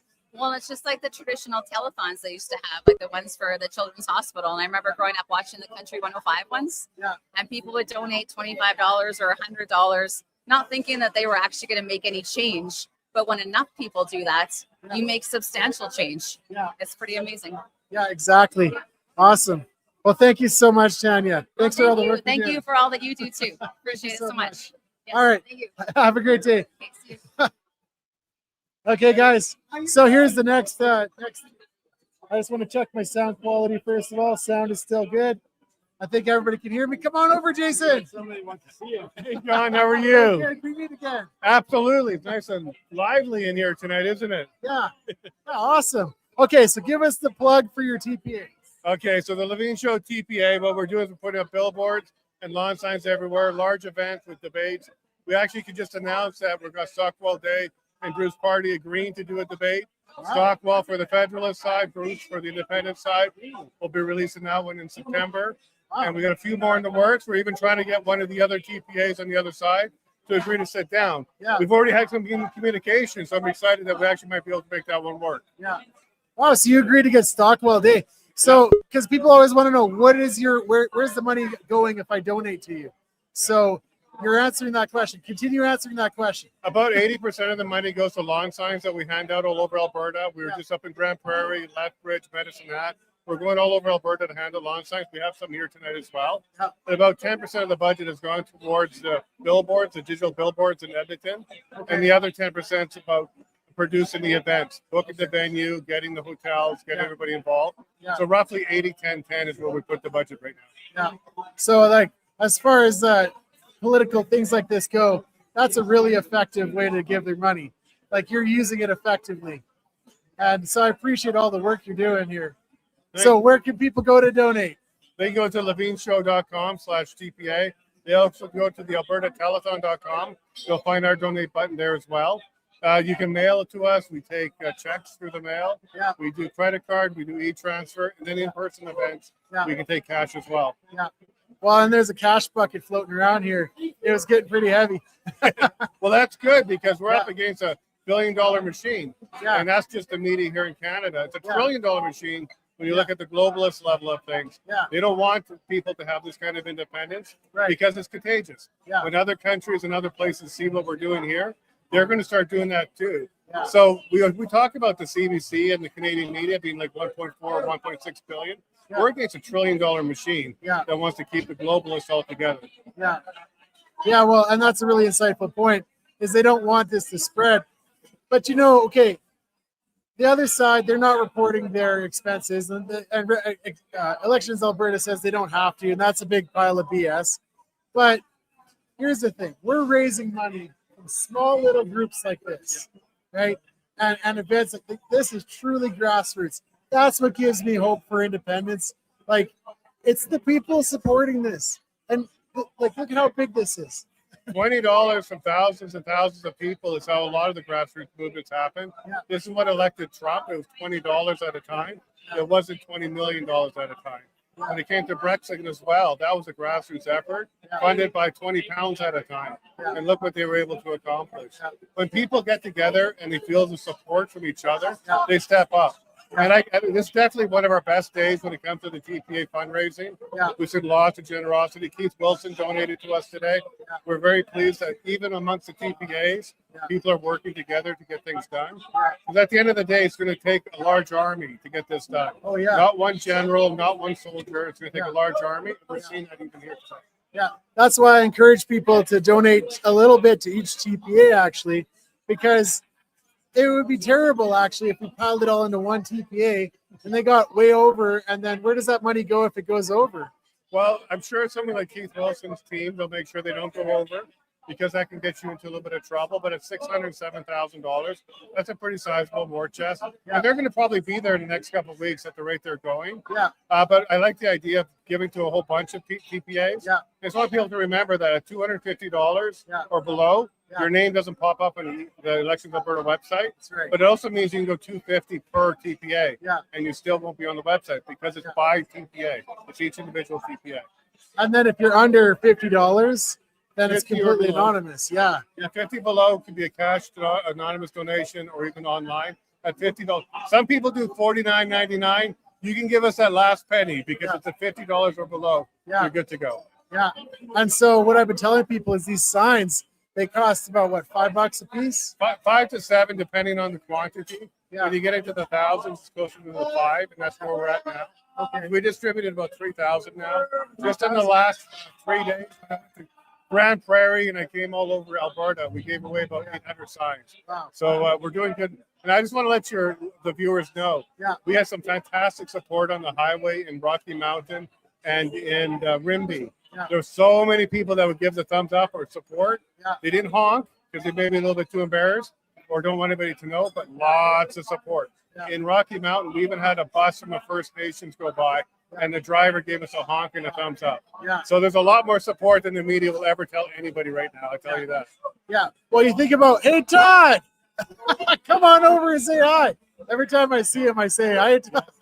Yeah, Todd's a great volunteer of ours as well. He helps out when we're in Drumheller and Stettler and other areas. He's a good man right there. But like that's a good example. Like all of these people here, they came out to show their support, you know. And a lot of the people that I talk to, they actually say that they've never been engaged before. They've never donated or volunteered before until now. Yeah. And you know, myself, I was kind of involved in politics more than the average person was before this, but I was really disillusioned. Alberta Independence gives me hope. It gives us a lot of hope too. Yeah. And people are worried that their name's going to be on a list, their bank accounts will be frozen. Keep in mind, unlike the convoy for the truckers, this is a sanctioned Alberta Independence campaign run through Elections Alberta, which means it's not something that the government can step on. This is the regular campaign that any other election in Alberta would have. Yeah. And we also don't have to submit your name if it's $50 or less. Yeah. So if you're worried about your name being on a list, donate 50. Yeah. Next week, maybe another 50. Next week, maybe another 50. Yeah. And keep in mind, it is a sanction. We are registered as a third-party advertiser. So don't be afraid. The government won't step on your toes on this one. Yeah. Well, and I think a lot of people are afraid of this, right? It doesn't take any courage to put a Canada flag up right now, because that's just the status quo, and this is still Canada, right? Yeah. But like, it takes a lot of courage to put an Alberta flag or an Alberta sign up, or to donate, or to volunteer, or to even talk about it. And so what I find a lot of people that they accuse us, they say like, you're never gonna win, right? Like that's their argument, I guess. It's not an argument, but that's what they say. And it's like, once they see, like, look at all these people, you know, you say we're never gonna win, but look at all these people, you know, this is a good shot at winning. I agree with that completely. And keep in mind that those people, they don't have any other argument. They're not providing us with a good reason to stay. Yeah. They're not convincing me that this will be a place for my children to grow up in and be prosperous. They're not removing the criminal code that takes away the Bible from us. Yeah. They're not actually stepping up and doing anything of positivity. Yeah. So all they have is breaking windows, spray painting signs, and trying to convince us that we're just not going to win. Yeah. But that's not the Alberta way. Yeah. We came and prospered here when it was frozen land. There was no roads, and we built it and did it. Yeah. So I absolutely believe that the courage is there, the conviction is there, and also Christ is on our side on this one. Amen. Christ is on our side. Put God first in everything. You're talking about the Albertan culture, perseverance, adversity. These are the things that make us stronger. And this morning I interviewed the guy from Cool Shit Wholesale in Red Deer. Oh, yeah. They smashed his windows, you know? Yeah. And it's like they want to discourage us. Yeah. But they're not going to discourage us. He's going to fix those windows, and I made a video that's going to get published. It's going to get thousands of views, and that's going to make us stronger. Well, you know? Yeah, they smashed his windows. That's about $2,000. But while we were there was about $7,000 worth of sales that happened. Yeah. And everybody's going there now for all their merchandise. Yeah. Even the TPAs are going there to pick up flags and things like that. Yeah. So this drives an effect. Like, he just brought attention to it. Yeah. So now we want to support him all the way for sure. Hang on. Where are the donation buckets? Yeah, over there, the donation bucket. But I also reminded people that on the donation level, you have one of these TPAs not reporting anything. Yeah. And he has on his website that says there's no limit. You can donate as much as you want. He's soliciting from outside of Alberta. Publicly, he's doing that.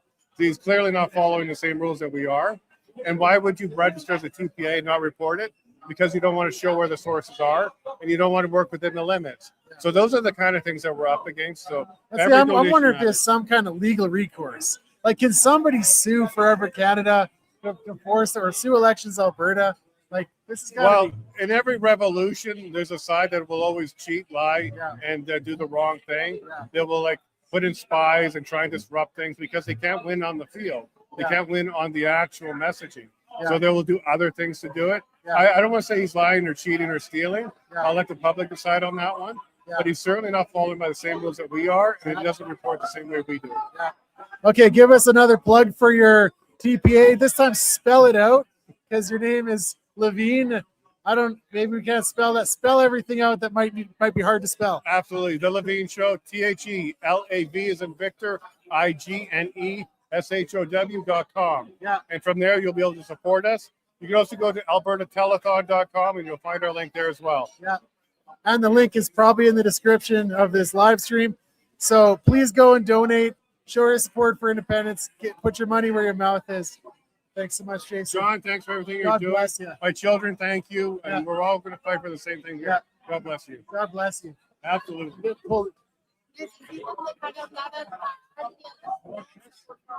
Okay. Hey, we got somebody else coming in. All right, come on over. Chris Scott. Hey, how's it going? How's it going? What's that? This is my microphone. Is that a recording device? It's a recording device. The government puts chips in there. Are you a fan? And then they can they can download the data from your phone, and they send it to the Chinese in the Communist Party. Well, I don't know about the Chinese, but I want the government to know what I'm doing. Okay, tell us more. Well, I mean, I want them to know that we're advocating for self-determination. That makes me happy. I hope they're listening. Yeah. Hi. Yeah, hi. And this is the thing. I feel like I've crossed the Rubicon. I watched from the sidelines when all that COVID stuff went down, the Freedom Convoy. I watched from the sidelines. Fun times. And I said afterwards I was ashamed that I didn't do anything. Because I have friends that joined up and I didn't do anything. I was afraid. I was afraid that if What were you afraid of? I was afraid of getting in trouble with the government. I didn't know about the bank accounts happening yet, but I was just afraid of everything. And now I'm like, I will never do that again. I'm going to stand up. This is the time to shine. I'm going to hold my shoulders up, and I encourage other people to do that as well. You know, we're all afraid of something. Yeah. And I got to say, in January 2021, I was terrified of the government. Yeah. Like people think that I just was brave. It wasn't that I was brave. I was less scared of the government, what they might do, than what I knew was going to happen if I didn't stand up. Yeah. So I was, I thought about that, and then I had to make a decision. And part of the decision to stand up in civil disobedience was I also had to accept what I believed was inevitable, and that was I thought I was going to get crushed. I thought the government was going to destroy me, bankrupt me, fine me, put me in jail. And so I thought about these things, and I made peace with it, and I accepted it because I knew that I had to do something, right? Yeah. And I find like we're in another situation. Like the trucker convoy gave me so much hope for Canada. I wanted in, I wanted unity, but now I want out, and this gives me hope. Right? Independence is the thing that's giving me hope. But plug your TPA. I don't have a TPA. You don't have a TPA? No, I'm not a TPA. Oh. So I lead an organization called Let's Talk Alberta. Okay. We're not a third-party advertiser. We're not subject to contribution limits. We can take contributions from anybody, anywhere, at any time, and there's no maximum. Oh, but you're not allowed to say like go and vote this way or that way. Is that true? No, I share my opinion and my political leanings and beliefs with people, and I invite them to have a conversation with me about it. Specifically, I invite people. Here's my message. I believe that Alberta independence is necessary and inevitable. Yeah. That's my opinion. In October, we're going to be asked a question of self-determination. Yeah. And that question, one way or another, is we're gonna pursue it or not, right? So if we know we're going to be asked the question, I think we need to talk about these things. I want to make the best decision too. So if somebody on the Forever Canadian side, the status quo side, if they believe that the current structure and situation within Confederation is the best for me and my family, I want them to tell me. Tell me that. Explain why. Change my mind, right? Because if they don't do that and they really believe it, I'm going to go into October and I'll make a decision based on the information I have now. That's why we need to talk. So in your travels, what are some of the best arguments for Canada that you've heard, or what are the angles that they seem to always take? The best argument for Canada? Yeah.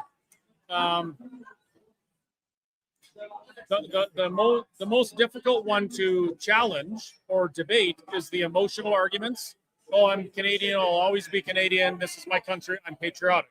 Yeah. Patriotism, I've realized patriotism, it often blinds people to the failings of their nation, and it prevents them from doing something better. So the emotional one is difficult.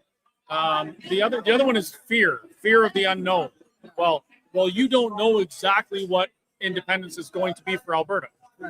You're right. I don't know if it's going to be better even, but I do know that we get to decide, and whatever we decide, we get to reap the benefits or suffer the consequence. And if there's a consequence we don't like, we can decide to change things and make it better. That's what it is for me. Well, and you that whole risk argument, right? The uncertainty, the fear of the unknown. I think if we're honest, there are a lot of unknowns with independence, and that's like intellectually honest.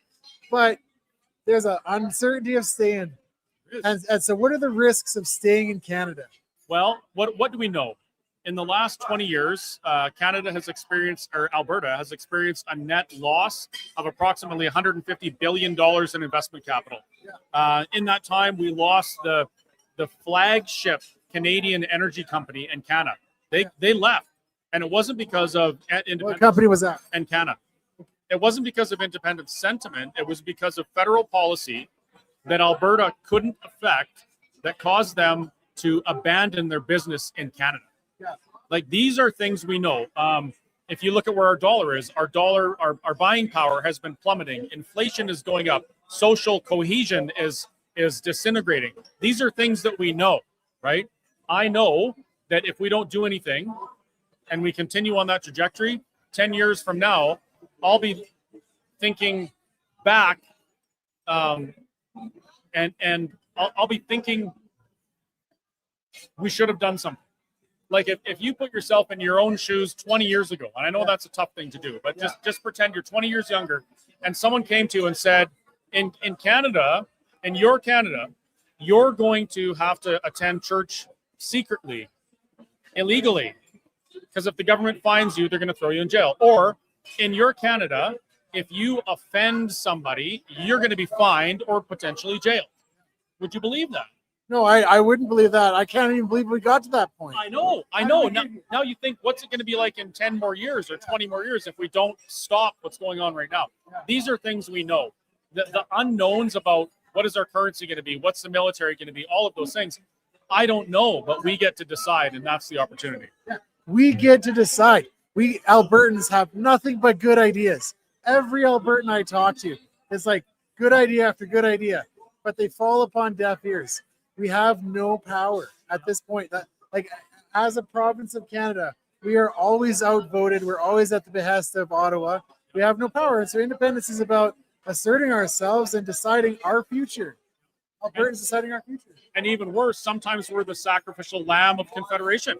I mean, look at when Carney was campaigning, they were ready to sacrifice Alberta. Oh, we're going to turn off your oil, United States. And Alberta's like, pardon me, that's like 100,000 jobs. We're not just going to stop shipping oil to satisfy your trade war, right? Without even talking to us about it. So there's even more to it than just that. Yeah. Well, hey, Chris, thanks for all you do. How can we support you? Buy a burger at the Whistle Stop. Yeah. Well, okay. You also say in your talks that you're a capitalist. I am. So give us your plug. So my website's whistlestoptruckstop.ca, which I did prior to becoming a sovereigntist advocate. I've got lots of stuff people can buy off there. I love it when people come to the restaurant and eat our food because it's delicious, and I love watching people enjoy their meals. That makes me happy. I also, Let's Talk Alberta is doing big things. We have been since we started back in February. We've been to, I don't know, at 60 or 80 or 90 different places in Alberta having these conversations. We have our advertising is encouraging conversation, right? Because the TPAs, they're putting lawn signs up, they're putting out ads to vote this way, vote that way. And the average Albertan, they don't know the facts. They don't know what to support. So our job is to have these conversations and hope that by the time the conversation's over, they know who they should support. And to support Let's Talk Alberta, you can go to letstalkalberta.com, click the donate button, no maximums. You can donate from anywhere. And what's the other one? And it doesn't count towards any personal limit, right? So you can do that. Or you can send an e-transfer to letstalkalberta@gmail.com. Hey, thanks so much, Do you want Chris. to see one of the things we're doing with our... Oh, yeah. You guys, you want to watch this. Hey, Al, line up some more for me. Right here. Oh, okay. Hey, sorry. So this is the type of thing that Let's Talk Alberta wants to do. Show it to the camera. Right up close there. This one? Yeah, right in that one. That one. This one? Yeah. Look at that. That's the new Unity bus. Yeah. Yeah, that's the real Unity bus. Well, and when we say unity, what are we talking about? What are we unified towards? Yeah. What are Albertans unified for right now? Yeah. Freedom and prosperity. That's that's the banner we unify under. And as for the the other side, the Forever Canadian third-party advertiser, they're the biggest one out there. I've actually started to agree with their lawn signs. I realize. Send Ottawa a message. Well, no, I agree with the Forever Canadian lawn sign. Oh. Because one of the things that Thomas Lukasik said to discourage people from exploring Alberta self-determination is that you'll lose your Canadian citizenship. But you can't lose your Canadian citizenship. Yeah. You will always be forever Canadian. Just Alberta won't be part of Confederation. I'm going to denounce my citizenship. Well, here's why I won't. Like, I'm just going to stop filing my taxes with Revenue Canada. I'll tell you why I will keep my Canadian citizenship, because I consider it a huge blessing to live in a country where my voice can be heard and I'm free to express my political views, even when my political views are so big as to remove my province from Confederation. That's a blessing to me. And I do appreciate what Canada has offered me in that regards. I just don't agree with where they're going now. Hey, that's well said. Thanks so much, Chris. Yeah, thanks. All right, have a great day. You too. We'll see each other again. Yes, absolutely. Yeah. Cheers. Come on over. Angela. Angela, pleased to meet you. My name's John. Nice to meet you. All right. So what's your TPA? Alberta Women for Independence. Awesome. And how can people support you and donate to you? Well, you can go to our website. It's a really long website address. Spell it out slowly for the live stream. abwomen'sindependencenetwork.com. That's easy to remember. The abwomen'sindependencenetwork.com. There you go. Yeah. Now, people always want to know where the money goes when they donate. So what are your projects? What are you doing? Sure. So, our focus for the last year and a half before we had to register as a TPA has been education, and especially reaching out to women, inviting them to be a part of the conversation that we need to have in Alberta. And so we decided that we were going to stick with that same focus. So we are doing meetings all across the province.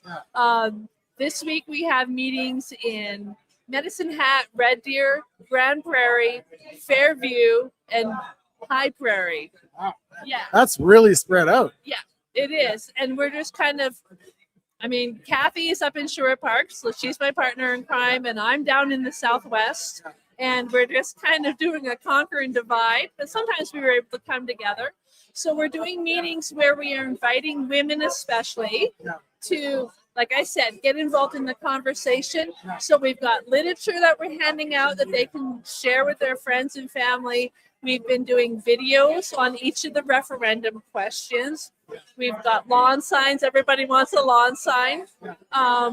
When we're at the meetings, we're handing out T-shirts as well. Sometimes we're handing out books if we can get a hold of them. So the whole focus is on making sure that we are informed voters, and just really kind of having a respectful dialogue. Like, even if people come to the meetings, then they don't necessarily agree with what we're talking about, at least we're really fostering an opportunity to have respectful dialogue, to relearn that. That's something that people used to be able to do. They would sit around the coffee table or whatever, and they would go back and forth and share ideas. And unfortunately, we've lost that in our current society. And so our focus is on allowing people to experience that again and to realize it's okay. Yeah. We can have these really hard conversations. Yeah. we always do it over dessert. That's kind of our tagline. So if you come to the meeting, you get dessert. You get dessert. Some, these conversations need dessert. That's our tagline. So yeah, it's just a real great opportunity to come together, have that community, have these discussions, and yeah. Well, what you said about how we've lost this in society, I'm perplexed by that, because it actually feels like that. We talk over social media, we talk past each other, right? And I feel like it's just shouting past each other. And when can you sit down with people and just have a reasonable conversation, And that's what I try to do with my channel as well. I have a channel, I talk to people, but I do find that most of the people who want to talk to me are men, and it's like, maybe it's because I'm a man, but so what are women, what's the perspective like? What do women say about this? Because it's a group focused on women for independence. Well, like politics can be kind of an ugly game. It can be there's a lot of blustering, a lot of ego, some aggression. For a lot of women, that's a turnoff. We're busy moms, we're busy grandmothers. Maybe we're the ones putting the bread on the table. And so we just don't have a lot of time for that. But we do have time to get together and to have these conversations. While the facts are really important, and the facts support the idea of Alberta independence, that we could do this on our own, there is also an emotional aspect to this. What we are asking people to do is actually very difficult for some. A lot of our personal identity is tied up in our nationality. And so we're asking people to kind of step away from maybe how they've been for 30, 40, 50, 60 years and consider the possibilities of something new. And that takes time. You can't just throw facts at somebody who's struggling with that and say, well, what's wrong with you? No, it takes time, and you need to be able to process those feelings. And when you're sitting in a warm environment, as we try to foster, and you're sharing food and you're having that discussion, it's a lot easier to get past that than if you're just being bombarded by facts. And that's just the way women are. We're wired differently. And so it's okay. That's such a profound thing to say. It's like you're sitting around in a small group sharing food, and that just is the context for how you're going to have these deep political conversations. What a brilliant idea. Like, I'm so happy that you're doing that. Yeah, and you know what? It is so fun. Like, we're just having an absolute blast with this. And it's like every time I leave a meeting, I'm just like, thank you, Lord. Like, I just feel like my community has just grown even more. And I know who my peeps are. And it's just this wonderful feeling. We have lost community. We have lost the sense of unity that we used to have, the sense of patriotism that we used to have. And so that is all part of this as well, right? That we are finding our people and surrounding ourselves with people who support us. Well, like you said, that we're finding our people, right? And if, like, we're building a nation, these are our people here.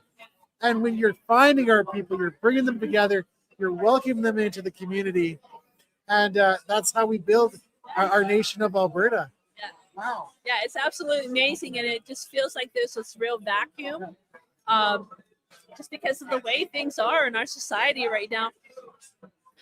I mean, social media, I'm sure, has a large effect on that, but also I believe that the idea of unity has been intentionally destroyed within Canada. Well, diversity is the opposite of unity, kind of, isn't it? It is, and it's supposed to be our strength. Yeah. Unity is our strength. Unity is our strength. I was going to say that. Diversity is our weakness. I mean, you can be diverse in different ways, in that we don't have to be carbon copies of each other. And we can have, different life experiences or whatever, but you have to have something to unify yourself around. If you don't have that, you are not a nation. Yeah. Like a shared dream for the future, shared values, right? Shared culture. Alberta has a unique culture, Yes, we did a series, and I would recommend if people want something good to watch, we did a 7-part series based on a paper that Colonel David Redmond put together back in 2024, where he talks about the 6 national interests. And the first one is unity. And he says, if you are not surrounded or you are not unified by shared values, ethics, and beliefs, that's not shared culture, and that's not shared religion. It's shared values, ethics, and beliefs. So you have to find that commonality.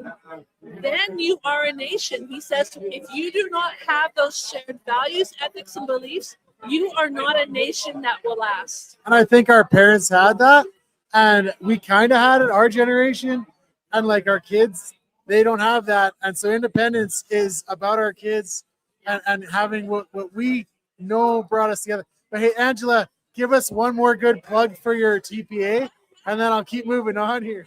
Well, I just want to say thank you for all the support that we've received today. It is overwhelming. Yeah. And I mean, Kathy and I have been doing this for a year and a half out of our own bank accounts. We have never asked for donations. So it's really odd to us to ask for donations.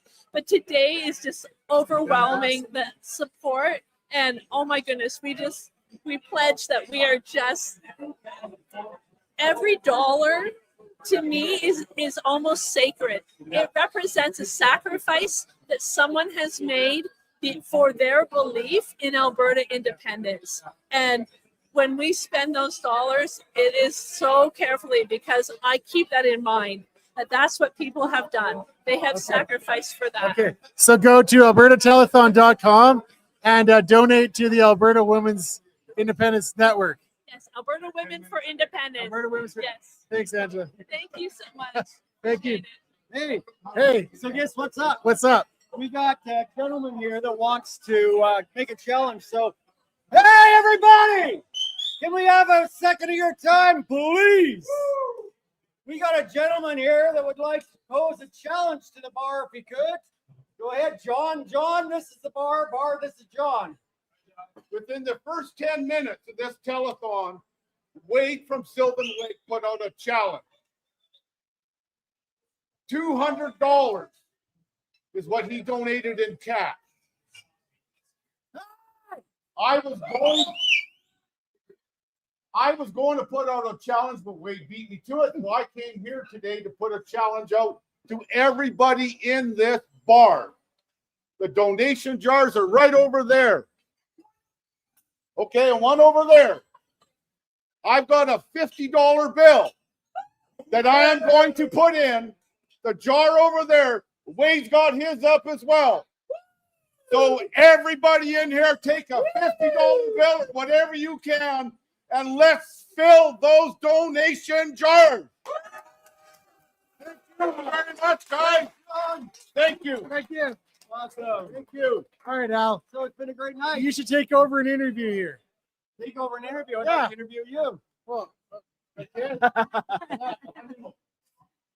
I'm not that interested. Come on. Have you shown the magnitude?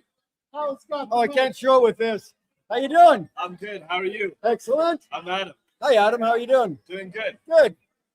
What brings you here tonight? Yeah, you know, Alberta is a very financially attractive location. Yes, it is. And one of the big things that people are speculating and investing in is AI data centers. Yeah. Now, AI data centers has a lot of heat exhaustion. Yes, it does. And one purpose for that can be utilizing that to connect it to greenhouses. Where is that? Alberta can utilize this to grow tropical plants, vegetables, and fruits to boost the food economy. Yes. So that way we can diversify our economic output by not only being oil and gas, but also being an incentivized hub for tech data centers, and also for food, creating an availability for it, lowering the cost of living around food. And even that heat output could be utilized to also heat houses. Yeah.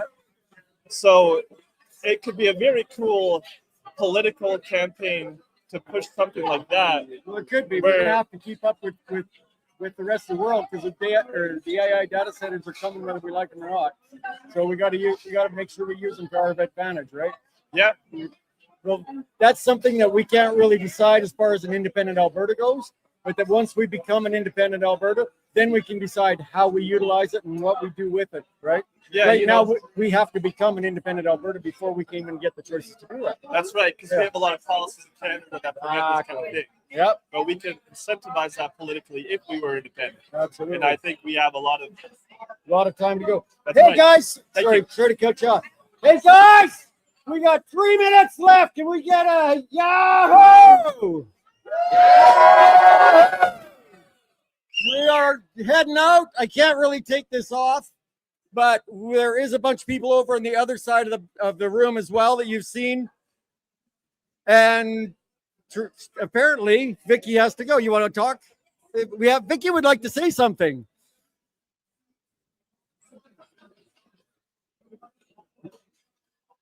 Hello, everybody. I guess I'll get in front of the camera here.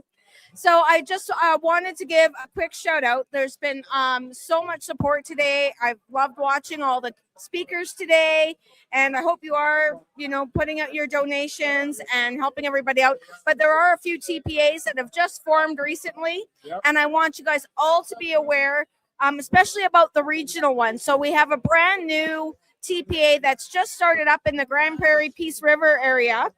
And I'm going to read it just so that I don't screw anything up. It's called North Alberta Strong. And they're a third-party advertiser that has come up in Peace River, Grand Prairie. And again, they're out there to educate and get people to understand why they need to vote for option 2 on October 19th. Absolutely. So I just wanted everyone to know that look on the Elections Alberta website regularly. There's going to be new TPAs popping up. Find the one closest to you and help support them. Awesome. Thank you so much. I would like to say to Vicky, what are your thoughts on tonight? Amazing turnout. And again, I've been watching online all day before we got here. So everyone's doing a fantastic job.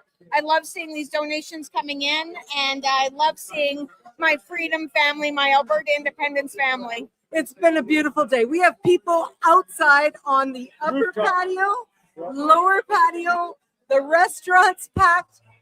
The boat lounge is packed. It's the place to be. So what time is it? It's time for us to go. So he's going to plug us off right now. We're going to be back in about an hour. Right now, we're going to pass it off to Derek Smith up in Edmonton, and we'll see what he can do while we're having some more fun here at Paul's Pizza. We'll see you back here in about an hour. Thanks, and have a great night.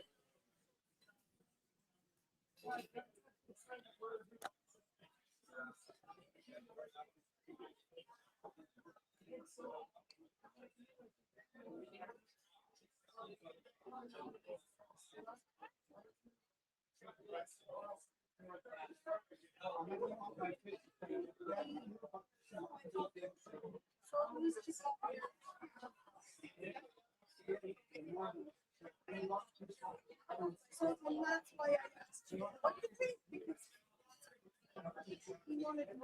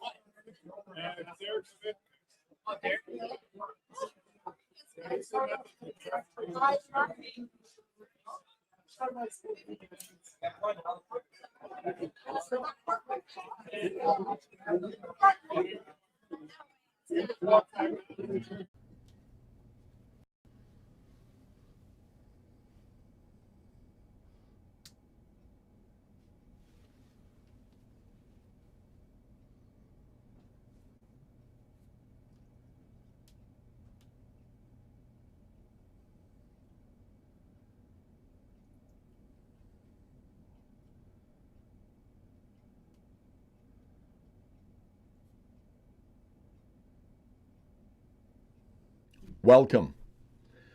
3 months from today, you'll be asked to vote for option 2 on question 10 in the referendum. But a lot is going to happen between now and October the 19th. Let me put it to you this way. Over the next 3 months, the full weight of the federal government of Canada, the Liberal Party of Canada, and the Prime Minister of Canada, Mark Carney, will come down on Alberta to try to stop us from gaining our independence. Not only that, the full weight of the Conservative Party of Canada, its MPs, many of whom you voted for, and its leader, Pierre Poilievre, will come down on Alberta to try to stop us from gaining our independence. And a little closer to home, a woman you probably voted for and trusted will be campaigning against you for trying to get a better life for yourself, your children, and your grandchildren. Not only that, these parties have endless amounts of money.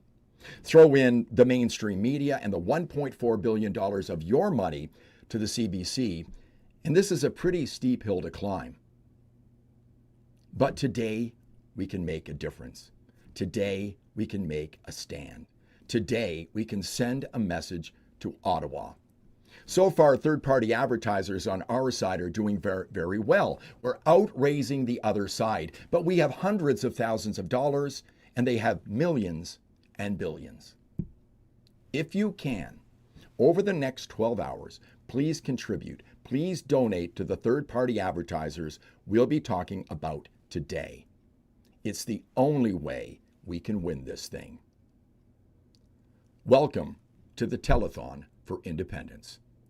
Now let's kick some ass.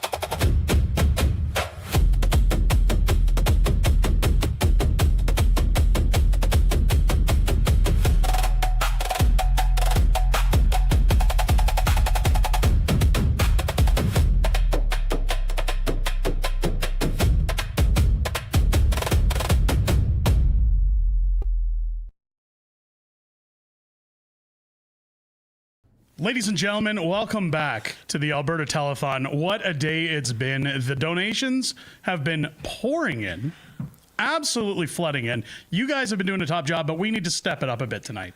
The Fringe is here. The whole team is here. We have Tiffany, of course, my lovely wife and Friday night co-host. Mike is joining us in studio as well. And Keith, say hi to Keith. Keith's here. Hi, Keith. Keith, he's had a long day. He's a little tired, so we're not going to hold that against him. But we just had to make sure that we wrapped him up for you so that we knew it was Keith. Got a lot to talk about today. We got a lot to talk about in terms of the telethon. First, Mrs. Fringe, would you like to update us on the numbers? Yes, I would love some to. Updates on the TPAs. What do we got? Give us So we've got Keith and Tanya are sitting at $60,000. Wow. We've got Corey is at $16,000, and Levine is at 11.5. Oh, unbelievable. Mhm. The donations have been coming pouring in, and now the other TPAs are still doing what they're doing. Yeah. These are the updates we have for you. But folks, we can do better, okay? Of course we can. I'm not going to be happy until we see at least Keith's astronomical $60,000 break six figures. We have to get that done tonight. This is the time to donate. And without that, let's not have fake Keith anymore. Let's bring in real Keith. It's bring in real Keith. There he is. There he is. Better late than never. We can't have a telethon Excited without to real show. Keith. You guys didn't really think we were going to do this without him, did you? Keith, welcome into the show. Well, thanks for having me. It's good to have you. Now, I want to get something clear as we talk to all Albertans right now. You must be in Alberta to donate. You can see at the bottom of your screen, AlbertaTelethon.com coming in. The Fringe has a donation to make. Yes. And it's time we talk about that, because let's be honest, folks. I'm going to talk to you about Alberta. See, what Albertans do, what Albertans like to do, is Albertans like to dig into their pockets, and Albertans like to make sure that everybody gets their fair share when it comes to Just trying to independence. count it as you go. When it comes to making sure that we look after our province, we look after our future republic. Now's the time to dig in, folks. If you really want to support Alberta, if you really want to support your kids' futures, as you can see, I'm flushing my children's college fund out the window right now because I want a new republic, and I think Keith Keith Wilson is the man to do that. So without further ado, I'm going to stop throwing money at Keith like a cheap stripper. There's $1,000 from Unacceptable Fringe for Keith Wilson and his TPA. Thank you so much to everybody in our amazing community who's helping contribute to this. Get into your wallets, folks. Now's the time to dig deep and show the world Alberta means business and that we're ready to get out of Canada. We're moving forward. Keith, we have to talk about this white paper. Sure. Racist term, by the way. Yes. It should have been a black paper or something, but let's talk about the white paper. Sure. Coming out at the end of the month. Yeah. Now, the white paper is going to be different, I understand, from the value of freedom. Correct. Because we were talking about that earlier in the telethon. What can people expect out of this white paper when it comes out? Well, what the white paper is about is to answer people's questions about what happens after the vote for independence. Okay. What does life look like? How do we have continuity? How is it that when people are planning a vacation or a business trip, that the airlines still run? What happens with your mortgage? What happens with the ordinary things that you do every day in your lives? How will the continuity of business services, of contracting, of trade? So we've got some incredibly smart people that have come forward and helping with the Alberta Transition Council, the white paper, and it covers every aspect of continuity. It addresses those areas where the federal government currently has a role. And, you know, at a certain level, it sounds like a daunting task, but it's really not, because I've joked in some of my interviews that old Secretary of Defense Rumsfeld had an expression where he gave a press conference when he said there's known knowns, known unknowns, and unknown unknowns. Right. We know each of the services and roles that the federal government currently provides. We know that they run a passport office, very poorly, I might add. We know that they have customs and borders agents at the airports and the border crossings. I could keep going. So we've identified all of the functions of the federal government. They set policy regarding currency. They regulate the banks.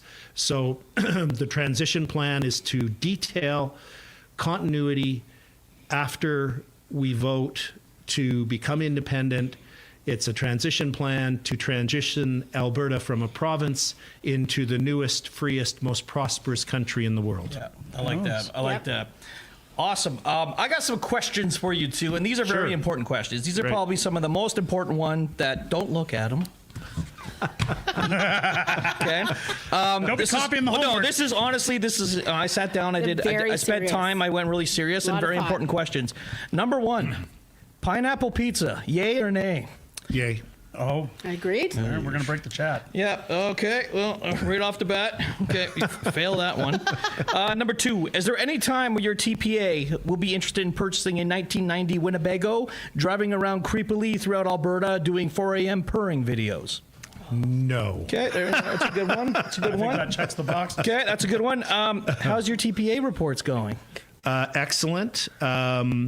It's a huge task, especially given the number of donors that we have, and because the Elections Alberta went to the Smithsonian Institute and hired the computer coders from the 1990s to design their interface. So for every single box, you have to do a click, drop down, select, click down. So it takes a tremendous amount of time. But we've filed early every week, and we're going to continue to do that because we're not going to let these guys discourage us. All right, I like that. You know, the old punch cards. Okay. Okay. What kind of pancakes do you like? I don't like pancakes. I'm more of a waffle person myself. Yeah. There you go. There it is. We're not into fascist pancakes. We don't do fascist pancakes here. And I got a last one for you. Do you, like I do, believe that John Bolton is a vampire? I hadn't given that any thought. I hadn't heard that before. I think I need to do some research. Dude never sleeps. Never sleeps. Doesn't sleep. Hi, it's 2:45 a.m. and it's John here, and I've been up for the last 45 minutes. Got my big blue mug of coffee. Sometimes a person can overanalyze things. I think you've just identified the obvious. I think it's clear. I think there's no other explanation. I think it's easier than that. The facts are there. I think what happens is it's more like, hi, it's John. It's 3 a.m. and I just said something offensive to my wife, so I'm in my studio filming a video for tomorrow. I think that's the way it goes. But hey, we're all doing our part for Alberta. I think that's great. Mrs. Fringe. I do have some questions as well. More serious. Not as good as mine. I wrote them down. Critics raise fears about national debt share, currency or military. How does the white paper address Alberta's leverage in negotiations, drawing on precedents like Norway, Sweden, or the Velvet Divorce? Sorry. I got it. So there's a couple of questions in there. Yes. The first one is, how would Alberta address the debt in the negotiations, for example? Well, that's an open question, and it's still being worked on. And but what we have to keep in mind is a number of factors. First of all, in terms of how do you calculate what Alberta's share of the debt is? Do you take into consideration the fact that Albertans to date have sent over $300 billion more in tax and other contributions to Ottawa than we've received back because of the equalization program? So throughout the history of equalization, here in Alberta, we've sent $300 billion more to Ottawa than came back to Albertans, okay? So if you give that as a credit, we might not owe anything, right, just from the get-go. Another consideration is, well, our tax dollars went to build the new bridge from relatively new, that goes to PEI. So what's 12% of the value of that bridge? Look at all of the different things. They built a garage at Rideau for the Governor General, and it was like $3 million or $30 million. Well, we get 12% of that. So in other words, it's not clear. Those are calculations. There's a number of ways to approach it. I've been litigating complex and a lot of high value cases in my legal career for over 30 years. And I'm very experienced in dealing with these kinds of negotiations. And what happens is the parties will both come up with a methodology of how to pick the number. And then the other side says, no, we don't agree with that. This is a better way. So it's not clear to me what the number would be. But the bottom line is Alberta has a lot of strength. And that's the second part of your question, our negotiating position. I've negotiated most commonly on behalf of landowners, farmers, and ranchers against multinational oil companies. So I'm used to an underdog position. In this negotiation between Alberta and Ottawa, Ottawa's the farmer. We're the oil company. And what I mean by that is we are the largest contributor of growth and GDP growth in the country. Our economy is super strong and is growing. We keep seeing these announcements like Meta, $13 billion for a data center and all these other things. That's the power of our economy when it's restrained, with Ottawa with its knee on our neck. Imagine what we can do when we get that knee off our neck and we can pursue our potential. But more importantly, for those of you who saw my debate, the second public debate with former Premier Kenney, he said something during the debate that just shocked me and made no sense. He said that if Alberta separates, the federal government might stop the flow of oil through the TMX pipeline to Vancouver, as well as through Line 5 and 9 to Ontario and Quebec. And if anybody was in the room, they would have saw me tilt my head and look very puzzled, because if we stop the flow, if for whatever reason the flow is interrupted to the Burnaby refinery in Vancouver, they run out of gasoline, diesel, and jet fuel in less than 11 days. Their economy comes to a screeching halt. Also, I did a detailed analysis and talked to experts. The same thing happens to in Ontario. The refineries at Sarnia get our oil. We also send different products through. That turns into gasoline, jet fuel, and diesel. You cannot run a car plant if the diesel highway trucks can't fill up with fuel.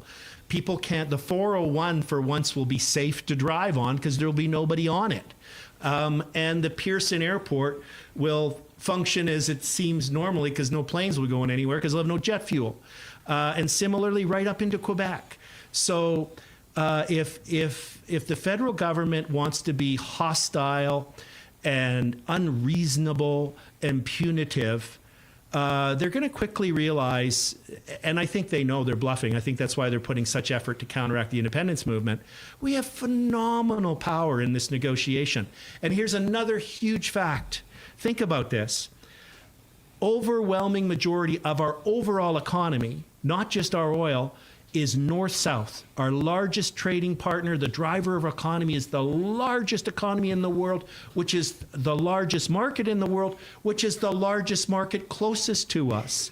If we lost the ability to trade with the United States versus lost the ability to trade with Ontario, and you had the ability to choose which one are you picking? Ontario in a heartbeat. So we have phenomenal leverage in this negotiation.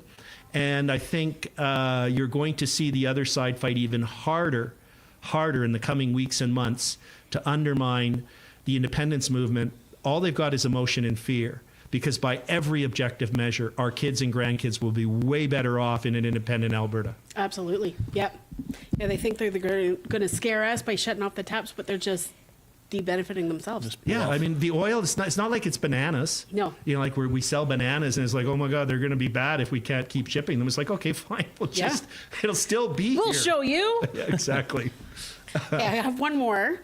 So for the many Albertans who aren't fully sold on independence yet, but feel deeply concerned about their kids' and grandkids' future, rising costs, fewer opportunities, and watching Alberta's wealth and potential constantly held back by decisions made far away in Ottawa, what would you say to them about why choosing option 2 on October 19th, I was hoping that would happen, could open the door to more confident, prosperous Alberta, where our own resources, work ethic, and values finally build the kind of province we all want to pass on?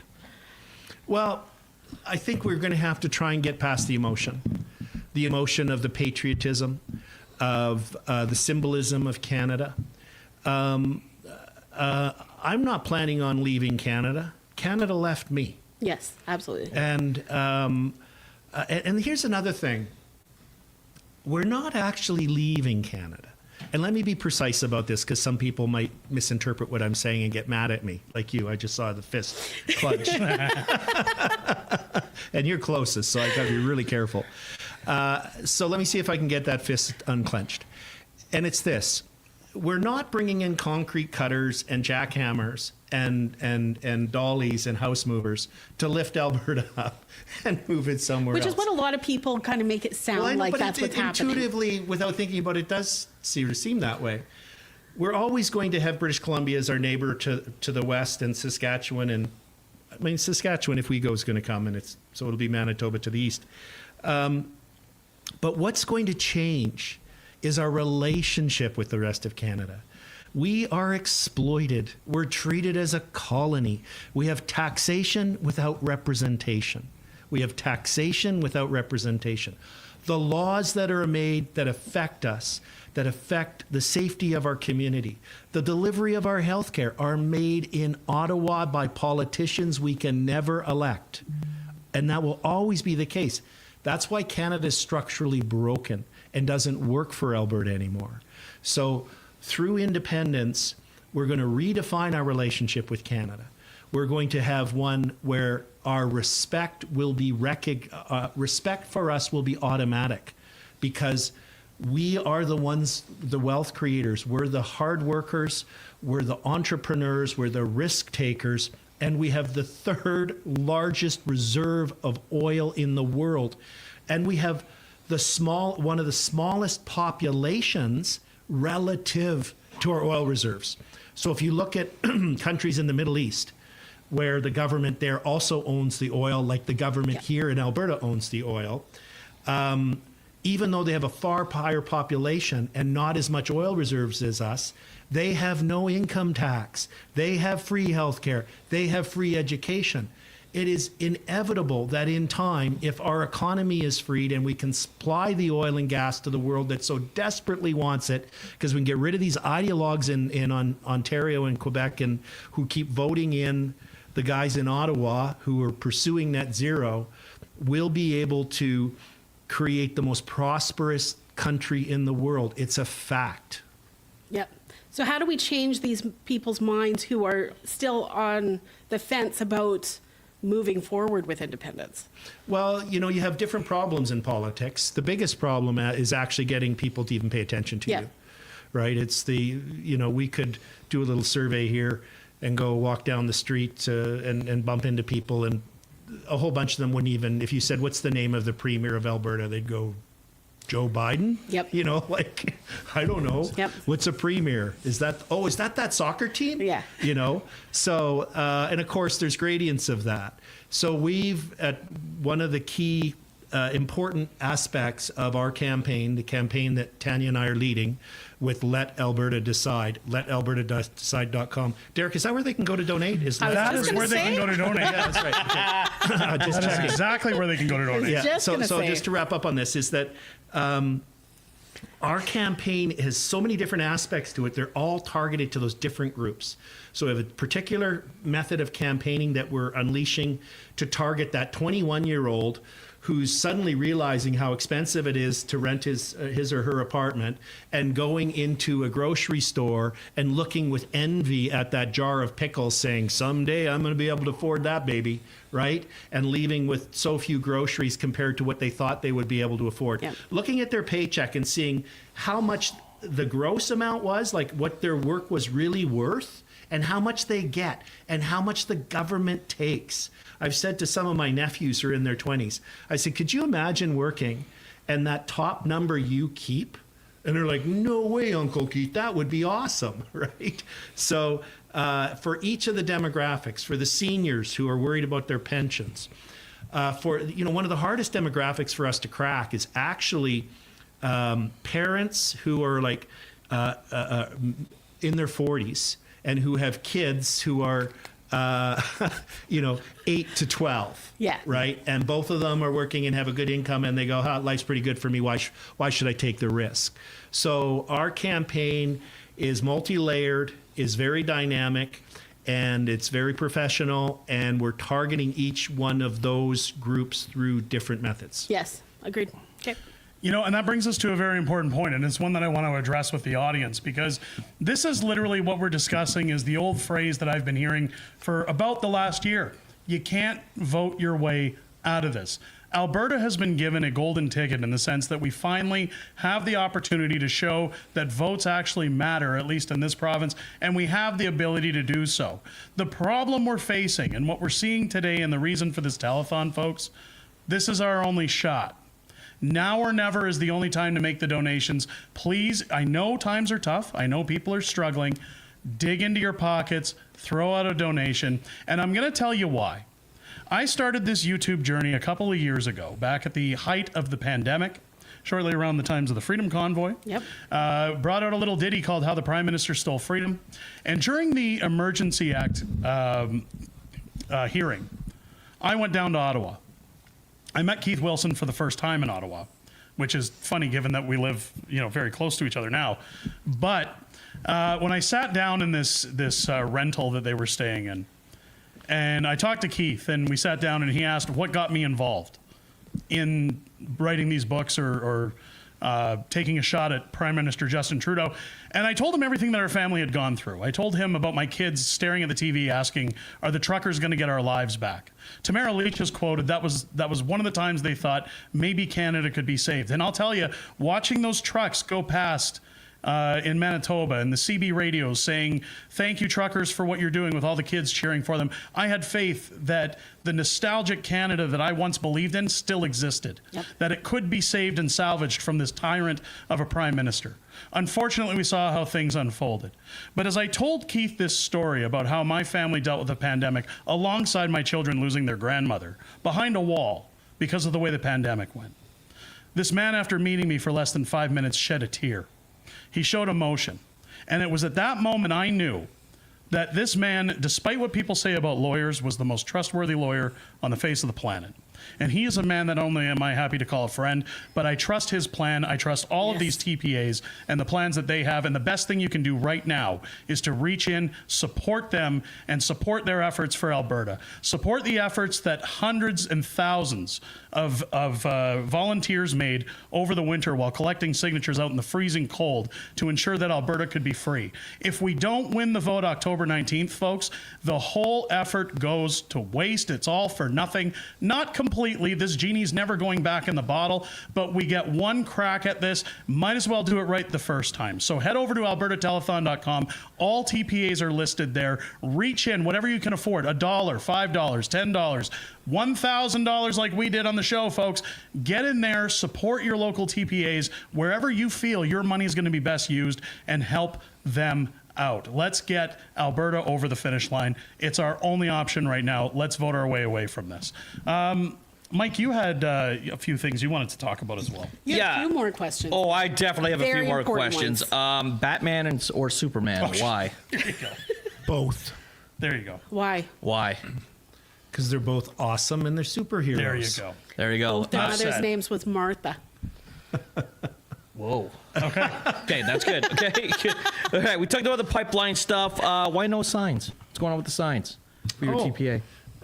My Ford operating base in Calgary sending me messages. Lawn signs, lawn signs. So if you go to our Let Alberta Decide website, you will see there's an announcement. We were putting it out on social media today. We have 3 sign locations set up for tomorrow at 3 different points in Calgary. You can go to the information. It'll give you the locations. Very easy to understand. We just sent out an email to a couple thousand people with that information as well. From 10:30 till 1 p.m. tomorrow, we'll be doing our small sign distribution.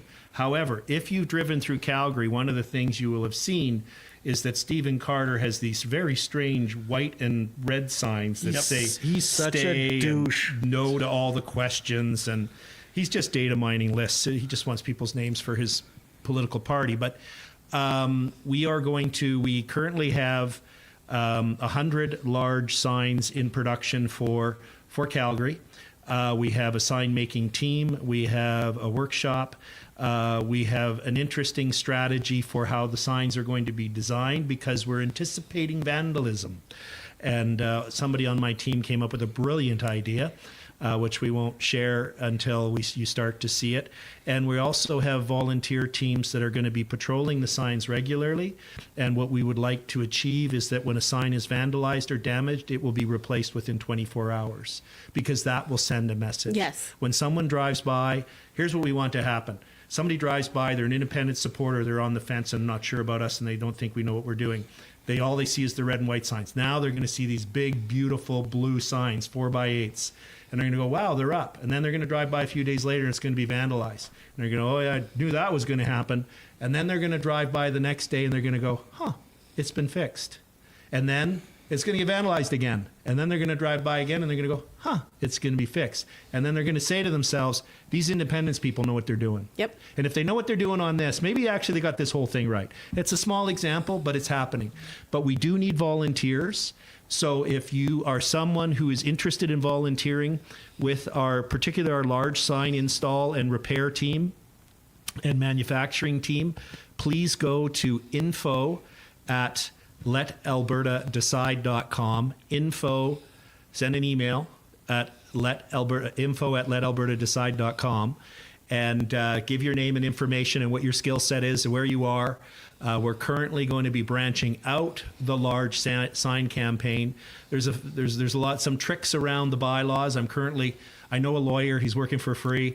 I'm reviewing all the sign bylaws Great lawyer. right now.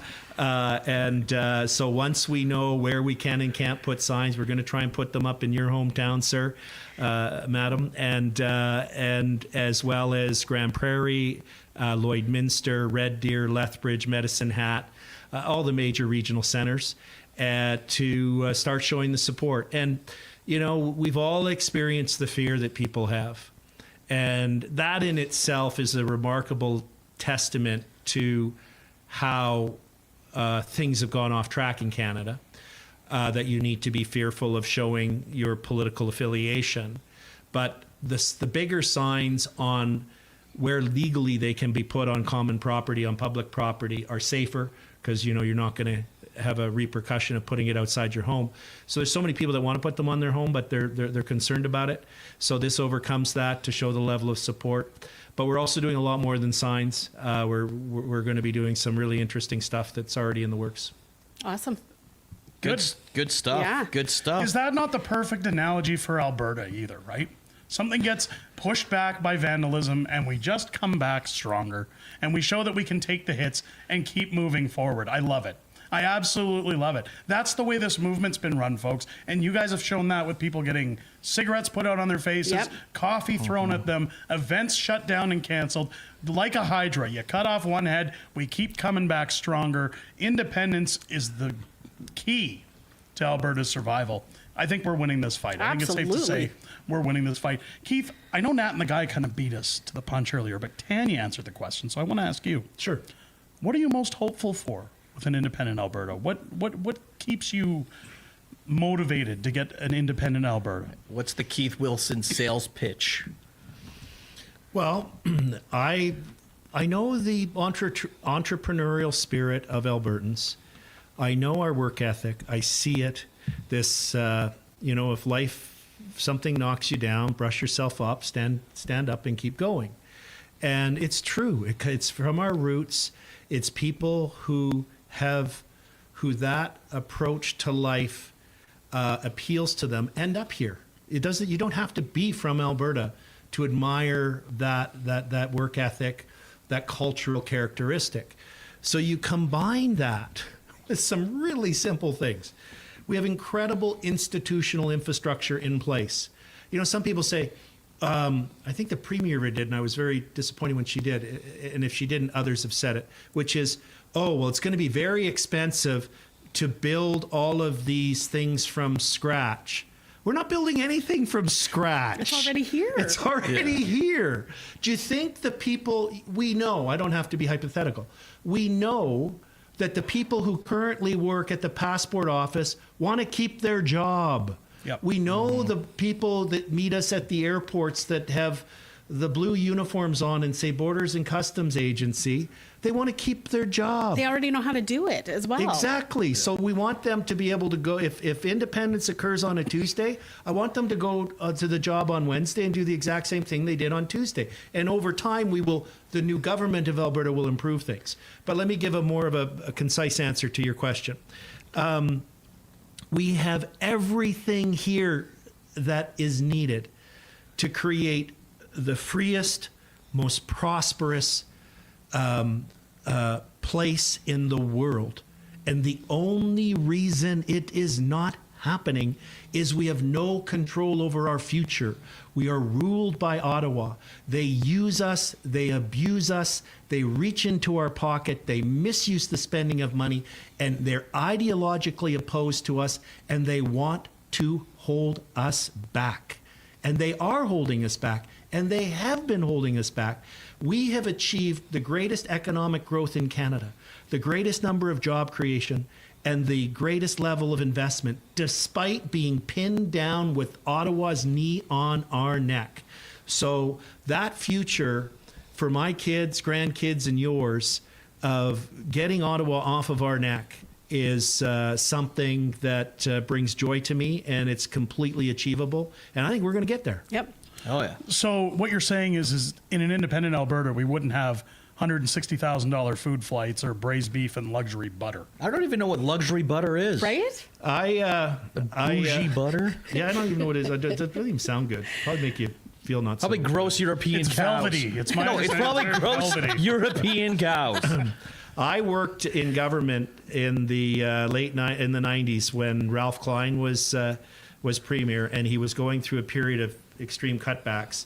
And we went from having lunch meetings where catered food was coming in with fresh fruit shish kebabs and chocolate dipped strawberries, I kid you not, to lunch meeting, no food, bring a bagged lunch. Yep. And we all literally showed up with a brown bag. And nobody complained. We I'm didn't sure. complain. Yeah. And the waste that occurs in government is off the scale. Absolutely. Because it's not their money. They don't care. They're spending your money. Yep. You know, it was one thing my father always said, because we moved to Alberta in 1995. We lived in Alberta. My father was transferred out to Manitoba, moved back in 95, 10 years later. And when we came out, I was a teenager, and I asked him, why are we uprooting our lives and going out to Alberta, of all places? To meet me. And well, that was one of them. But you know what he told me at the time was Alberta was booming. It was the mid-90s. The oil boom was huge. Entrepreneurs were coming in. Home business startups were at a highly successful rate. And he said, Alberta's the one province in the country that you can make a name for yourself and that you can get ahead no matter how high you want to go, as long as you're willing to get your hands dirty and put in an honest day's work. If you're looking for a job, you can find a job within a day. And if you want to work your way up a corporate ladder, they will train you. They will actually help you get ahead because they want to invest in their own people. And at 15 years old, I didn't appreciate that. But as I grew throughout the province, as I spent my time in Alberta, that reigned true up until about the early 2000s. Once we started getting governments in that wanted nothing more to do than to use their names like a NASCAR driver to give contracts to their friends, scandalous spending, Trudeau happened, we all saw how things went there. I think it's very adherent at this point that Alberta understand those days can come back. When I talked earlier about the sentiment of what Canada used to be, if you were in Alberta anytime before the year 2000, following the National Energy Program, seeing those booming years, that can return tenfold in Alberta under a new republic. When you think about the teachers who are protesting right now saying, we need a raise, we need more money, we need smaller classrooms, how many schools could we build without the bureaucracy of the federal government and red tape? With the billions we're not sending in transfer payments, how fast could we build those schools? How many teachers would be clawing their way into Alberta to get a job because they're no longer paying federal income tax or GST? Same thing with hospitals, doctors. How many doctors would love an extra 30% on their paychecks? I see Mike's note there. AISH benefit would benefit us. AISH as well. You look at AISH and ADAP. Yep. Those on disabilities could finally start getting real funding. And those who are taking advantage of the system, folks, they would be removed. Yep. We would have a brand new program. The prosperous nation of Alberta would be a true marvel to behold. I think people from all over the world, let alone Canada, would be flowing in at an alarming rate. We would have to vet who's coming in. But nonetheless, as nice as that sounds. That would be nice to just vet people who are coming in. The idea of I'm an independent pro-vetting. Alberta for the last year, ever since I watched Pierre Poilievre lose the federal election, I was pro-Pierre. I thought finally we got a chance. Things can change. I was shown very quickly that the government can kind of set the system how they want it to in order to win their elections. There is no hope when it comes to being on that carousel. Now, if the definition of insanity is doing the same thing over and over and hoping for different results, now's the time we do something different.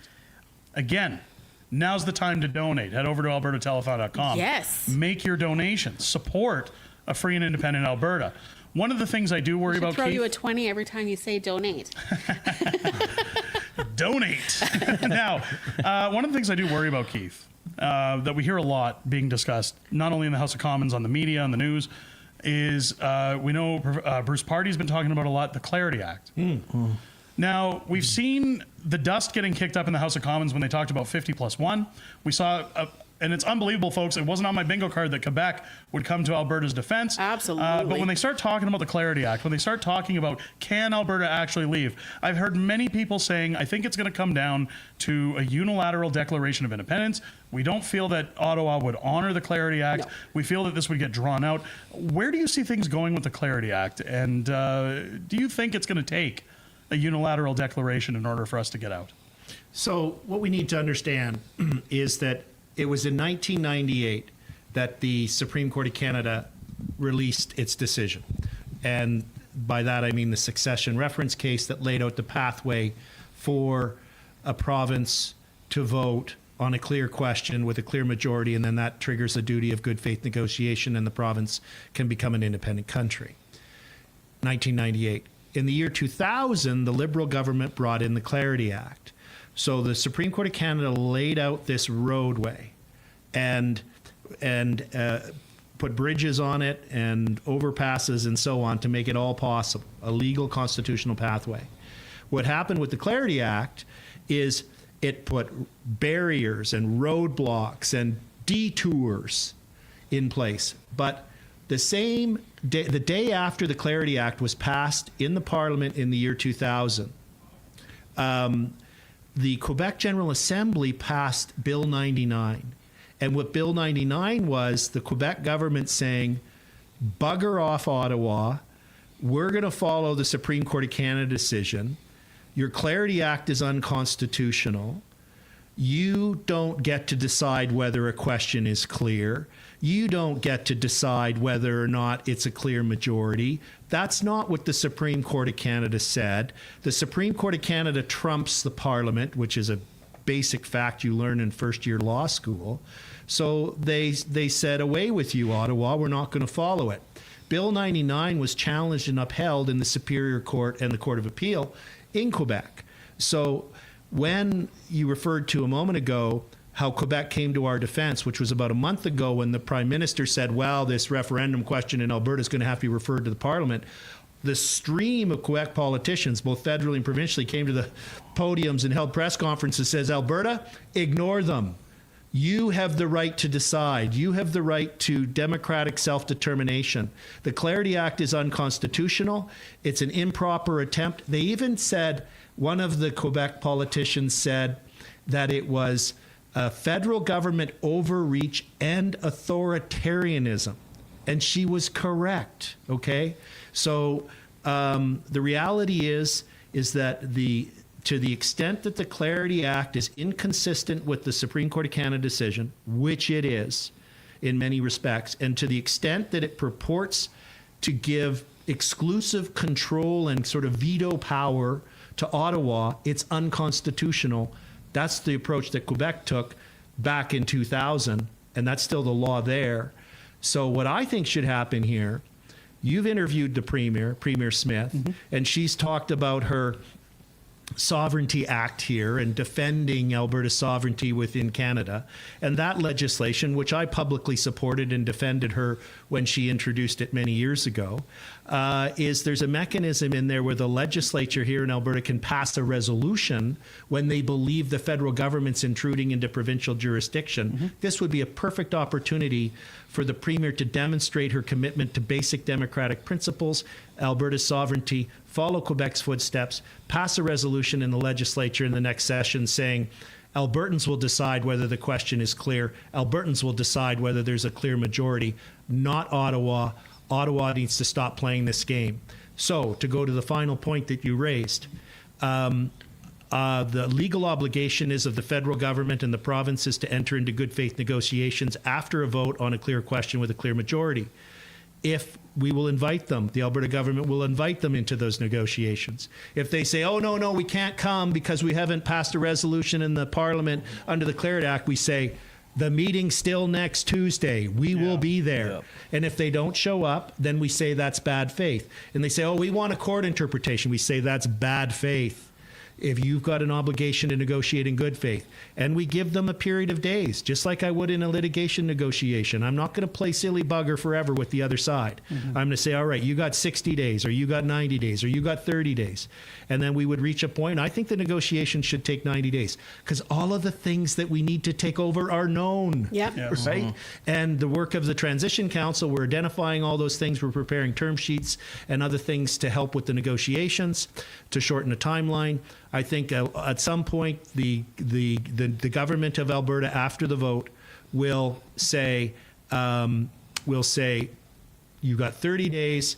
If we don't reach a deal, if you don't engage in good faith negotiations, we're going to use paragraph 155 of the Supreme Court of Canada decision. We're going to issue a unilateral declaration of independence for the new country of Alberta. And where do you suppose that would lead us? Because a lot of people, and they're going to say it goes to MAGA, it goes to the United States. Do you think President Trump at that point, or any country around the world, would come up, call Mark Carney and say, well, I got to be honest. That Alberta government, they're really something, okay? And they just call the unilateral declaration of independence, they're wonderful. So we're going to recognize Alberta. Do you think that's going to happen, or do you think that we're going to have more tumbleweeds to get over before Alberta can break away? No, I think it's going to happen right away. Okay. Because government's an artificial construct. Nice. Right? I mean, try and touch it. They can't sit here in this room. I can touch this. Yeah. I can touch this fine man. But that'll cost you. There we go. Yeah. That's I got money. Donate. So the point is that I think I think the negotiations, if we negotiate from our true position of strength, which respectfully is not something the Premier has done to date. She went into this negotiation over this pipeline like if she was in a poker game and she barely had a pair of twos. And the fact of the matter is she had 3 aces and 2 kings. Phenomenal leverage. So back to your specific question. I think what will happen, if they're going to be vindictive, you know, Peter Lougheed, when he was Premier and was getting frustrated with the Liberals in Ottawa, the federal government, he announced that the government of Alberta, if the federal government didn't come to the table, would reduce the flow, didn't actually do it, would reduce the flow of 9 Line and 5 by 15%. And they came to the table and they amended the Constitution and put in Section 92A, which, by the way, the federal government completely ignores and overrides right now, so it didn't achieve much, but that's the structural problem. My point is, if they really want to be mean and unfair and vindictive, we have phenomenal leverage. We can play ball. Have direct control over whether or not 2 major sources of the Canadian economy can carry on tomorrow, which is the supply of energy to their localities. So I think we have tremendous strength. I cannot see a circumstance. You know, somebody said, oh, well, the Canadian government would send in the army.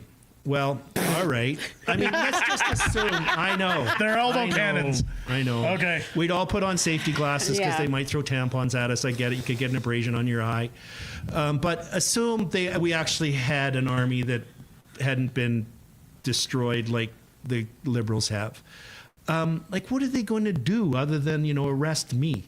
You know, like, are they going to arrest you too? Like, are they going to arrest everyone? I don't know. I'm guessing with my luck, they probably would. Yeah. So, Gulag, we go, baby. I'll be calling you, Keith. Yeah, and I'm doing black market tattoos. You know, and remember this. This is super important for everybody to remember.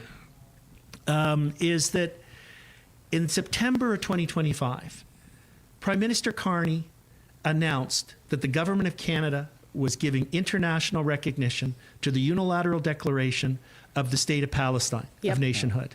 They don't even have a defined boundary. At least Alberta has a defined boundary, a defined people, a defined culture, and a defined economy. So he's refreshed and renewed the concept that an identifiable region can invoke paragraph 155 of the Supreme Canada decision and engage in make a unilateral declaration of independence. And you know that the Americans and President Trump's going to say, well, Prime Minister, you remember you did this in September 2025. I'm doing it now. You know, you did it back then. I don't like that you did that. Yeah. So this is, and you know, the next country to recognize will no doubt be Israel. And there's at least 20 other countries that are going to recognize. And the most important country to recognize us is our largest customer and the largest economy of the world that we supply the most of things to, and not just oil. And we know they're going to. So we're in a tremendous position of strength. And I think what will happen is we'll enter into a bilateral agreement with the rest of Canada for mobility and trade. I have a son in Vancouver. I still want to travel to Vancouver. People are going to...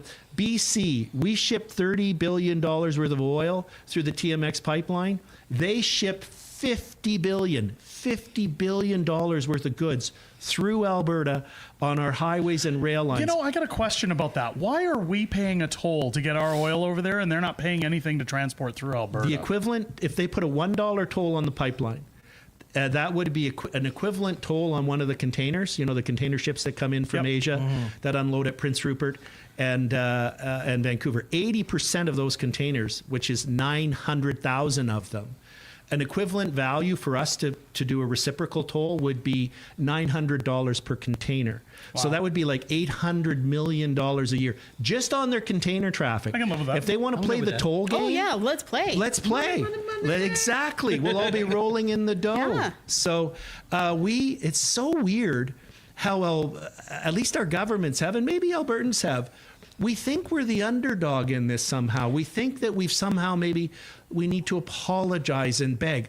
We literally go to Ottawa, please, sir, may we work harder and generate more wealth so we can give more of it to you and you can tax us harder. We've been treated as such for so long, and all the other provinces think we are as well. Yeah. And we have so much strength, so much inherent natural strength, and it's time for us to exercise it.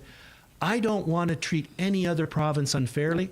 I want to have adults in the room having a fair and respectful discussion.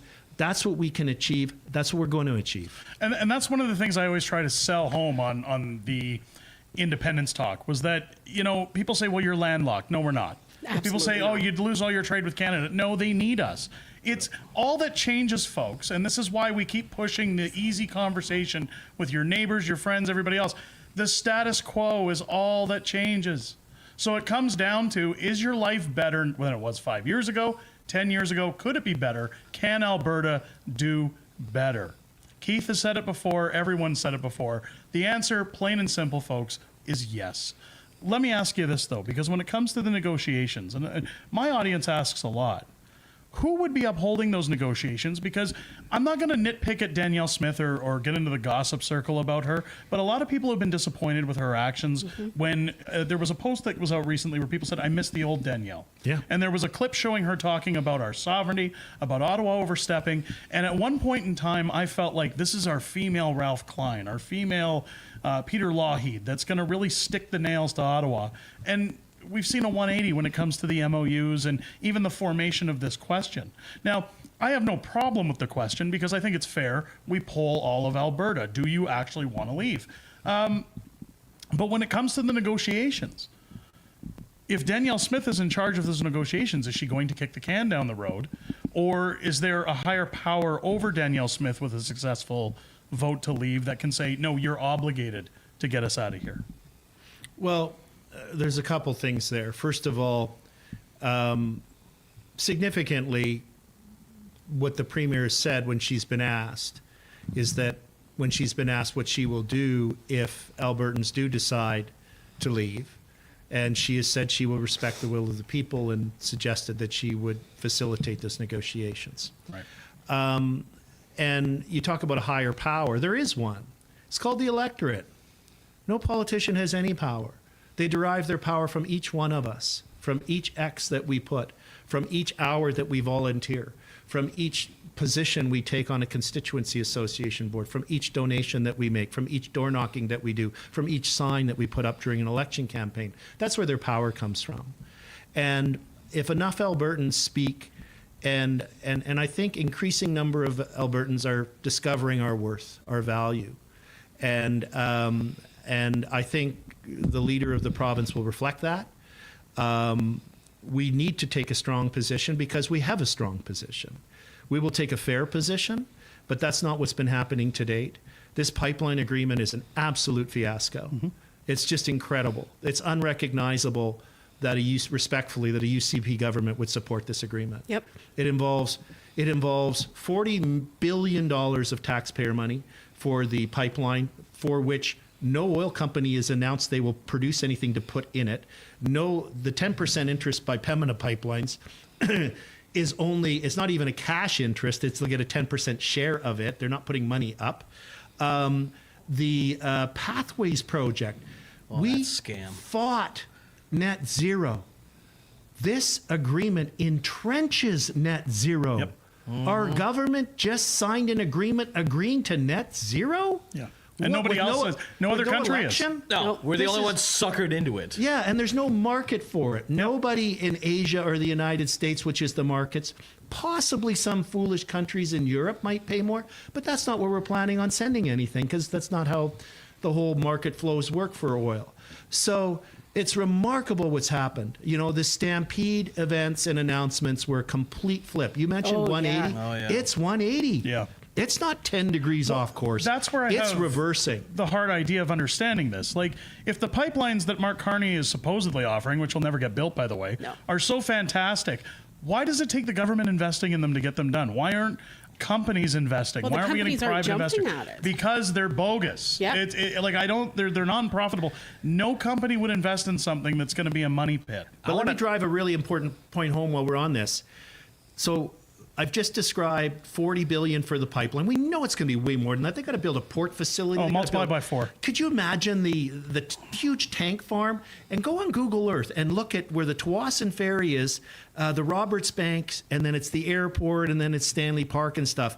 the protests and everything to stop that tank farm there are going to be off the scale. There's a First Nations right there, but let's assume it gets built. 40 billion, then 25 billion for pathways. All of this is around 70 billion once you round up a little bit. Just to put that in perspective, because we keep hearing about billions here, billions there. The entire budget of Alberta for delivering healthcare, education, our transportation, our roads, our bridges, our LRTs, all of the things that the province delivers is $70 billion. Unbelievable. And this announcement has been made, all goes on the taxpayer. We have an affordability crisis in Canada because it's been driven by inflation through out of control government spending, ridiculous taxation. This pipeline announcement makes all of those things worse. Now, the good news is an MOU is non-binding. All of these agreements that have been announced, including the Pathways Agreement from last Monday, are non-binding. The UCP needs to do some soul searching. Its leadership needs to have an honest look in the mirror, and they need to say, all right, maybe we didn't get this right, and fix it before they sign the binding agreements and commit all of us. There's only one taxpayer to $70 billion of wasted money. Even more reason to support the cause, to donate today. Well, I'll tell you what, folks. Keith hit it on the nail, or the nail on the head when he said it's going to take a leader. It is going to take a leader. Absolutely.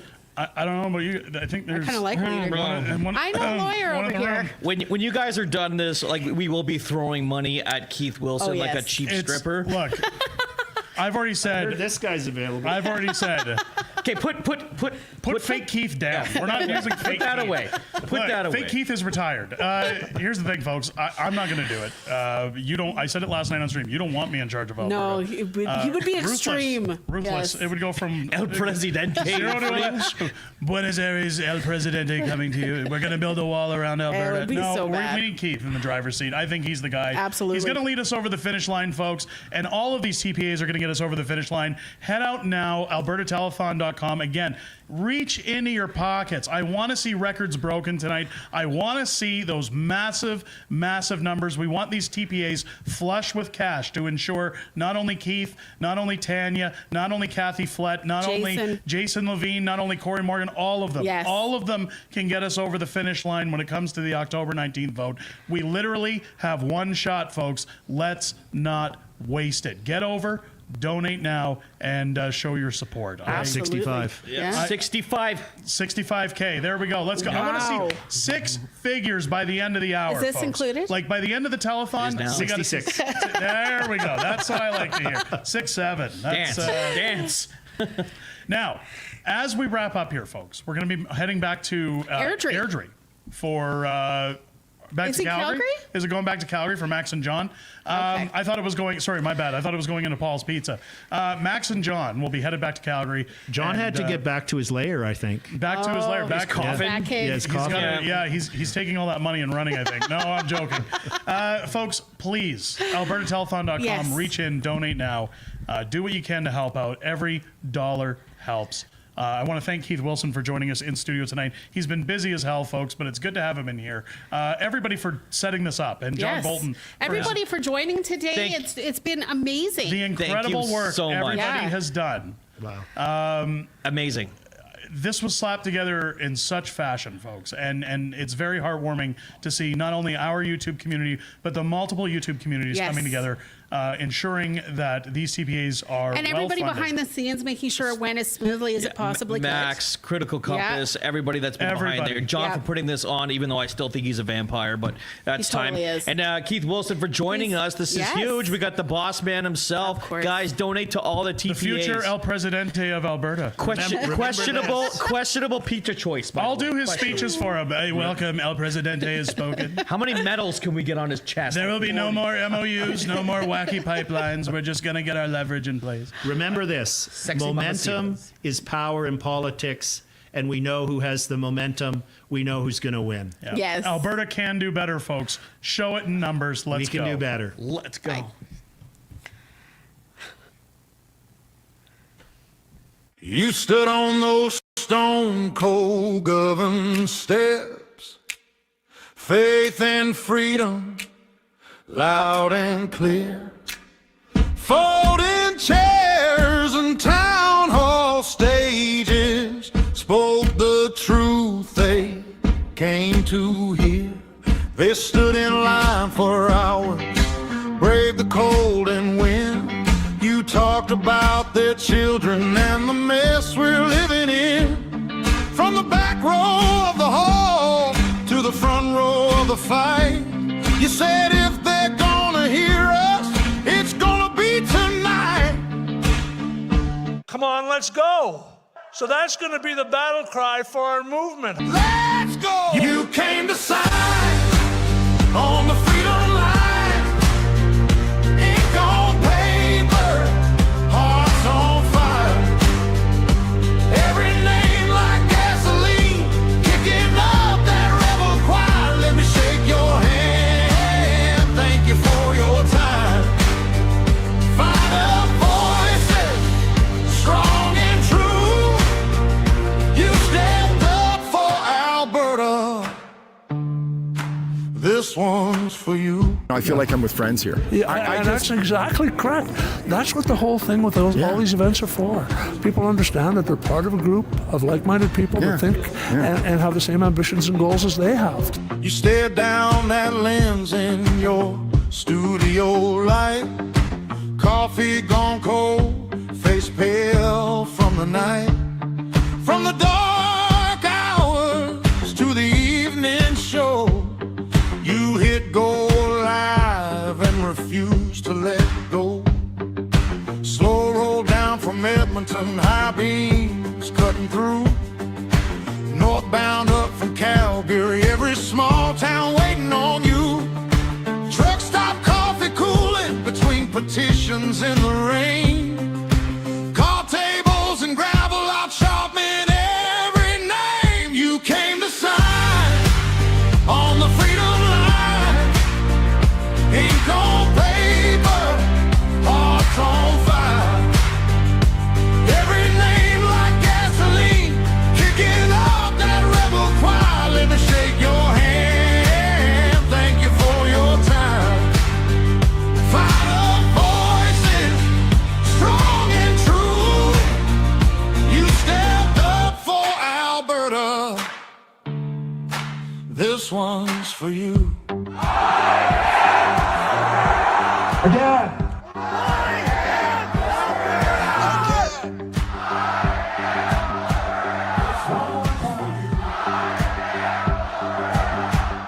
You filled up clipboards in sleet and rain, roadside lots by the highway chain, in echoing halls where the floors were bare. You passed that pen like a whispered prayer. You came to sign on the frozen ground, heard your own heartbeat like a drum's low sound. Looked around, saw you're not alone. Countless souls fighting for a home. You came to sign on the freedom line. Ink on paper, hearts on fire. Every name like gasoline, kicking up that rebel choir. Let me shake your hand. Thank you for your time. We've gotten by round 3. Now we're in the Stanley Cup final. And away we go. Thank you very much. God bless all of you. For Alberta, and I raise this one to you. This one's for you. You stood that line. Alrighty.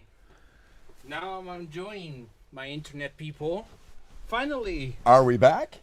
We're back in the house. Welcome back. It's good to be here. John Bolton with you 11 hours after I was on earlier this morning, and it is really great to see you again. It's been a long day, but I'll tell you, it has been an exciting day.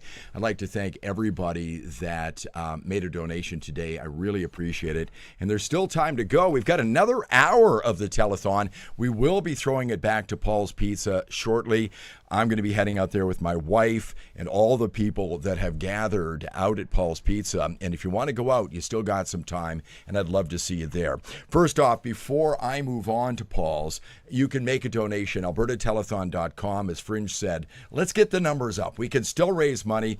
Generally, telethons make more money during the evening. And if you're out there and haven't made a donation, AlbertaTelethon.com, pick one of the TPAs, third-party advertisers, and make a donation now. Before I move on, I want to thank some people, but I want to thank the guy beside me. I said on a video I did earlier this morning on my channel that Max is like Cher, Prince, and Madonna. Most people don't know his last name. It's just Max, and everybody knows Max. I have to tell you that this would have been impossible without Max and Jager Gustafson. Jager for giving us this remarkable space we're in right now. Coming over here, helping out with the technology. But this guy right here was running around this afternoon and doing amazing work for about 6-7 hours yesterday. We lost the internet today. He was sweating buckets, running back and forth to get us back on. Max, thanks so much. Thank you. Thank you. I'm crying. Thanks, buddy. Thank you. Mm-hmm. You know how much we appreciate you, right? Mm-hmm. You've been running around this province for what, a year? Going to every damn place in this province. You've been to every town here. Mm-hmm. We love you, pal. We love you. Thank you so much. You know that? Well, Everybody yes. does. Thank you. Yeah, and I also want to thank everybody who were watching. Some people. I was expecting. Anyways, I wanted to thank you everybody for watching all the social media accounts, and don't forget to give a last stretch for the telethon, because I'll tell you why. For someone who has, John Bolton was saying, who has been driving all over the place, countless oil changes, gas, and everything. What I can tell you is that in order to organize something like a town hall takes a lot of money. So how much money do we have here? Like, if you would look at the numbers here. Well, we're well over $100,000 today. Money is still coming in. At the website, by the way, AlbertaTelethon.com, will live on until October the 19th. Yeah. But continue. Yeah. So just give you an understanding, because we see all those numbers, those like 65,000 and all those numbers that you see there. Just to give you some perspective, for instance, if you organize... when Let's Talk Alberta organize their town hall meetings, their costs can go anywhere from $5,000 to $8,000, just one town hall meeting. So when those guys from, let's say, Let's Alberta decided to do a town hall meeting, when Jason Levine decides to do a town hall meeting, there are some costs attached to that. Even if you bring speakers from the outside, you have to bring, you have to bring people, like you have to pay hotels, even their planes, gas money, all those things add up. So you can easily get $5,000, $7,000 just for one town hall meeting. Yeah. So that's why it's important, as we are going through this process prior to October 19, to contribute as generally as possible. And I can tell you a story. Some people told me that who work at the government even, who are not going to attend a town hall meeting because they fear about getting the loss, to lose their jobs.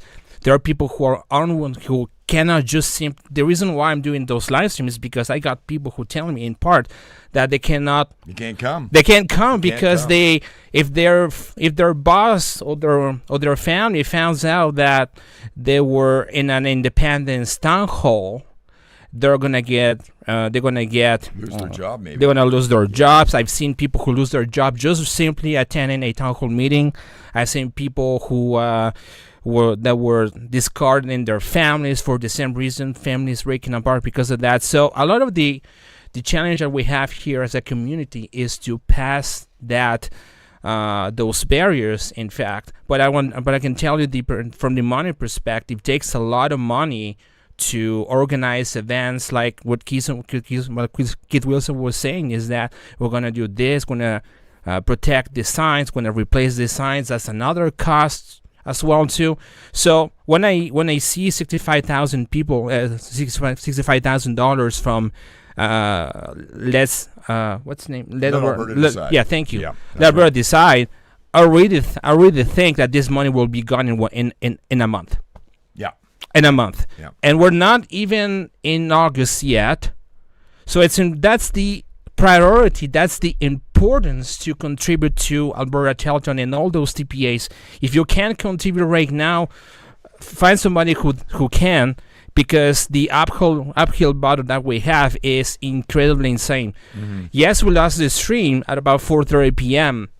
So we lost the stream because of an internet outage, but we've seen places where we have people who are legitimately physically attacking canvassers, who are attacking physical infrastructure like power lines and stuff. Like I think with Jeff Radd, sometimes they lose power and they were still counting. And we had an attack in Red Deer last night where they wrote traitor on a sign and broke some windows. So this kind of stuff is happening. Yeah, so the attacks are going to unfortunately continue as part of the game as far as I'm concerned.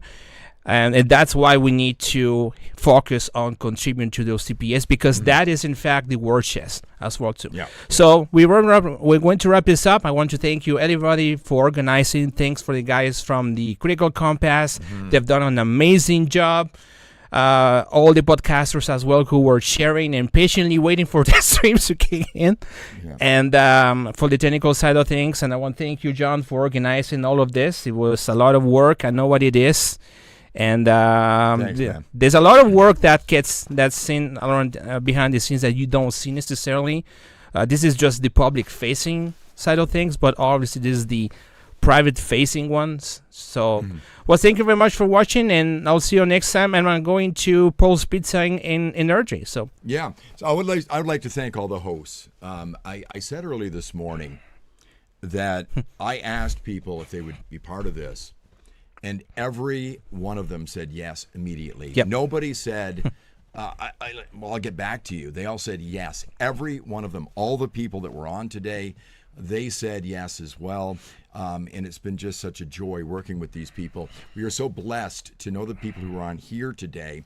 But I think every one of us that were on this stream today, I think Max would agree that we're blessed to know you because you're part of our movement. We would like to say thank you for contributing. There's still time. We need to win this thing, and we're going to need more money and more money and more money. It's hard to say that, but when it comes to politics, really, money really does do the talking. So if you can continue to contribute, AlbertaTelethon.com is up right now. We still got an hour left. We're heading to Paul's Pizza. Maybe you want to meet us out there. We're going right now. My friend Max, thank you very much. Thank you so much. And we will talk to you again soon. see ya. My internet autistic friends. I always keep saying all the time. I always say that. Okay, thanks, guys. Thank you.